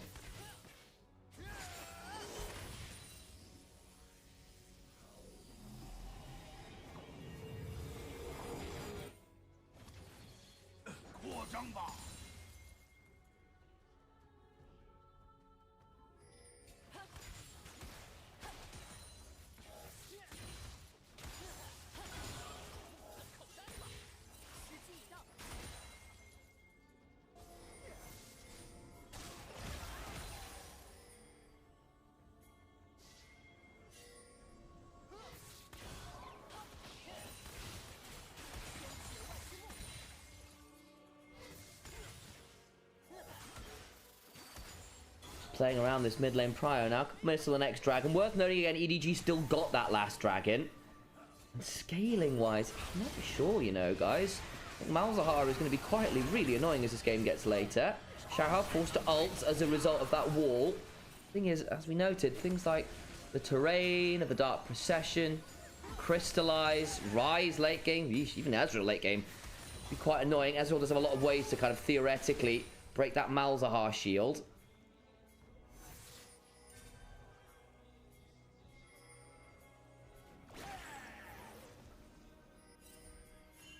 Yeah, I agree. The Rise is going to be the big issue, and Saber's in a position to just carry this game. At the very least, we're not miles off a second item here. Someone like Dwayne, assuming that is Bandglass being turned into not the Bandglass, the Fiendish Idol. Is that the name of it? Flash from Angel into the Nether Grasp, but the Realm Warp after climber left low. Angel now in the Dark Procession. He's got too deep. The Wild Growth keeps him alive for a second or too long and needs to run away, but now ZDZ in the front line. He's now possibly in danger himself. May need to ult, but he's just going to get run out and shredded out. He's gone. Now they can turn to Baron. Flash, but they couldn't secure the kill. Flash away from Climber made things real interesting. Can turn to Baron. Their front line are down, and their big pick tool off the board. EDG. A little bit too aggressive there. The grasping hands, though, on this Hunting Baron, I want to say. It is a bit tricky. Xiaoxia left low. He leaves stunned. Up, down! Yeah, that was always going to be the problem. No Wild Growth, no Mikhail's, and this Yunara just doesn't have a way to stay in range of that Rise and survive. Get actualized. Got a QSS now, by the way, to Saber, so he's not a pick target.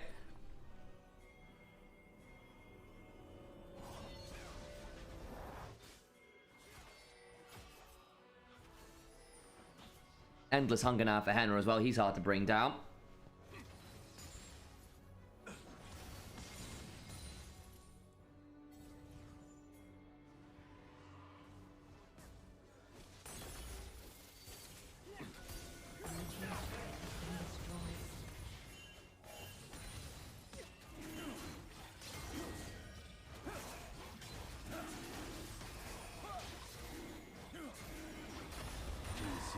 towards bot lane we look with this Baron.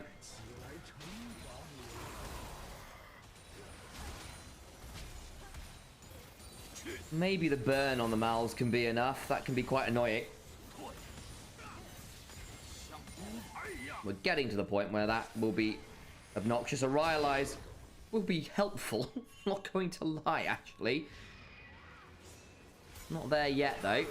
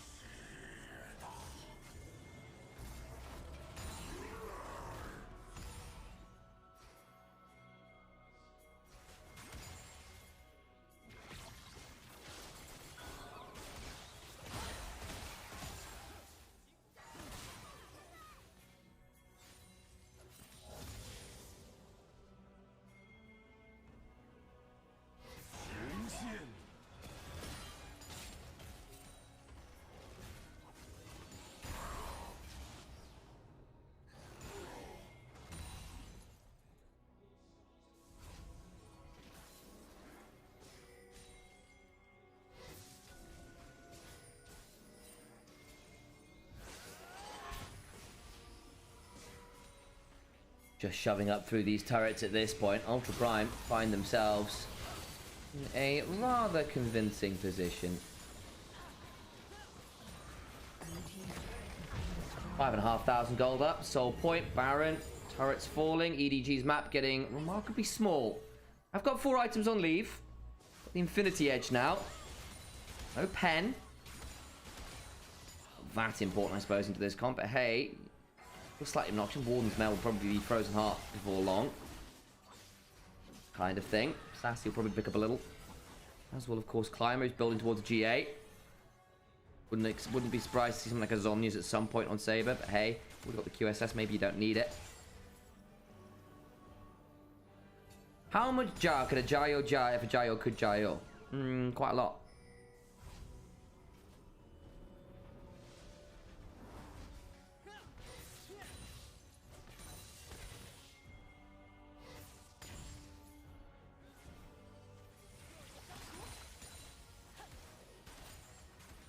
There's the Ryalize done for Angel. Relatively annoying spike for a Malzahar, it must be said. So easy to spread that slow across everyone.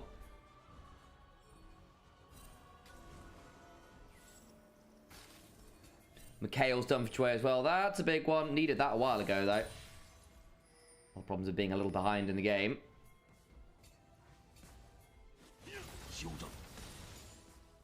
QSS still removes suppress. Mikhail's doesn't, I believe.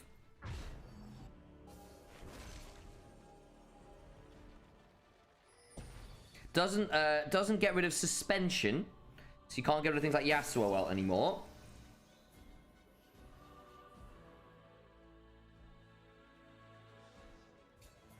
Mikhail's doesn't cleanse suppress.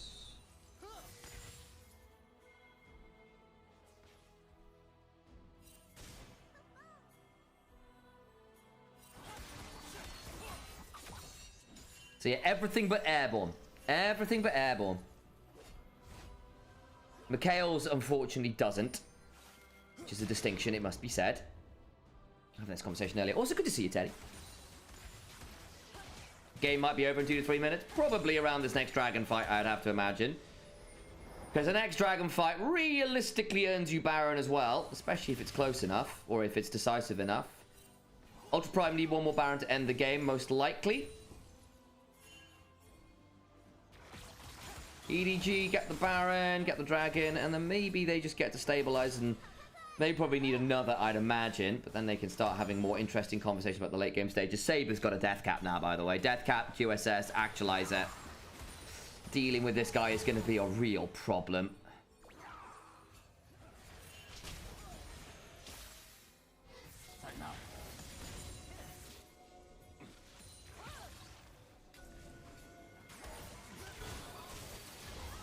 Here we go.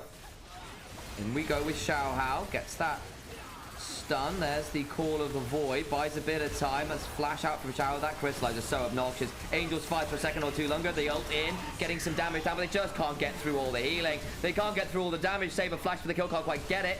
But unfortunately, ZDZ is left out alone. Leaf tries to get some damage over the wall. They just can't. The zone control is too annoying. The Nether Grasps aren't threatening enough.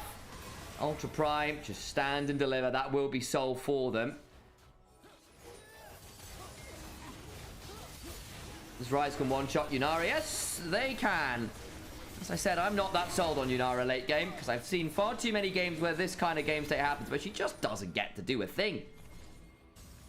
The Chaos and Wild Growth and Angel just about survives. He'll come over and maybe fight for this Baron, but realistically, it's a Hail Mary at the base.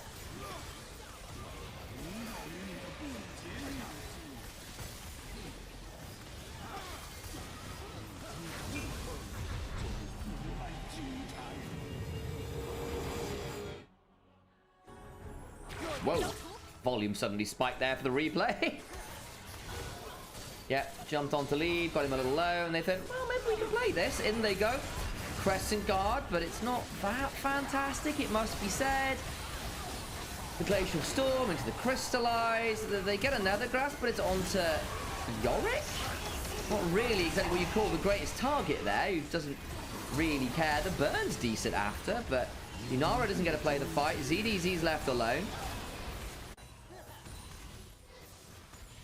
Yeah, I'm not sure about that ult on the Yorick either, it has to be said.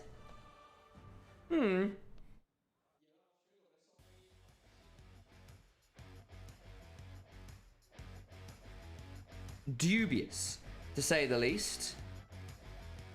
Bit of a pause, don't know why.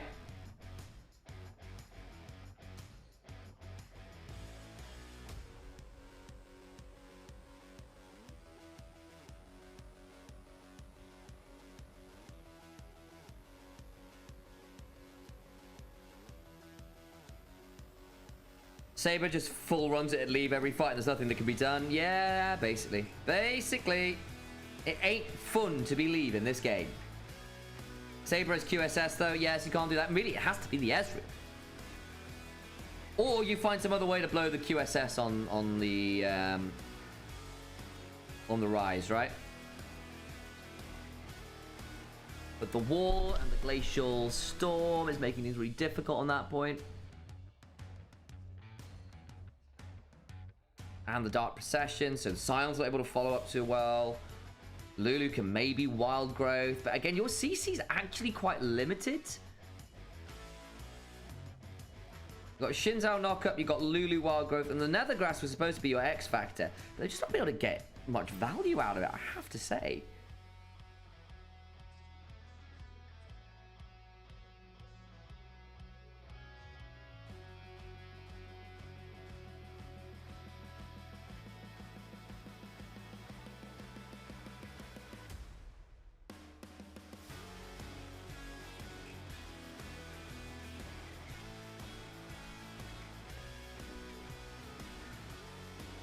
Don't know what the issue is. If we know, we'll let you know. As it stands, seems to be non-existent. No idea what's going on. No idea.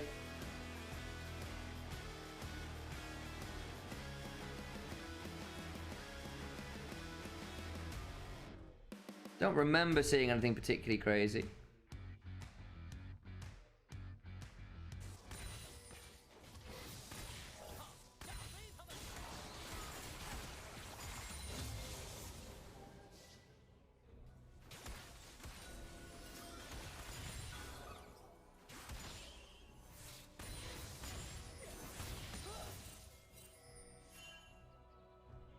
Live we go though. Good news, the pause wasn't too long. 4 items on Ezreal by the by. Shojin on top of everything else. Blech. We've already chatted about the Ryze. Angel has decided Blighting Jewel's enough. I need to get Death Cap or possibly a Zhonya's. At least level 18 now, so the burn's going to be fairly obnoxious across a lot of this stuff. And again, you are still a Malzahar, so your wave clear into Baron Minions is still relatively good.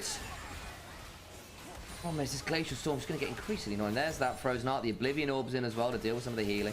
Leaf does get shielded. Gonna try and ult onto Saber. Can they turn onto this? No, they can't. He gets to run away. A little bit sad. I appreciate the look in. The Grand Starfall. Defensive, perhaps unneeded.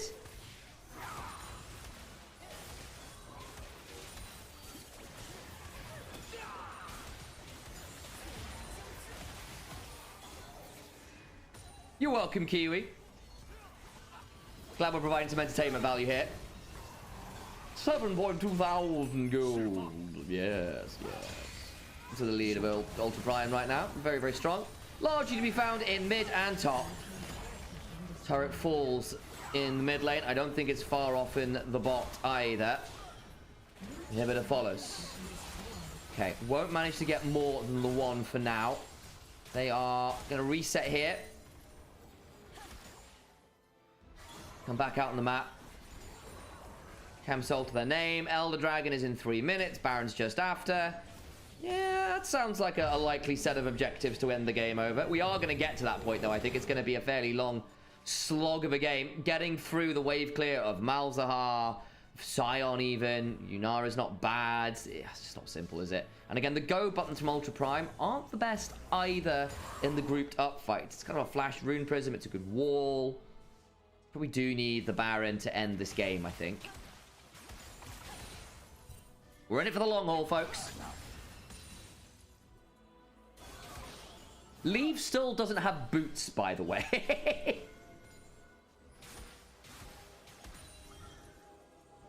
It's got brown bags. Genuinely Mercury treads this game.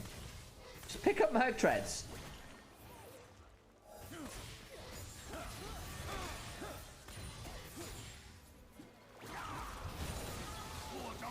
Leave gets the shield, the whimsy, just to speed him up a little bit. The tag still lands. A little bit of lifesteal should be okay at this point.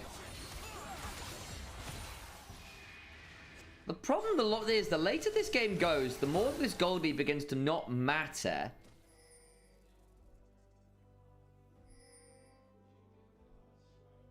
For Ultra Prime, right? A load of this gold is in Saber. So Angel's an item behind, right? That's a Merc Scimitar now in inventory Verizon, which is a bit of a dead item for him, all things said and done. But I think the moment Malzahar gets Death Cap, or a Void Staff, or a Zhonya's, a couple options there, really. All of that sounds pretty rough. But Death Dance now on Xiaohao to buy himself a bit of space. Zeke's for ZDZ to kind of get some damage out of his ult. Doesn't have a Jackshaw or a Randuin's or anything.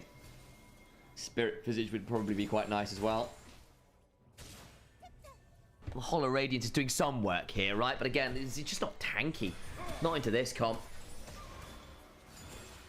And with this build, really, either. EG comp isn't really a 5v5 comp. No, it's not really. It's a good pick comp.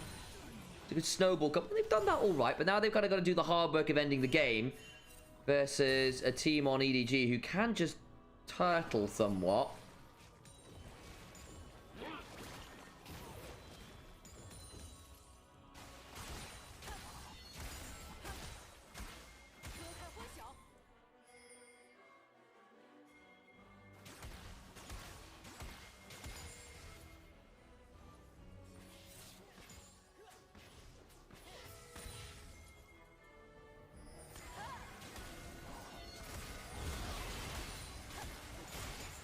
Teleport's flying, Realm Warp in. Here we go.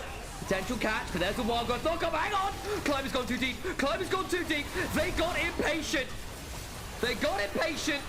And that means the GA is going to be procced. Can they turn around? No, they can't. Climber with that save. The decimating smash is good. Assassi finally gets out to safety. They killed off Xiaohao. And the extended damage, the healing is just too much. It looked dicey, and it was. But the GAs, the continual onslaught of damage, will finally do the work. Ultra Prime pull the trigger. And scrappy though it is, with the man advantage, they can turn to the Nexus turrets and bring us to a third and deciding game. Blasted is Leaves Yunara, who just doesn't get to team fight this game. Absolutely not. A much better showing from Climber. Much better showing from Ultra Prime. Gave up the Rise Pantheon. Tried to make some plays around Angel with this counter pick of the Malzahar that just doesn't work out. And the zone control of that Onivia support that looked very competent. Dark Processions. A little bit dicey that mid game after that topside collapse went wrong. But the team fights just weren't easy as the game got further and further into it. And that rise, oh boy, Saber. Despite some dicey moments earlier on, holy moly was he blowing people up. Folks, I am Initialise. You may know me from this stream, probably most likely at this point. Thank you for joining me. I'm Nymaera's older brother. I'm a caster alongside them.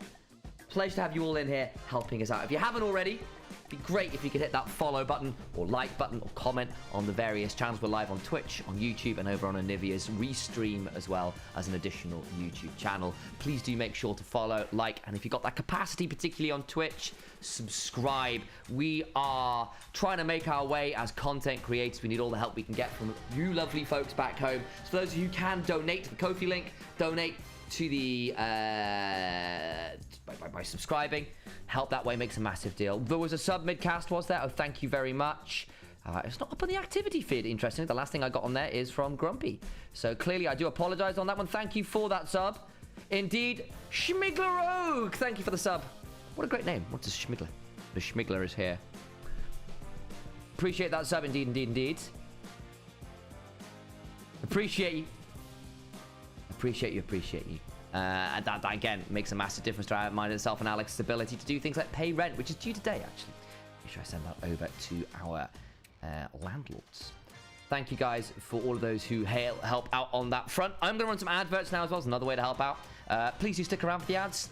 If you don't want to see the ads, subscribe. Really that easy. I'm going to also run to the bathroom because I really need it for that very extended game. Be back as soon as I can. Orchid, thank you for the gift sub. Appreciate you for helping out here.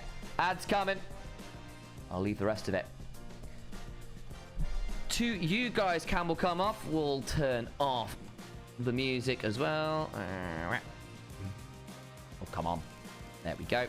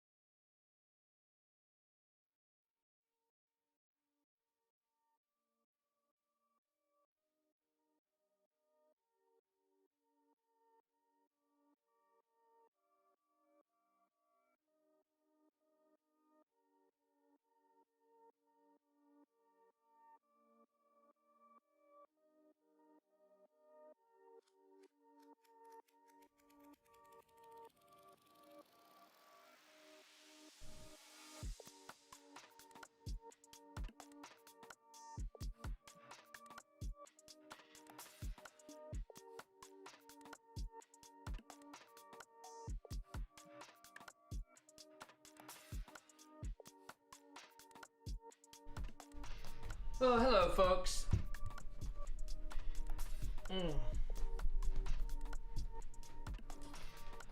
Close that. Got some water. I hope you guys were hydrated as well. Oh.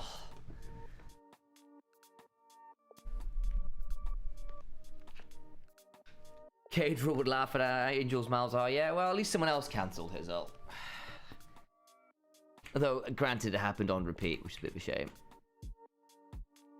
Between the wall and the dark processions, felt like a lot of ways to just make sure the Malzahar never really got to do a lot of things. Oh.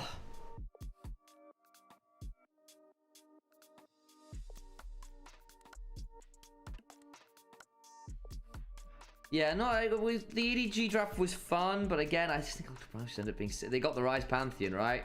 And I don't think I quite respected how much annoyance the Dark Procession and the Crystallize were going to be for the Malzahar to get value.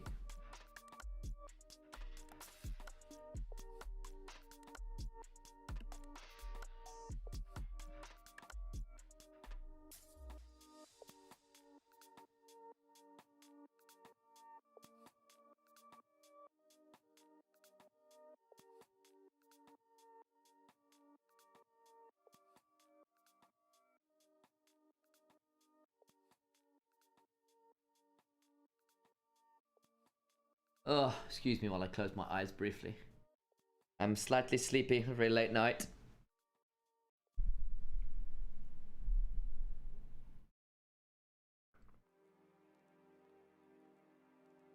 Ah, water. Water.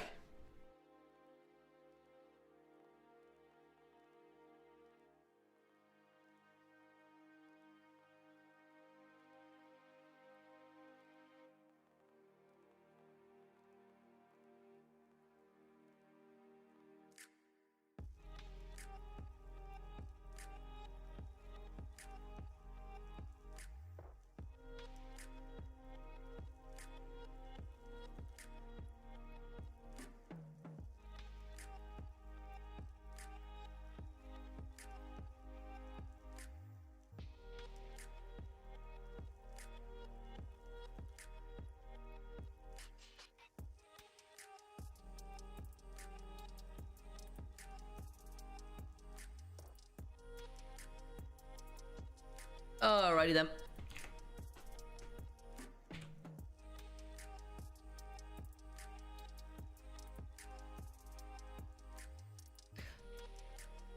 Ta-da! Ready to go to game 3.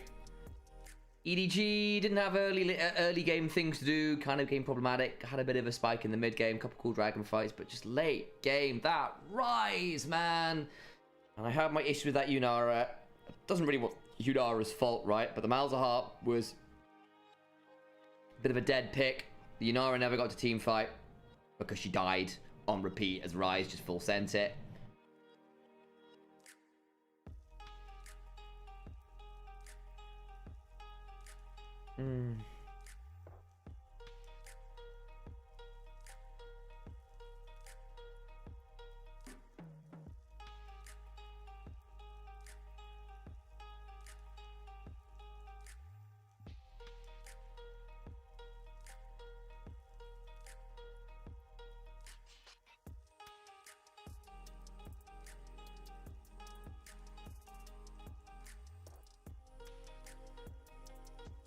Should be getting onto stage shortly, I would imagine.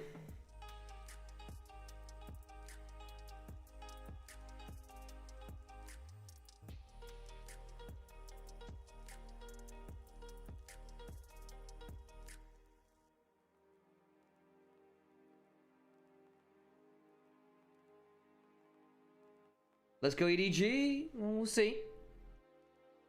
Kind of got schooled in the late stages of that very long game.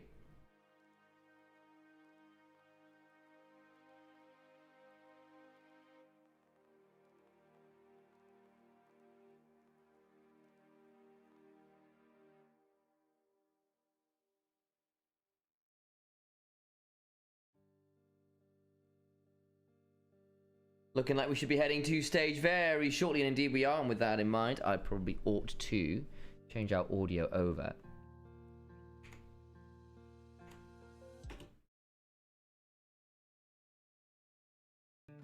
There we go.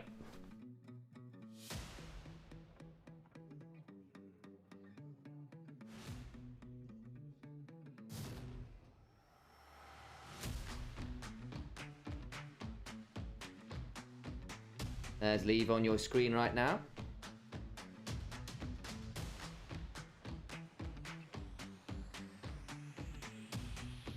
Needs to try and find a little bit of something special for this one, I think. I didn't have the easiest time getting to a point of genuine power last time out.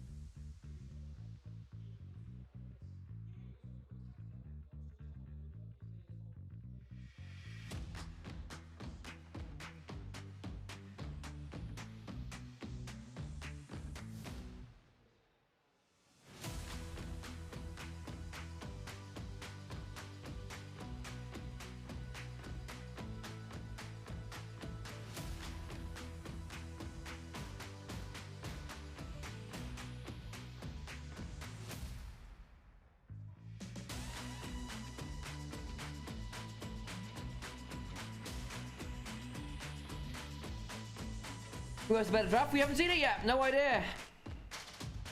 No idea. Oh, we got a little look at the pages there. I'm not sure we were supposed to have that.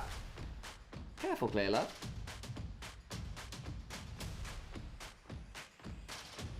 Still see those champions.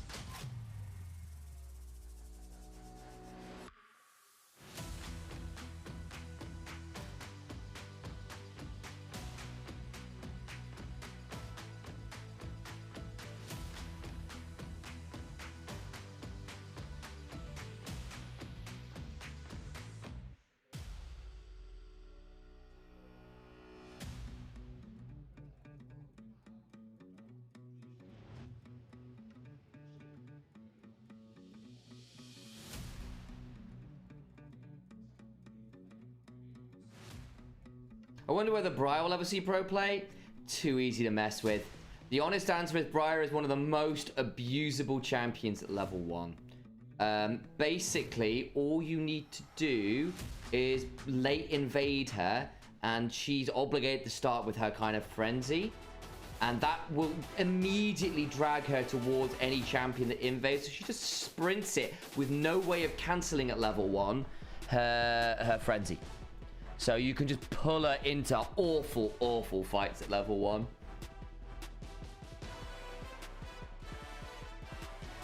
So at pro level, too easy to abuse. Too easy to abuse.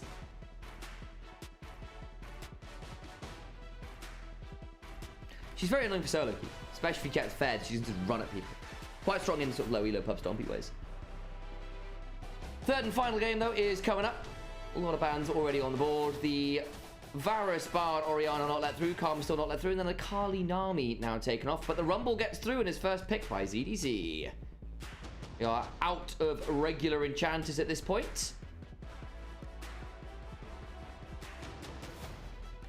Vi, possible. Both teams have liked to first pick this a little bit. Climber likes a Vi where he can find it. Doesn't have the Ambassador to pair with it. All the Ari could be a little bit lacking in terms of follow-up here traditionally.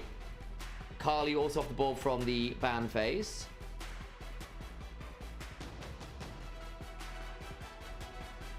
What they had pro play? I mean, it might be high elo though, because it might be like elite level play. Cassante. Locked in for Sassy. Is it Neferi time? Skarna's also been a very nasty combo. Paired with the Rumble. Grilled chicken skewers coming your way. ZDZ's the barbecue flames, and Shahar provides the skewers. Angel now looking towards his Azir as well. Double carry lanes plus the tank jungler. Good team fighting for EDG. Ultra Prime looking for a bit more pick in terms of how their comp wants to work. Possibly some dive. No Aurora worth noting as well to go with the Vi. That would be fun. And he might be able to get some CC. Oh, go on. Give us something spicy here. Saber loves an echo. It's been a while since we've seen it, though. It's been a hot minute since we've seen it. Silas instead. Okay, that's going mid lane. Likely does have good ults to steal here in the Equalizer, the Impale. Emperor's Device not bad as well. The Macedonian Phalanx will indeed be up in force.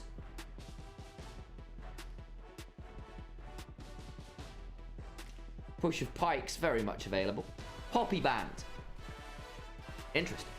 Guess they're wondering whether Dway wants to put that bot lane. Can be a little annoying for people like the Silas and the Vi, and the Cassandra, actually, for that matter. So we are kind of moving away from the enchanters. Start looking at this. Nico has to be a consideration here now as well. Dway loves that champion. Be not a bit dangerous to give that up to Silas, though. Very dangerous to give that up to Silas.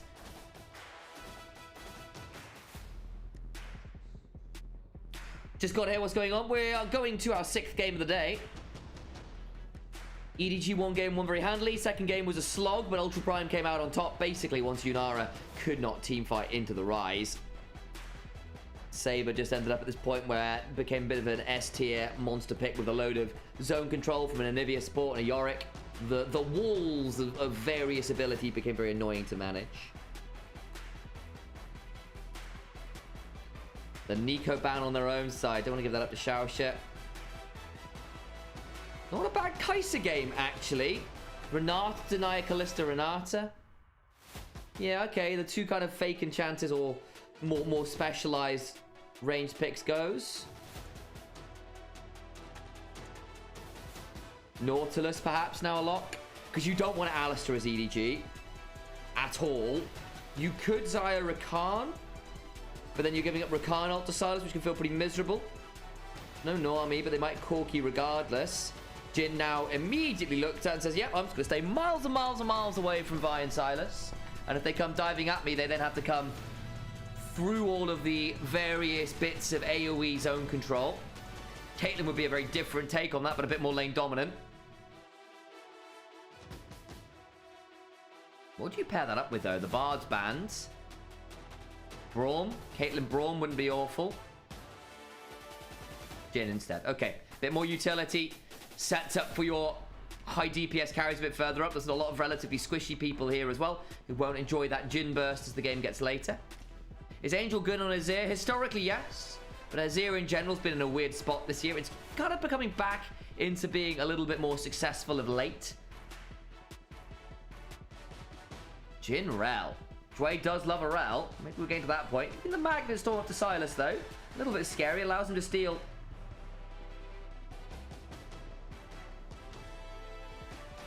We'll kind of find a big engage option. They're going to go for the Rakan themselves. Okay. Back to the meta of beginning of last year and a couple years before that. Rel Rakan. I think I prefer EDG's draft. I prefer EDG's draft.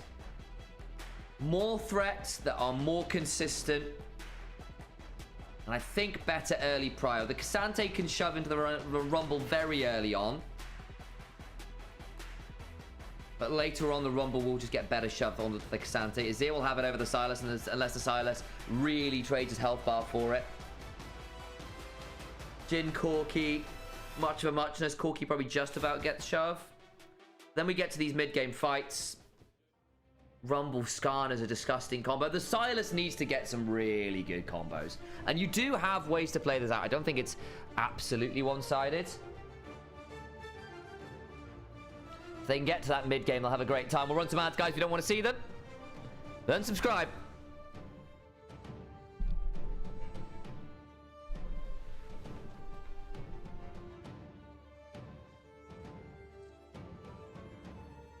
Vi, Silas, Corki with the Rakan. It's a good pick set. It is. Especially you get some good ults to steal. And there are some decent ults to steal. But I think if it just comes down to a straight DPS check, it's a very different question. It's very possible to go diving in and get Skarner ulted. Get counter-engaged with the Rel, the Equalizer, the Empress Divide. So it needs to work. And there's a very real world where you'd go diving very deep to get onto good targets here. The Azir and the Jin, I don't think are going to be the most consistent targets for the Vi. We'll do the Gyos first, though, and break down stuff a little bit after.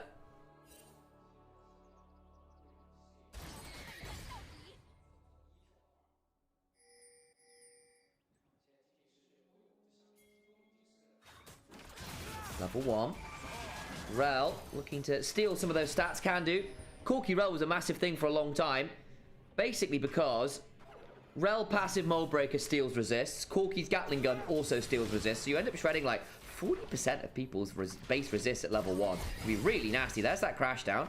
Henna eats a fair amount of damage, forces the heal, and they're off the wave. Nicely well done there by Jway and Leave. Holding the wave, not showing too aggressively here. Yeah, should get this stacked. Where are our junglers going?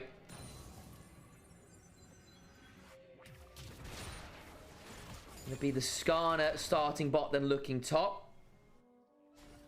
Vi starting top and then probably going the other direction. They'll know where the Vi is now. Vi not really a champion until level 3, so not the best at invading. Skarner similarly does want to get to some levels before he really starts doing anything.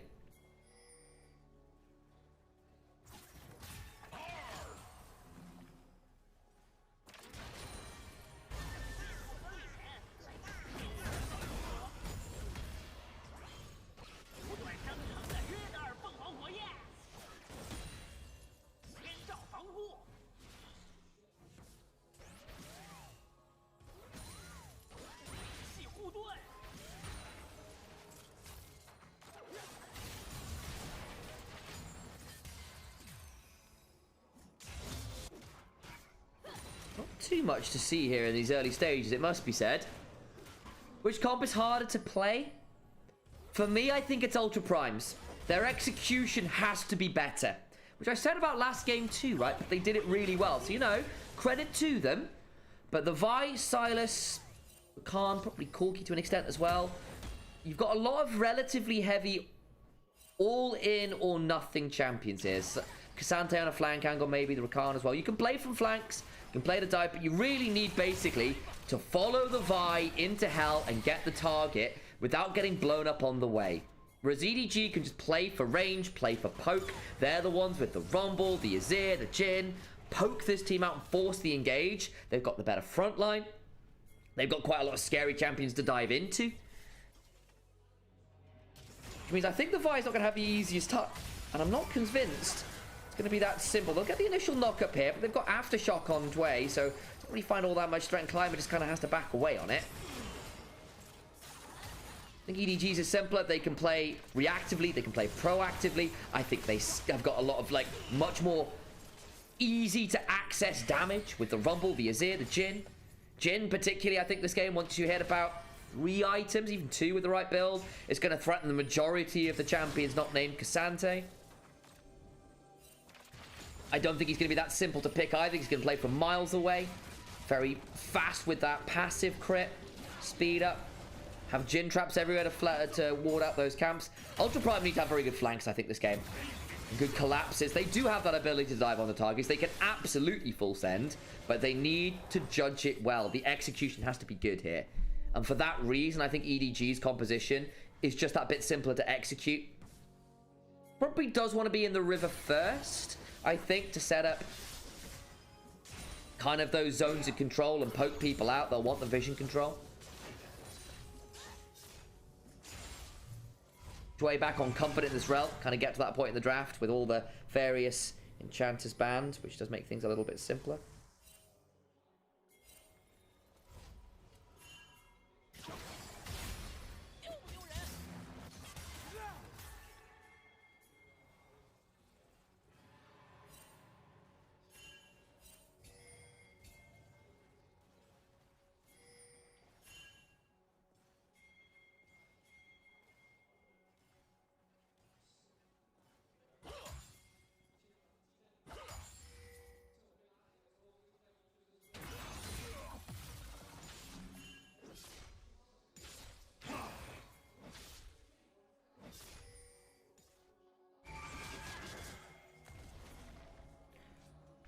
Oh, who are ads?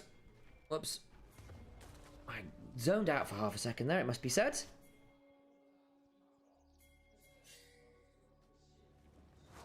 Dragon is getting started by Ultra Prime here.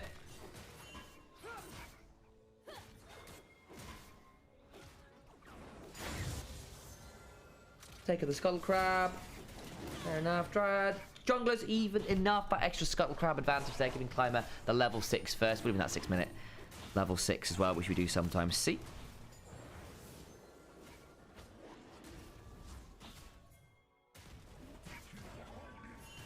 Doesn't seem to be all that exciting. Or maybe I could have a bit of a contest over this. Okay. EDG just look. Not going to do too much to do on that one. Say, okay, well, that's what's going on. Not really too much to find. We'll back away. Just have a look to see whether there was a potential of a yeet of a skill shot for steal, but no.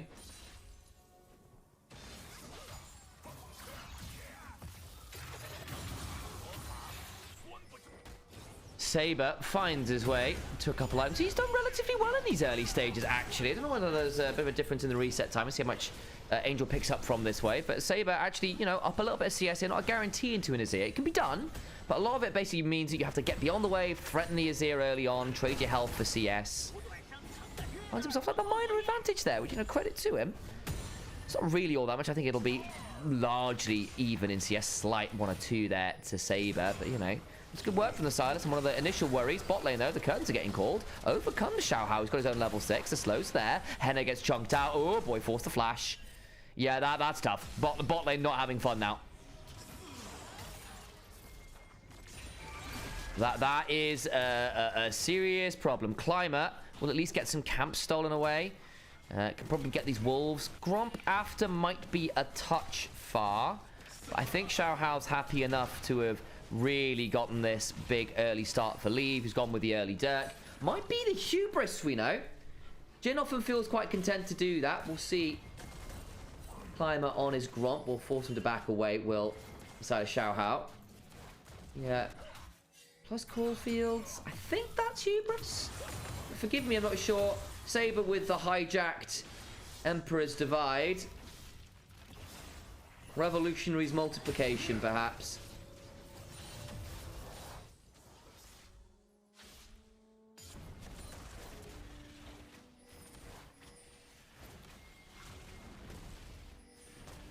Xiaohao turns towards those grubs.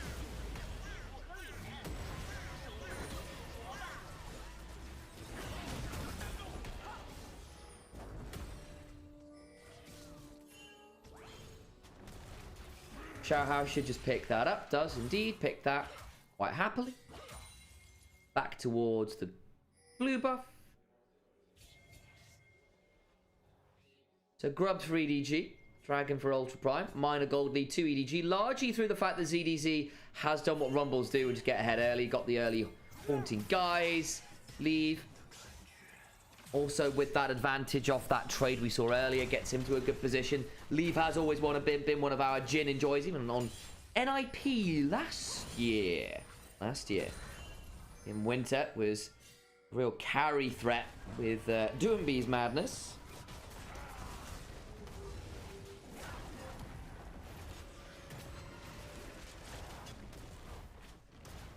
Run down next dragon, a couple minutes. So not that much to see here right now.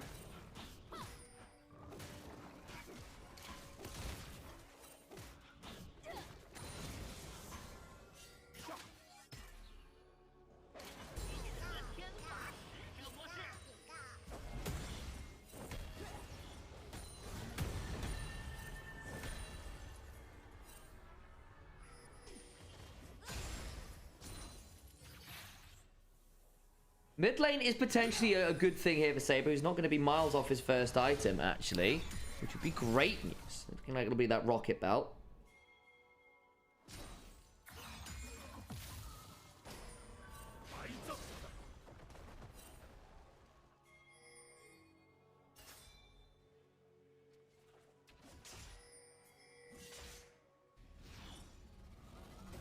Doesn't look like we'll see too much. The equalizer on the wave. Dragon in a minute. We'll see whether we're going to get a full contest on that or not. Not a guarantee, it must be said.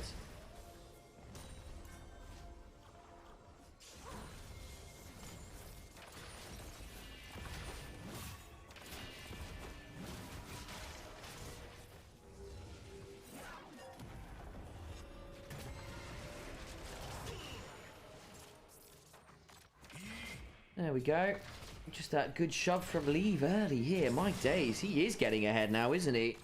100 on gold lead. There's the rocket belt from Saber. Okay, Dragon 13 seconds. Does Leave want to reset? Does he want to stick around? He has got that hubris. I wonder whether that'd be the case. So with that hubris, happy enough to come fight, I think. Protoplasm harness for Xiao Hao, though we are seeing away from the heart steals, which I think is correct. Too hard to stack at Pro. Too little early power. Go now, now, now.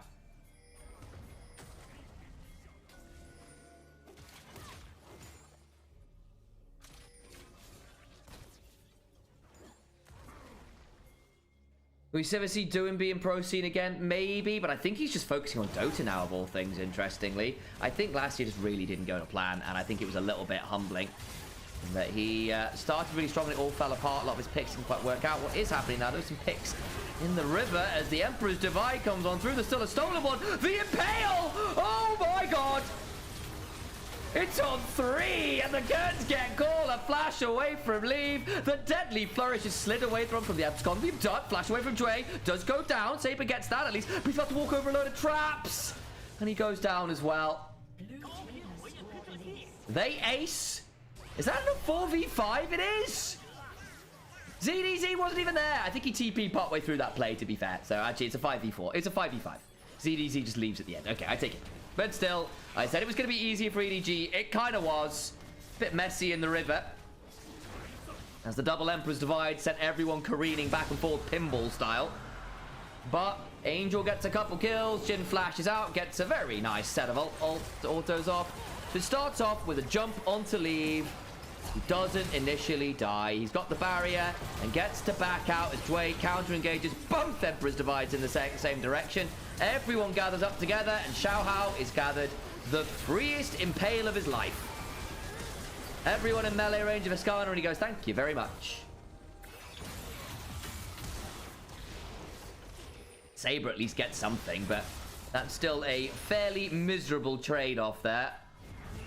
Well, here's what happened there. So ZDZ got interrupted. So it was a 4v4 and a 1v1. That makes sense where that TP came from. So why is he still top? So Sassy all outed to stop that, but then just dies because he has absolutely no resists.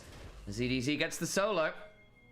Well, now you've got a 2,000 gold lead for Leave, 1,000 odd gold lead in top, and 500 odd everywhere else. So it's a 4,000 gold lead at EDG, who are feeling much more comfortable with this trap. There's a hijacked equalizer, Abscond of Darts. ZDZ's got 2 level advantage and a scrap shield. I don't think you want to turn that into too much more. Can we think about diving this? ZDZ does have to be a bit careful. Has an equalizer. Won't need to burn it quite yet. There's no wave here. Are we going to dive this? Surely not. Okay, building up the overheat. Into the enemy jungle we look instead. Are we looking at Leave? Reminder, blew his flash, blew his barrier. He could be dove here. Can't walk towards that. Yeah, he needs to back now. There's that Valkyrie in alongside the Rakan. Quickness, cease and desist. Goodbye, Leave. Nothing really he gets to do there. Cleared out the wave. Well, now look to dive Sassy. Gets a Q3 onto no one. Does he have an all-out? He does. Got a flash too. Probably a bit hard to guarantee the kill here. They'll just go for the chunk and maybe the turret. Nice gank on to Leave there, who didn't really get to do a lot. Has gone to Phantom Dancer this game. So Hubris Phantom Dancer saying, okay, I've got myself my early burst and snowball with the Hubris. Phantom Dancer allows me to try and kite out from all of these melee or short-range champions trying to dive at my head.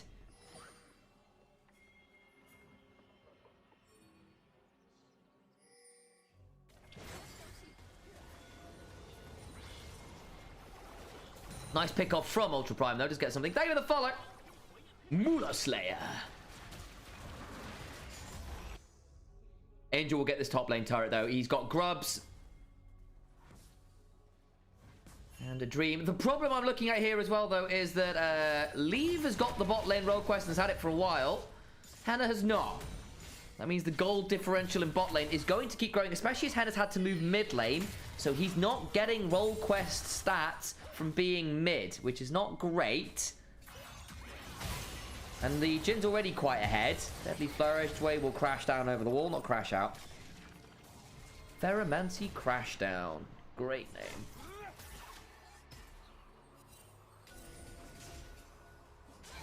Rel's and Alamancer confirmed.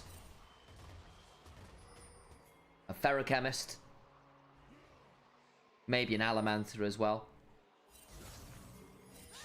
someone find Kelsey yet. He's got a new recruit to find.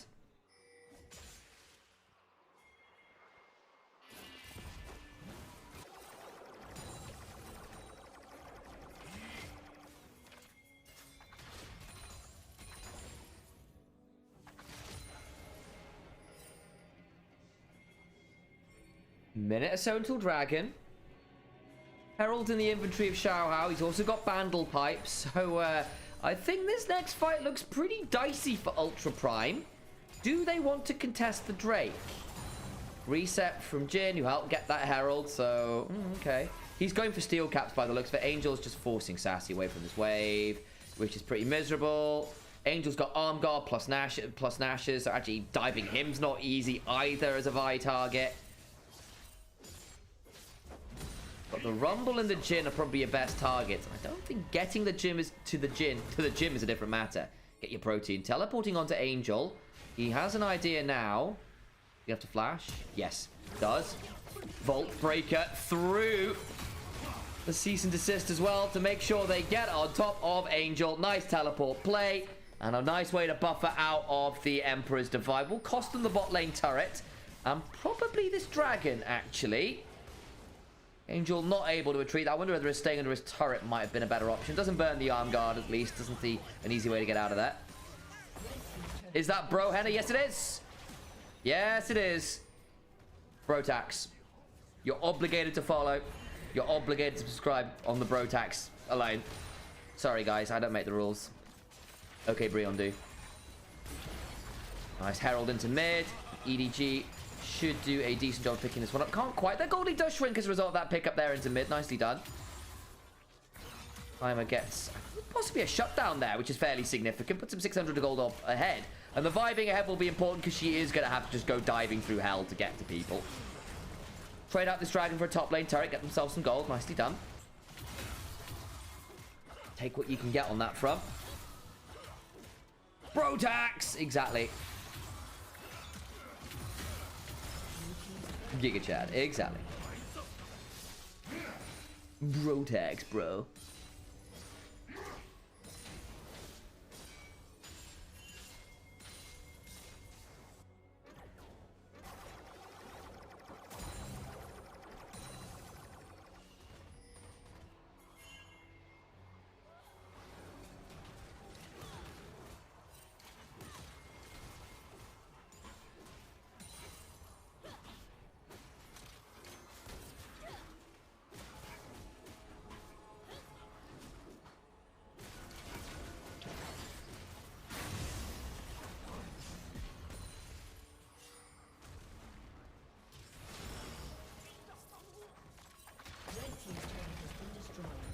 There goes that mid tier 1.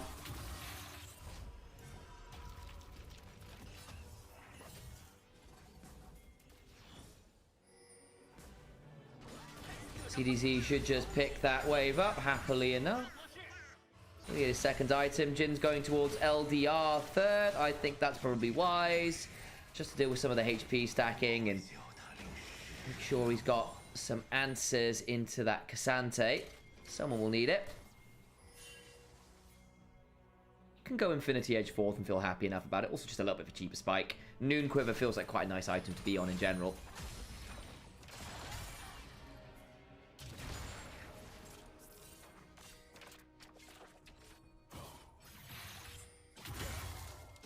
Saber. Just clears up this wave. Not what's beyond that one. And again, it is another one of those slower games, guys. Dragons in 3.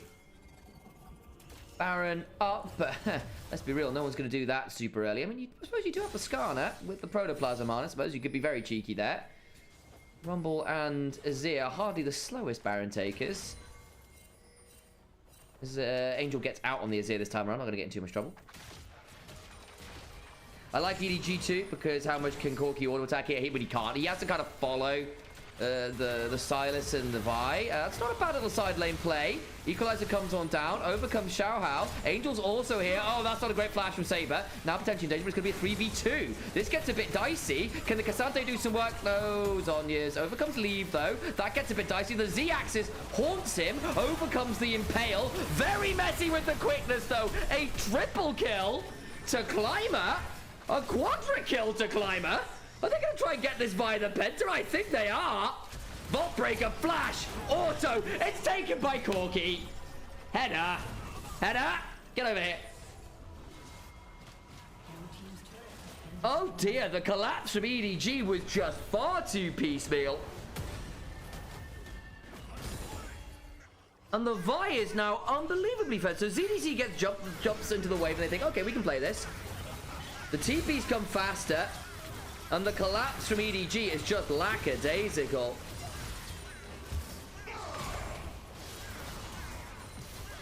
They don't kill off Saber.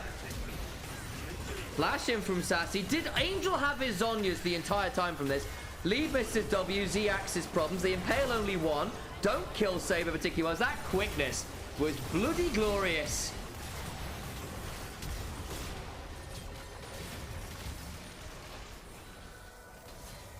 And now Leave just gets flashed on. And, okay. How does Henna end up taking that? By red buff, red buff, red buff, red buff. Oh, EDG, what a categorical misplay on the side lane. It's only 1,500 gold difference. And again, I still like the comp here, but that was diabolically bad. Climber now has 3 items in a GA. Okay, including a GA. I mean, it's still not great elsewhere. But still. It was Hex Optics third, by the way, for the Jhin. Okay. Well, PD Hex Optics is kind of the set to kite your way through team fights.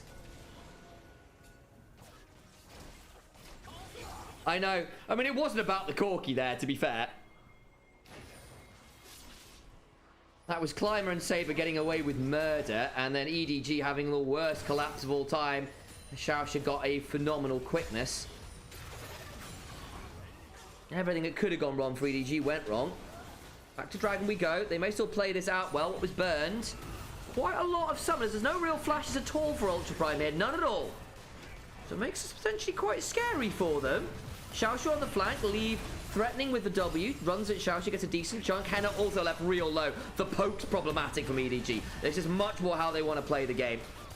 Xiaoxia leaves jump. Well, they knew he was there.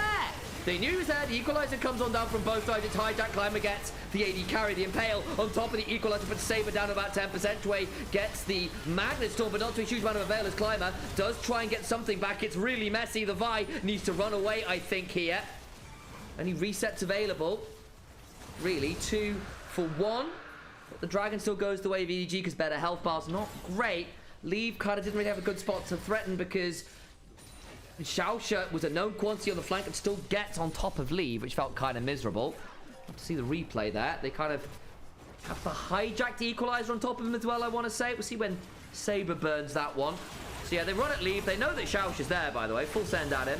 It is indeed the hijacked Equalizer, so Leave just gets burned alive. There's a turnaround Equalizer, which also causes some strife. And they nearly get Saber there for free, as they kind of do the fried chicken combo of Skarner R and Equalizer. Still, does just about get out. Arm guard's broken, though. It'll be a little while before he can get towards his Zonyas, I think. Still not exactly been the cleanest from EDG here. They had a really, really good start to this game, and then just once again, EDG's capacity to throw has to be studied. Climber's jumping at Dway, who crashes down over the wall. They're TPing on this. They're thinking of Baroning. Okay, out comes the Sun Disc. Where's the rest of EDG's? EDZ has got Teleport, hasn't burned it. Deadly Flourish, they're trying to split people up again. Edward Gaming, a little bit split. That's the Skarner.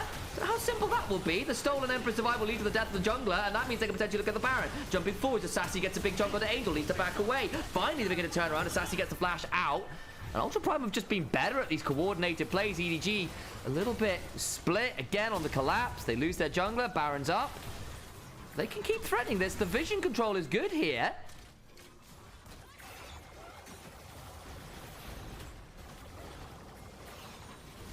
Oh boy. 4v5. Can they to threaten? There's the pull back onto ZDZ. Oh boy, the quickness, the turnaround though. There's an equalizer. The Emperor's Divide splits people off. They have killed off ZDZ. The pullback, Assassin in the back line will threaten Angel, goes golden. But Saber flashes away. Leaves trying to threaten. But a jump in from Xiaoxia denies the easy follow-up. A stolen curtain call! Leave forced to bow its rival production. Flashed away from Climber. Good hands. Great hands. Can turn around his own curtain call. But Sassy says, I don't think so. That's a 4-for-1 across the whole of it. They can't get the Baron, but again, they're picking up more gold, and suddenly they are 3,500 gold up.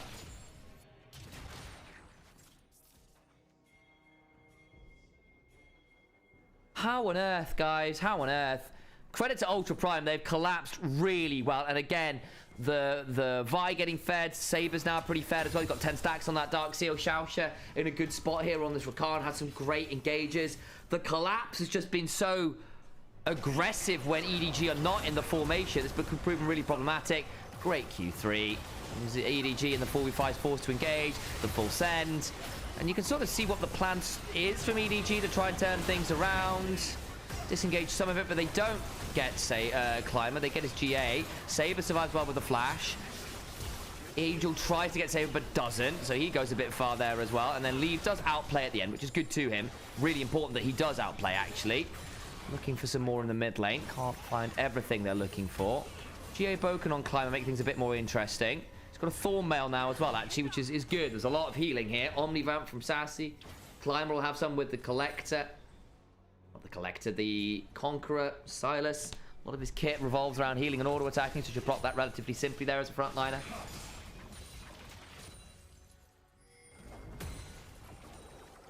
In lead carry we trust, I guess. It's going to the Lord Dom's 4th.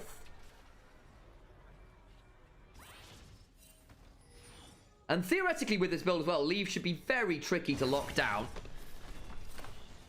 Getting the Hubris Hex Optics active off that first involvement in a kill means he can just play from miles away into a composition that should struggle to get onto him regularly, but they've not done due diligence in the vision and the objective zones. I'm just not like EDG side laning at all. I think their contests on these objectives when they've lost vision control has been very poor. Very poor.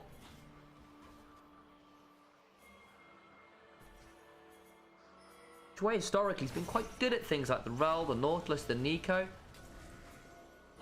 Had the easiest time today though. ZDZ doesn't know the Climber's there.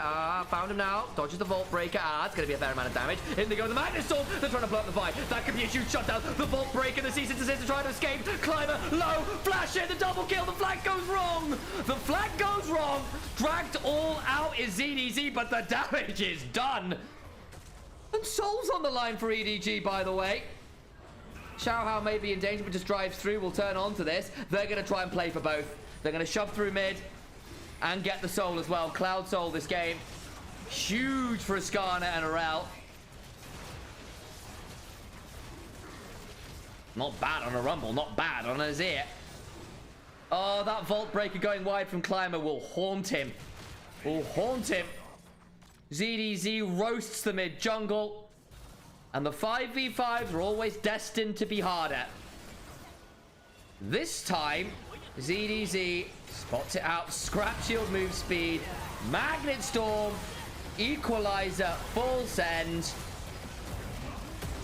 And Xiaoxia and Climber try to run out of the curtain call and just get burned alive. Flash on in. Double kill.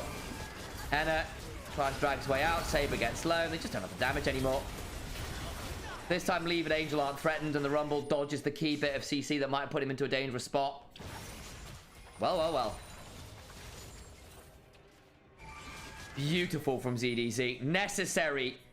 Gold right back to even. EDG with a slight lead.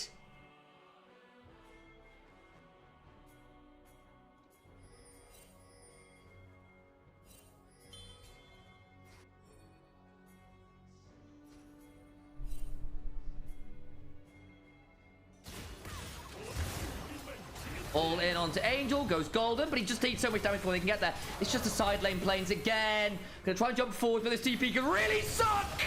Oh boy! The Empress Divide somehow went wide there. Don't quite know how.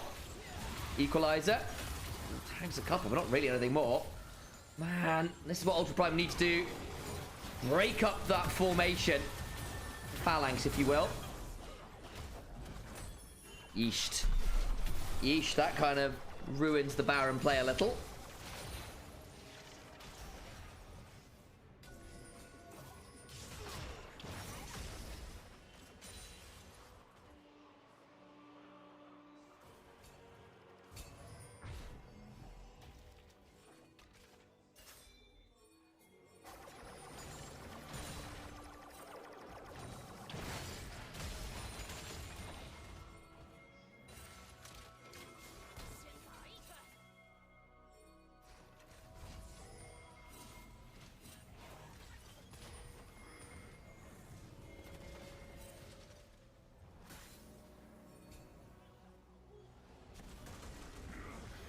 So, that kind of stifles the Baron in its entirety, honestly, actually.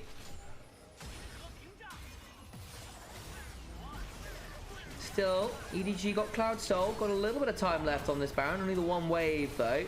Wave control wasn't fantastic after Angel got caught out there. The curtains get called. Threatening some people. Sassy with the footwork. The Equalizer is hijacked there to clear out the wave. Climber on a flank angle. He's going to be known, though. Can they try and threaten him? They can! Vault Breaker away. Cloud, Rift, Movement Zone, scary. They know where Climber is.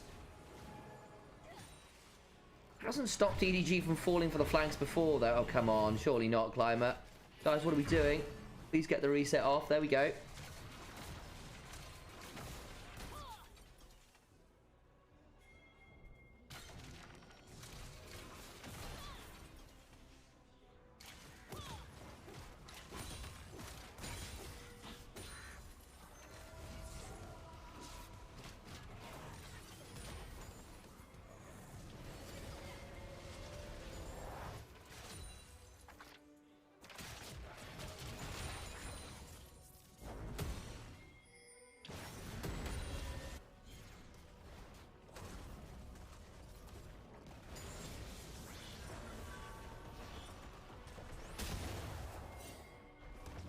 Baron's going to be a couple minutes. Elder as well. That has to be our next port of call.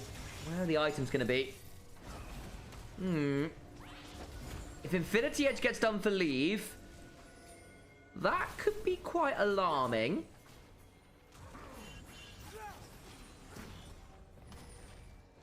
Infinity Edge gets done for Henna. That could be a big deal as well.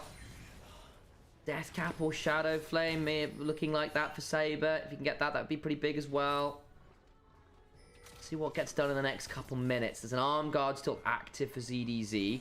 Can probably justify an NLR. And then doesn't have to turn that into the Zhonya's per se. Can also death cap if he needs to.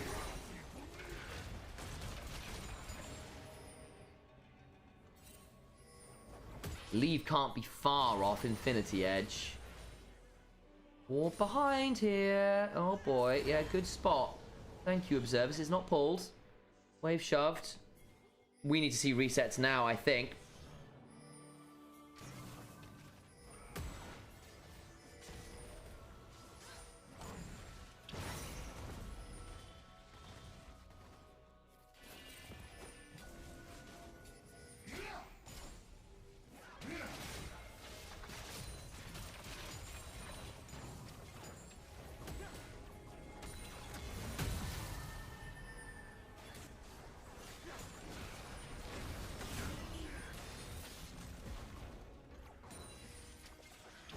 Potential look from which way here.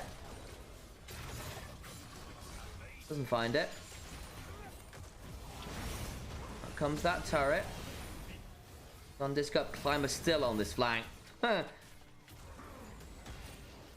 Quadra kill, nearly a penta. Stolen one at that. Penta in hearts only. There's a deadly flourish. Just throwing out the poke. It is still going to be really annoying this game, that poke. Not quite as potent as it was a little earlier in the game. Climber's still off vision. Don't know he's there. No way does he skirt around. No way is he skirted around. Elder started. Leaves doing it solo. No way. Climber's managed to find his way all the way back here. This can't be real. This can't be real. He's in. Jumps onto one. They've blown up Angel. Wonderful for Climber. Turn around. Impale is disgusting. Leaves beginning to free fire. He's got that hubris. And the Hex Optics active. Oh, Climber. Everything you could have done there. The immediate deletion on the Azir, but the unit is all around, and it is such an easy AoE shutdown after. Equalizer comes down on top. The Impaler's there. The grilled chicken skewers. You dive onto one, you kill one, but there are 4 members remaining. It is anything but pretty. It is anything but quick. But Edward Gaming will go 2-1 here. And Ultra Prime now languishing at 4th in the group. Maybe even 5th. 1 and 2 series to play. And the possibility looms of not playing in summer. EDG, a sigh of relief. They will not be happy. They will not be pleased. But a win is a win. An important one, it wasn't that. Direct opponents.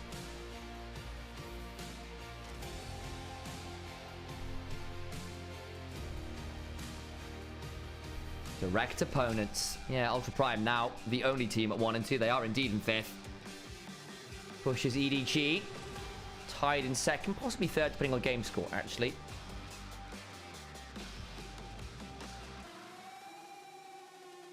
Wow. What a Magnet Storm. What an Impale. What an Equalizer. That was always the problem. That AoE, you all go diving in. And if the team fight isn't split, if the group isn't split, that clump was always going to be dangerous to jump into. Because Angel disappeared in a second. It was a really good flank from Climber. It really was. What can you say, guys? What can you say? Who have Ultra Prime still got to play? Let's have a look, shall we? Ultra Prime. LNG, OMG. Okay, a little easier. LNG might be hard work. OMG, they're direct rivals at bottom. Oh, boy. The problem is they've played everyone above them in the standings now, aside from LNG. Oh, that's tough. I think that might be it for Ultra Prime. That could really sting. Huge stakes there. LNG still need to play LGD, who lost recently, it's worth noting. But they also won today, that's a big one. They've got to go TT. 2-1, big one. Of course, Ultra Prime, who are going to look at this and go, oh god. Head-to-head there against LNG might be what saves them. And they need then not to lose to a team like OMG. Oh boy. Ridiculous game. Remarkable game. There you go. It's all well and done. I realistically need to get out of here fairly shortly, so I'll see exactly what Al wants to do at the end of this, whether he wants to do a bit of streaming or not. But I need to get going shortly, so I'll go see what's going on. Be right back. Turn the camera off and leave you with some potential interviews.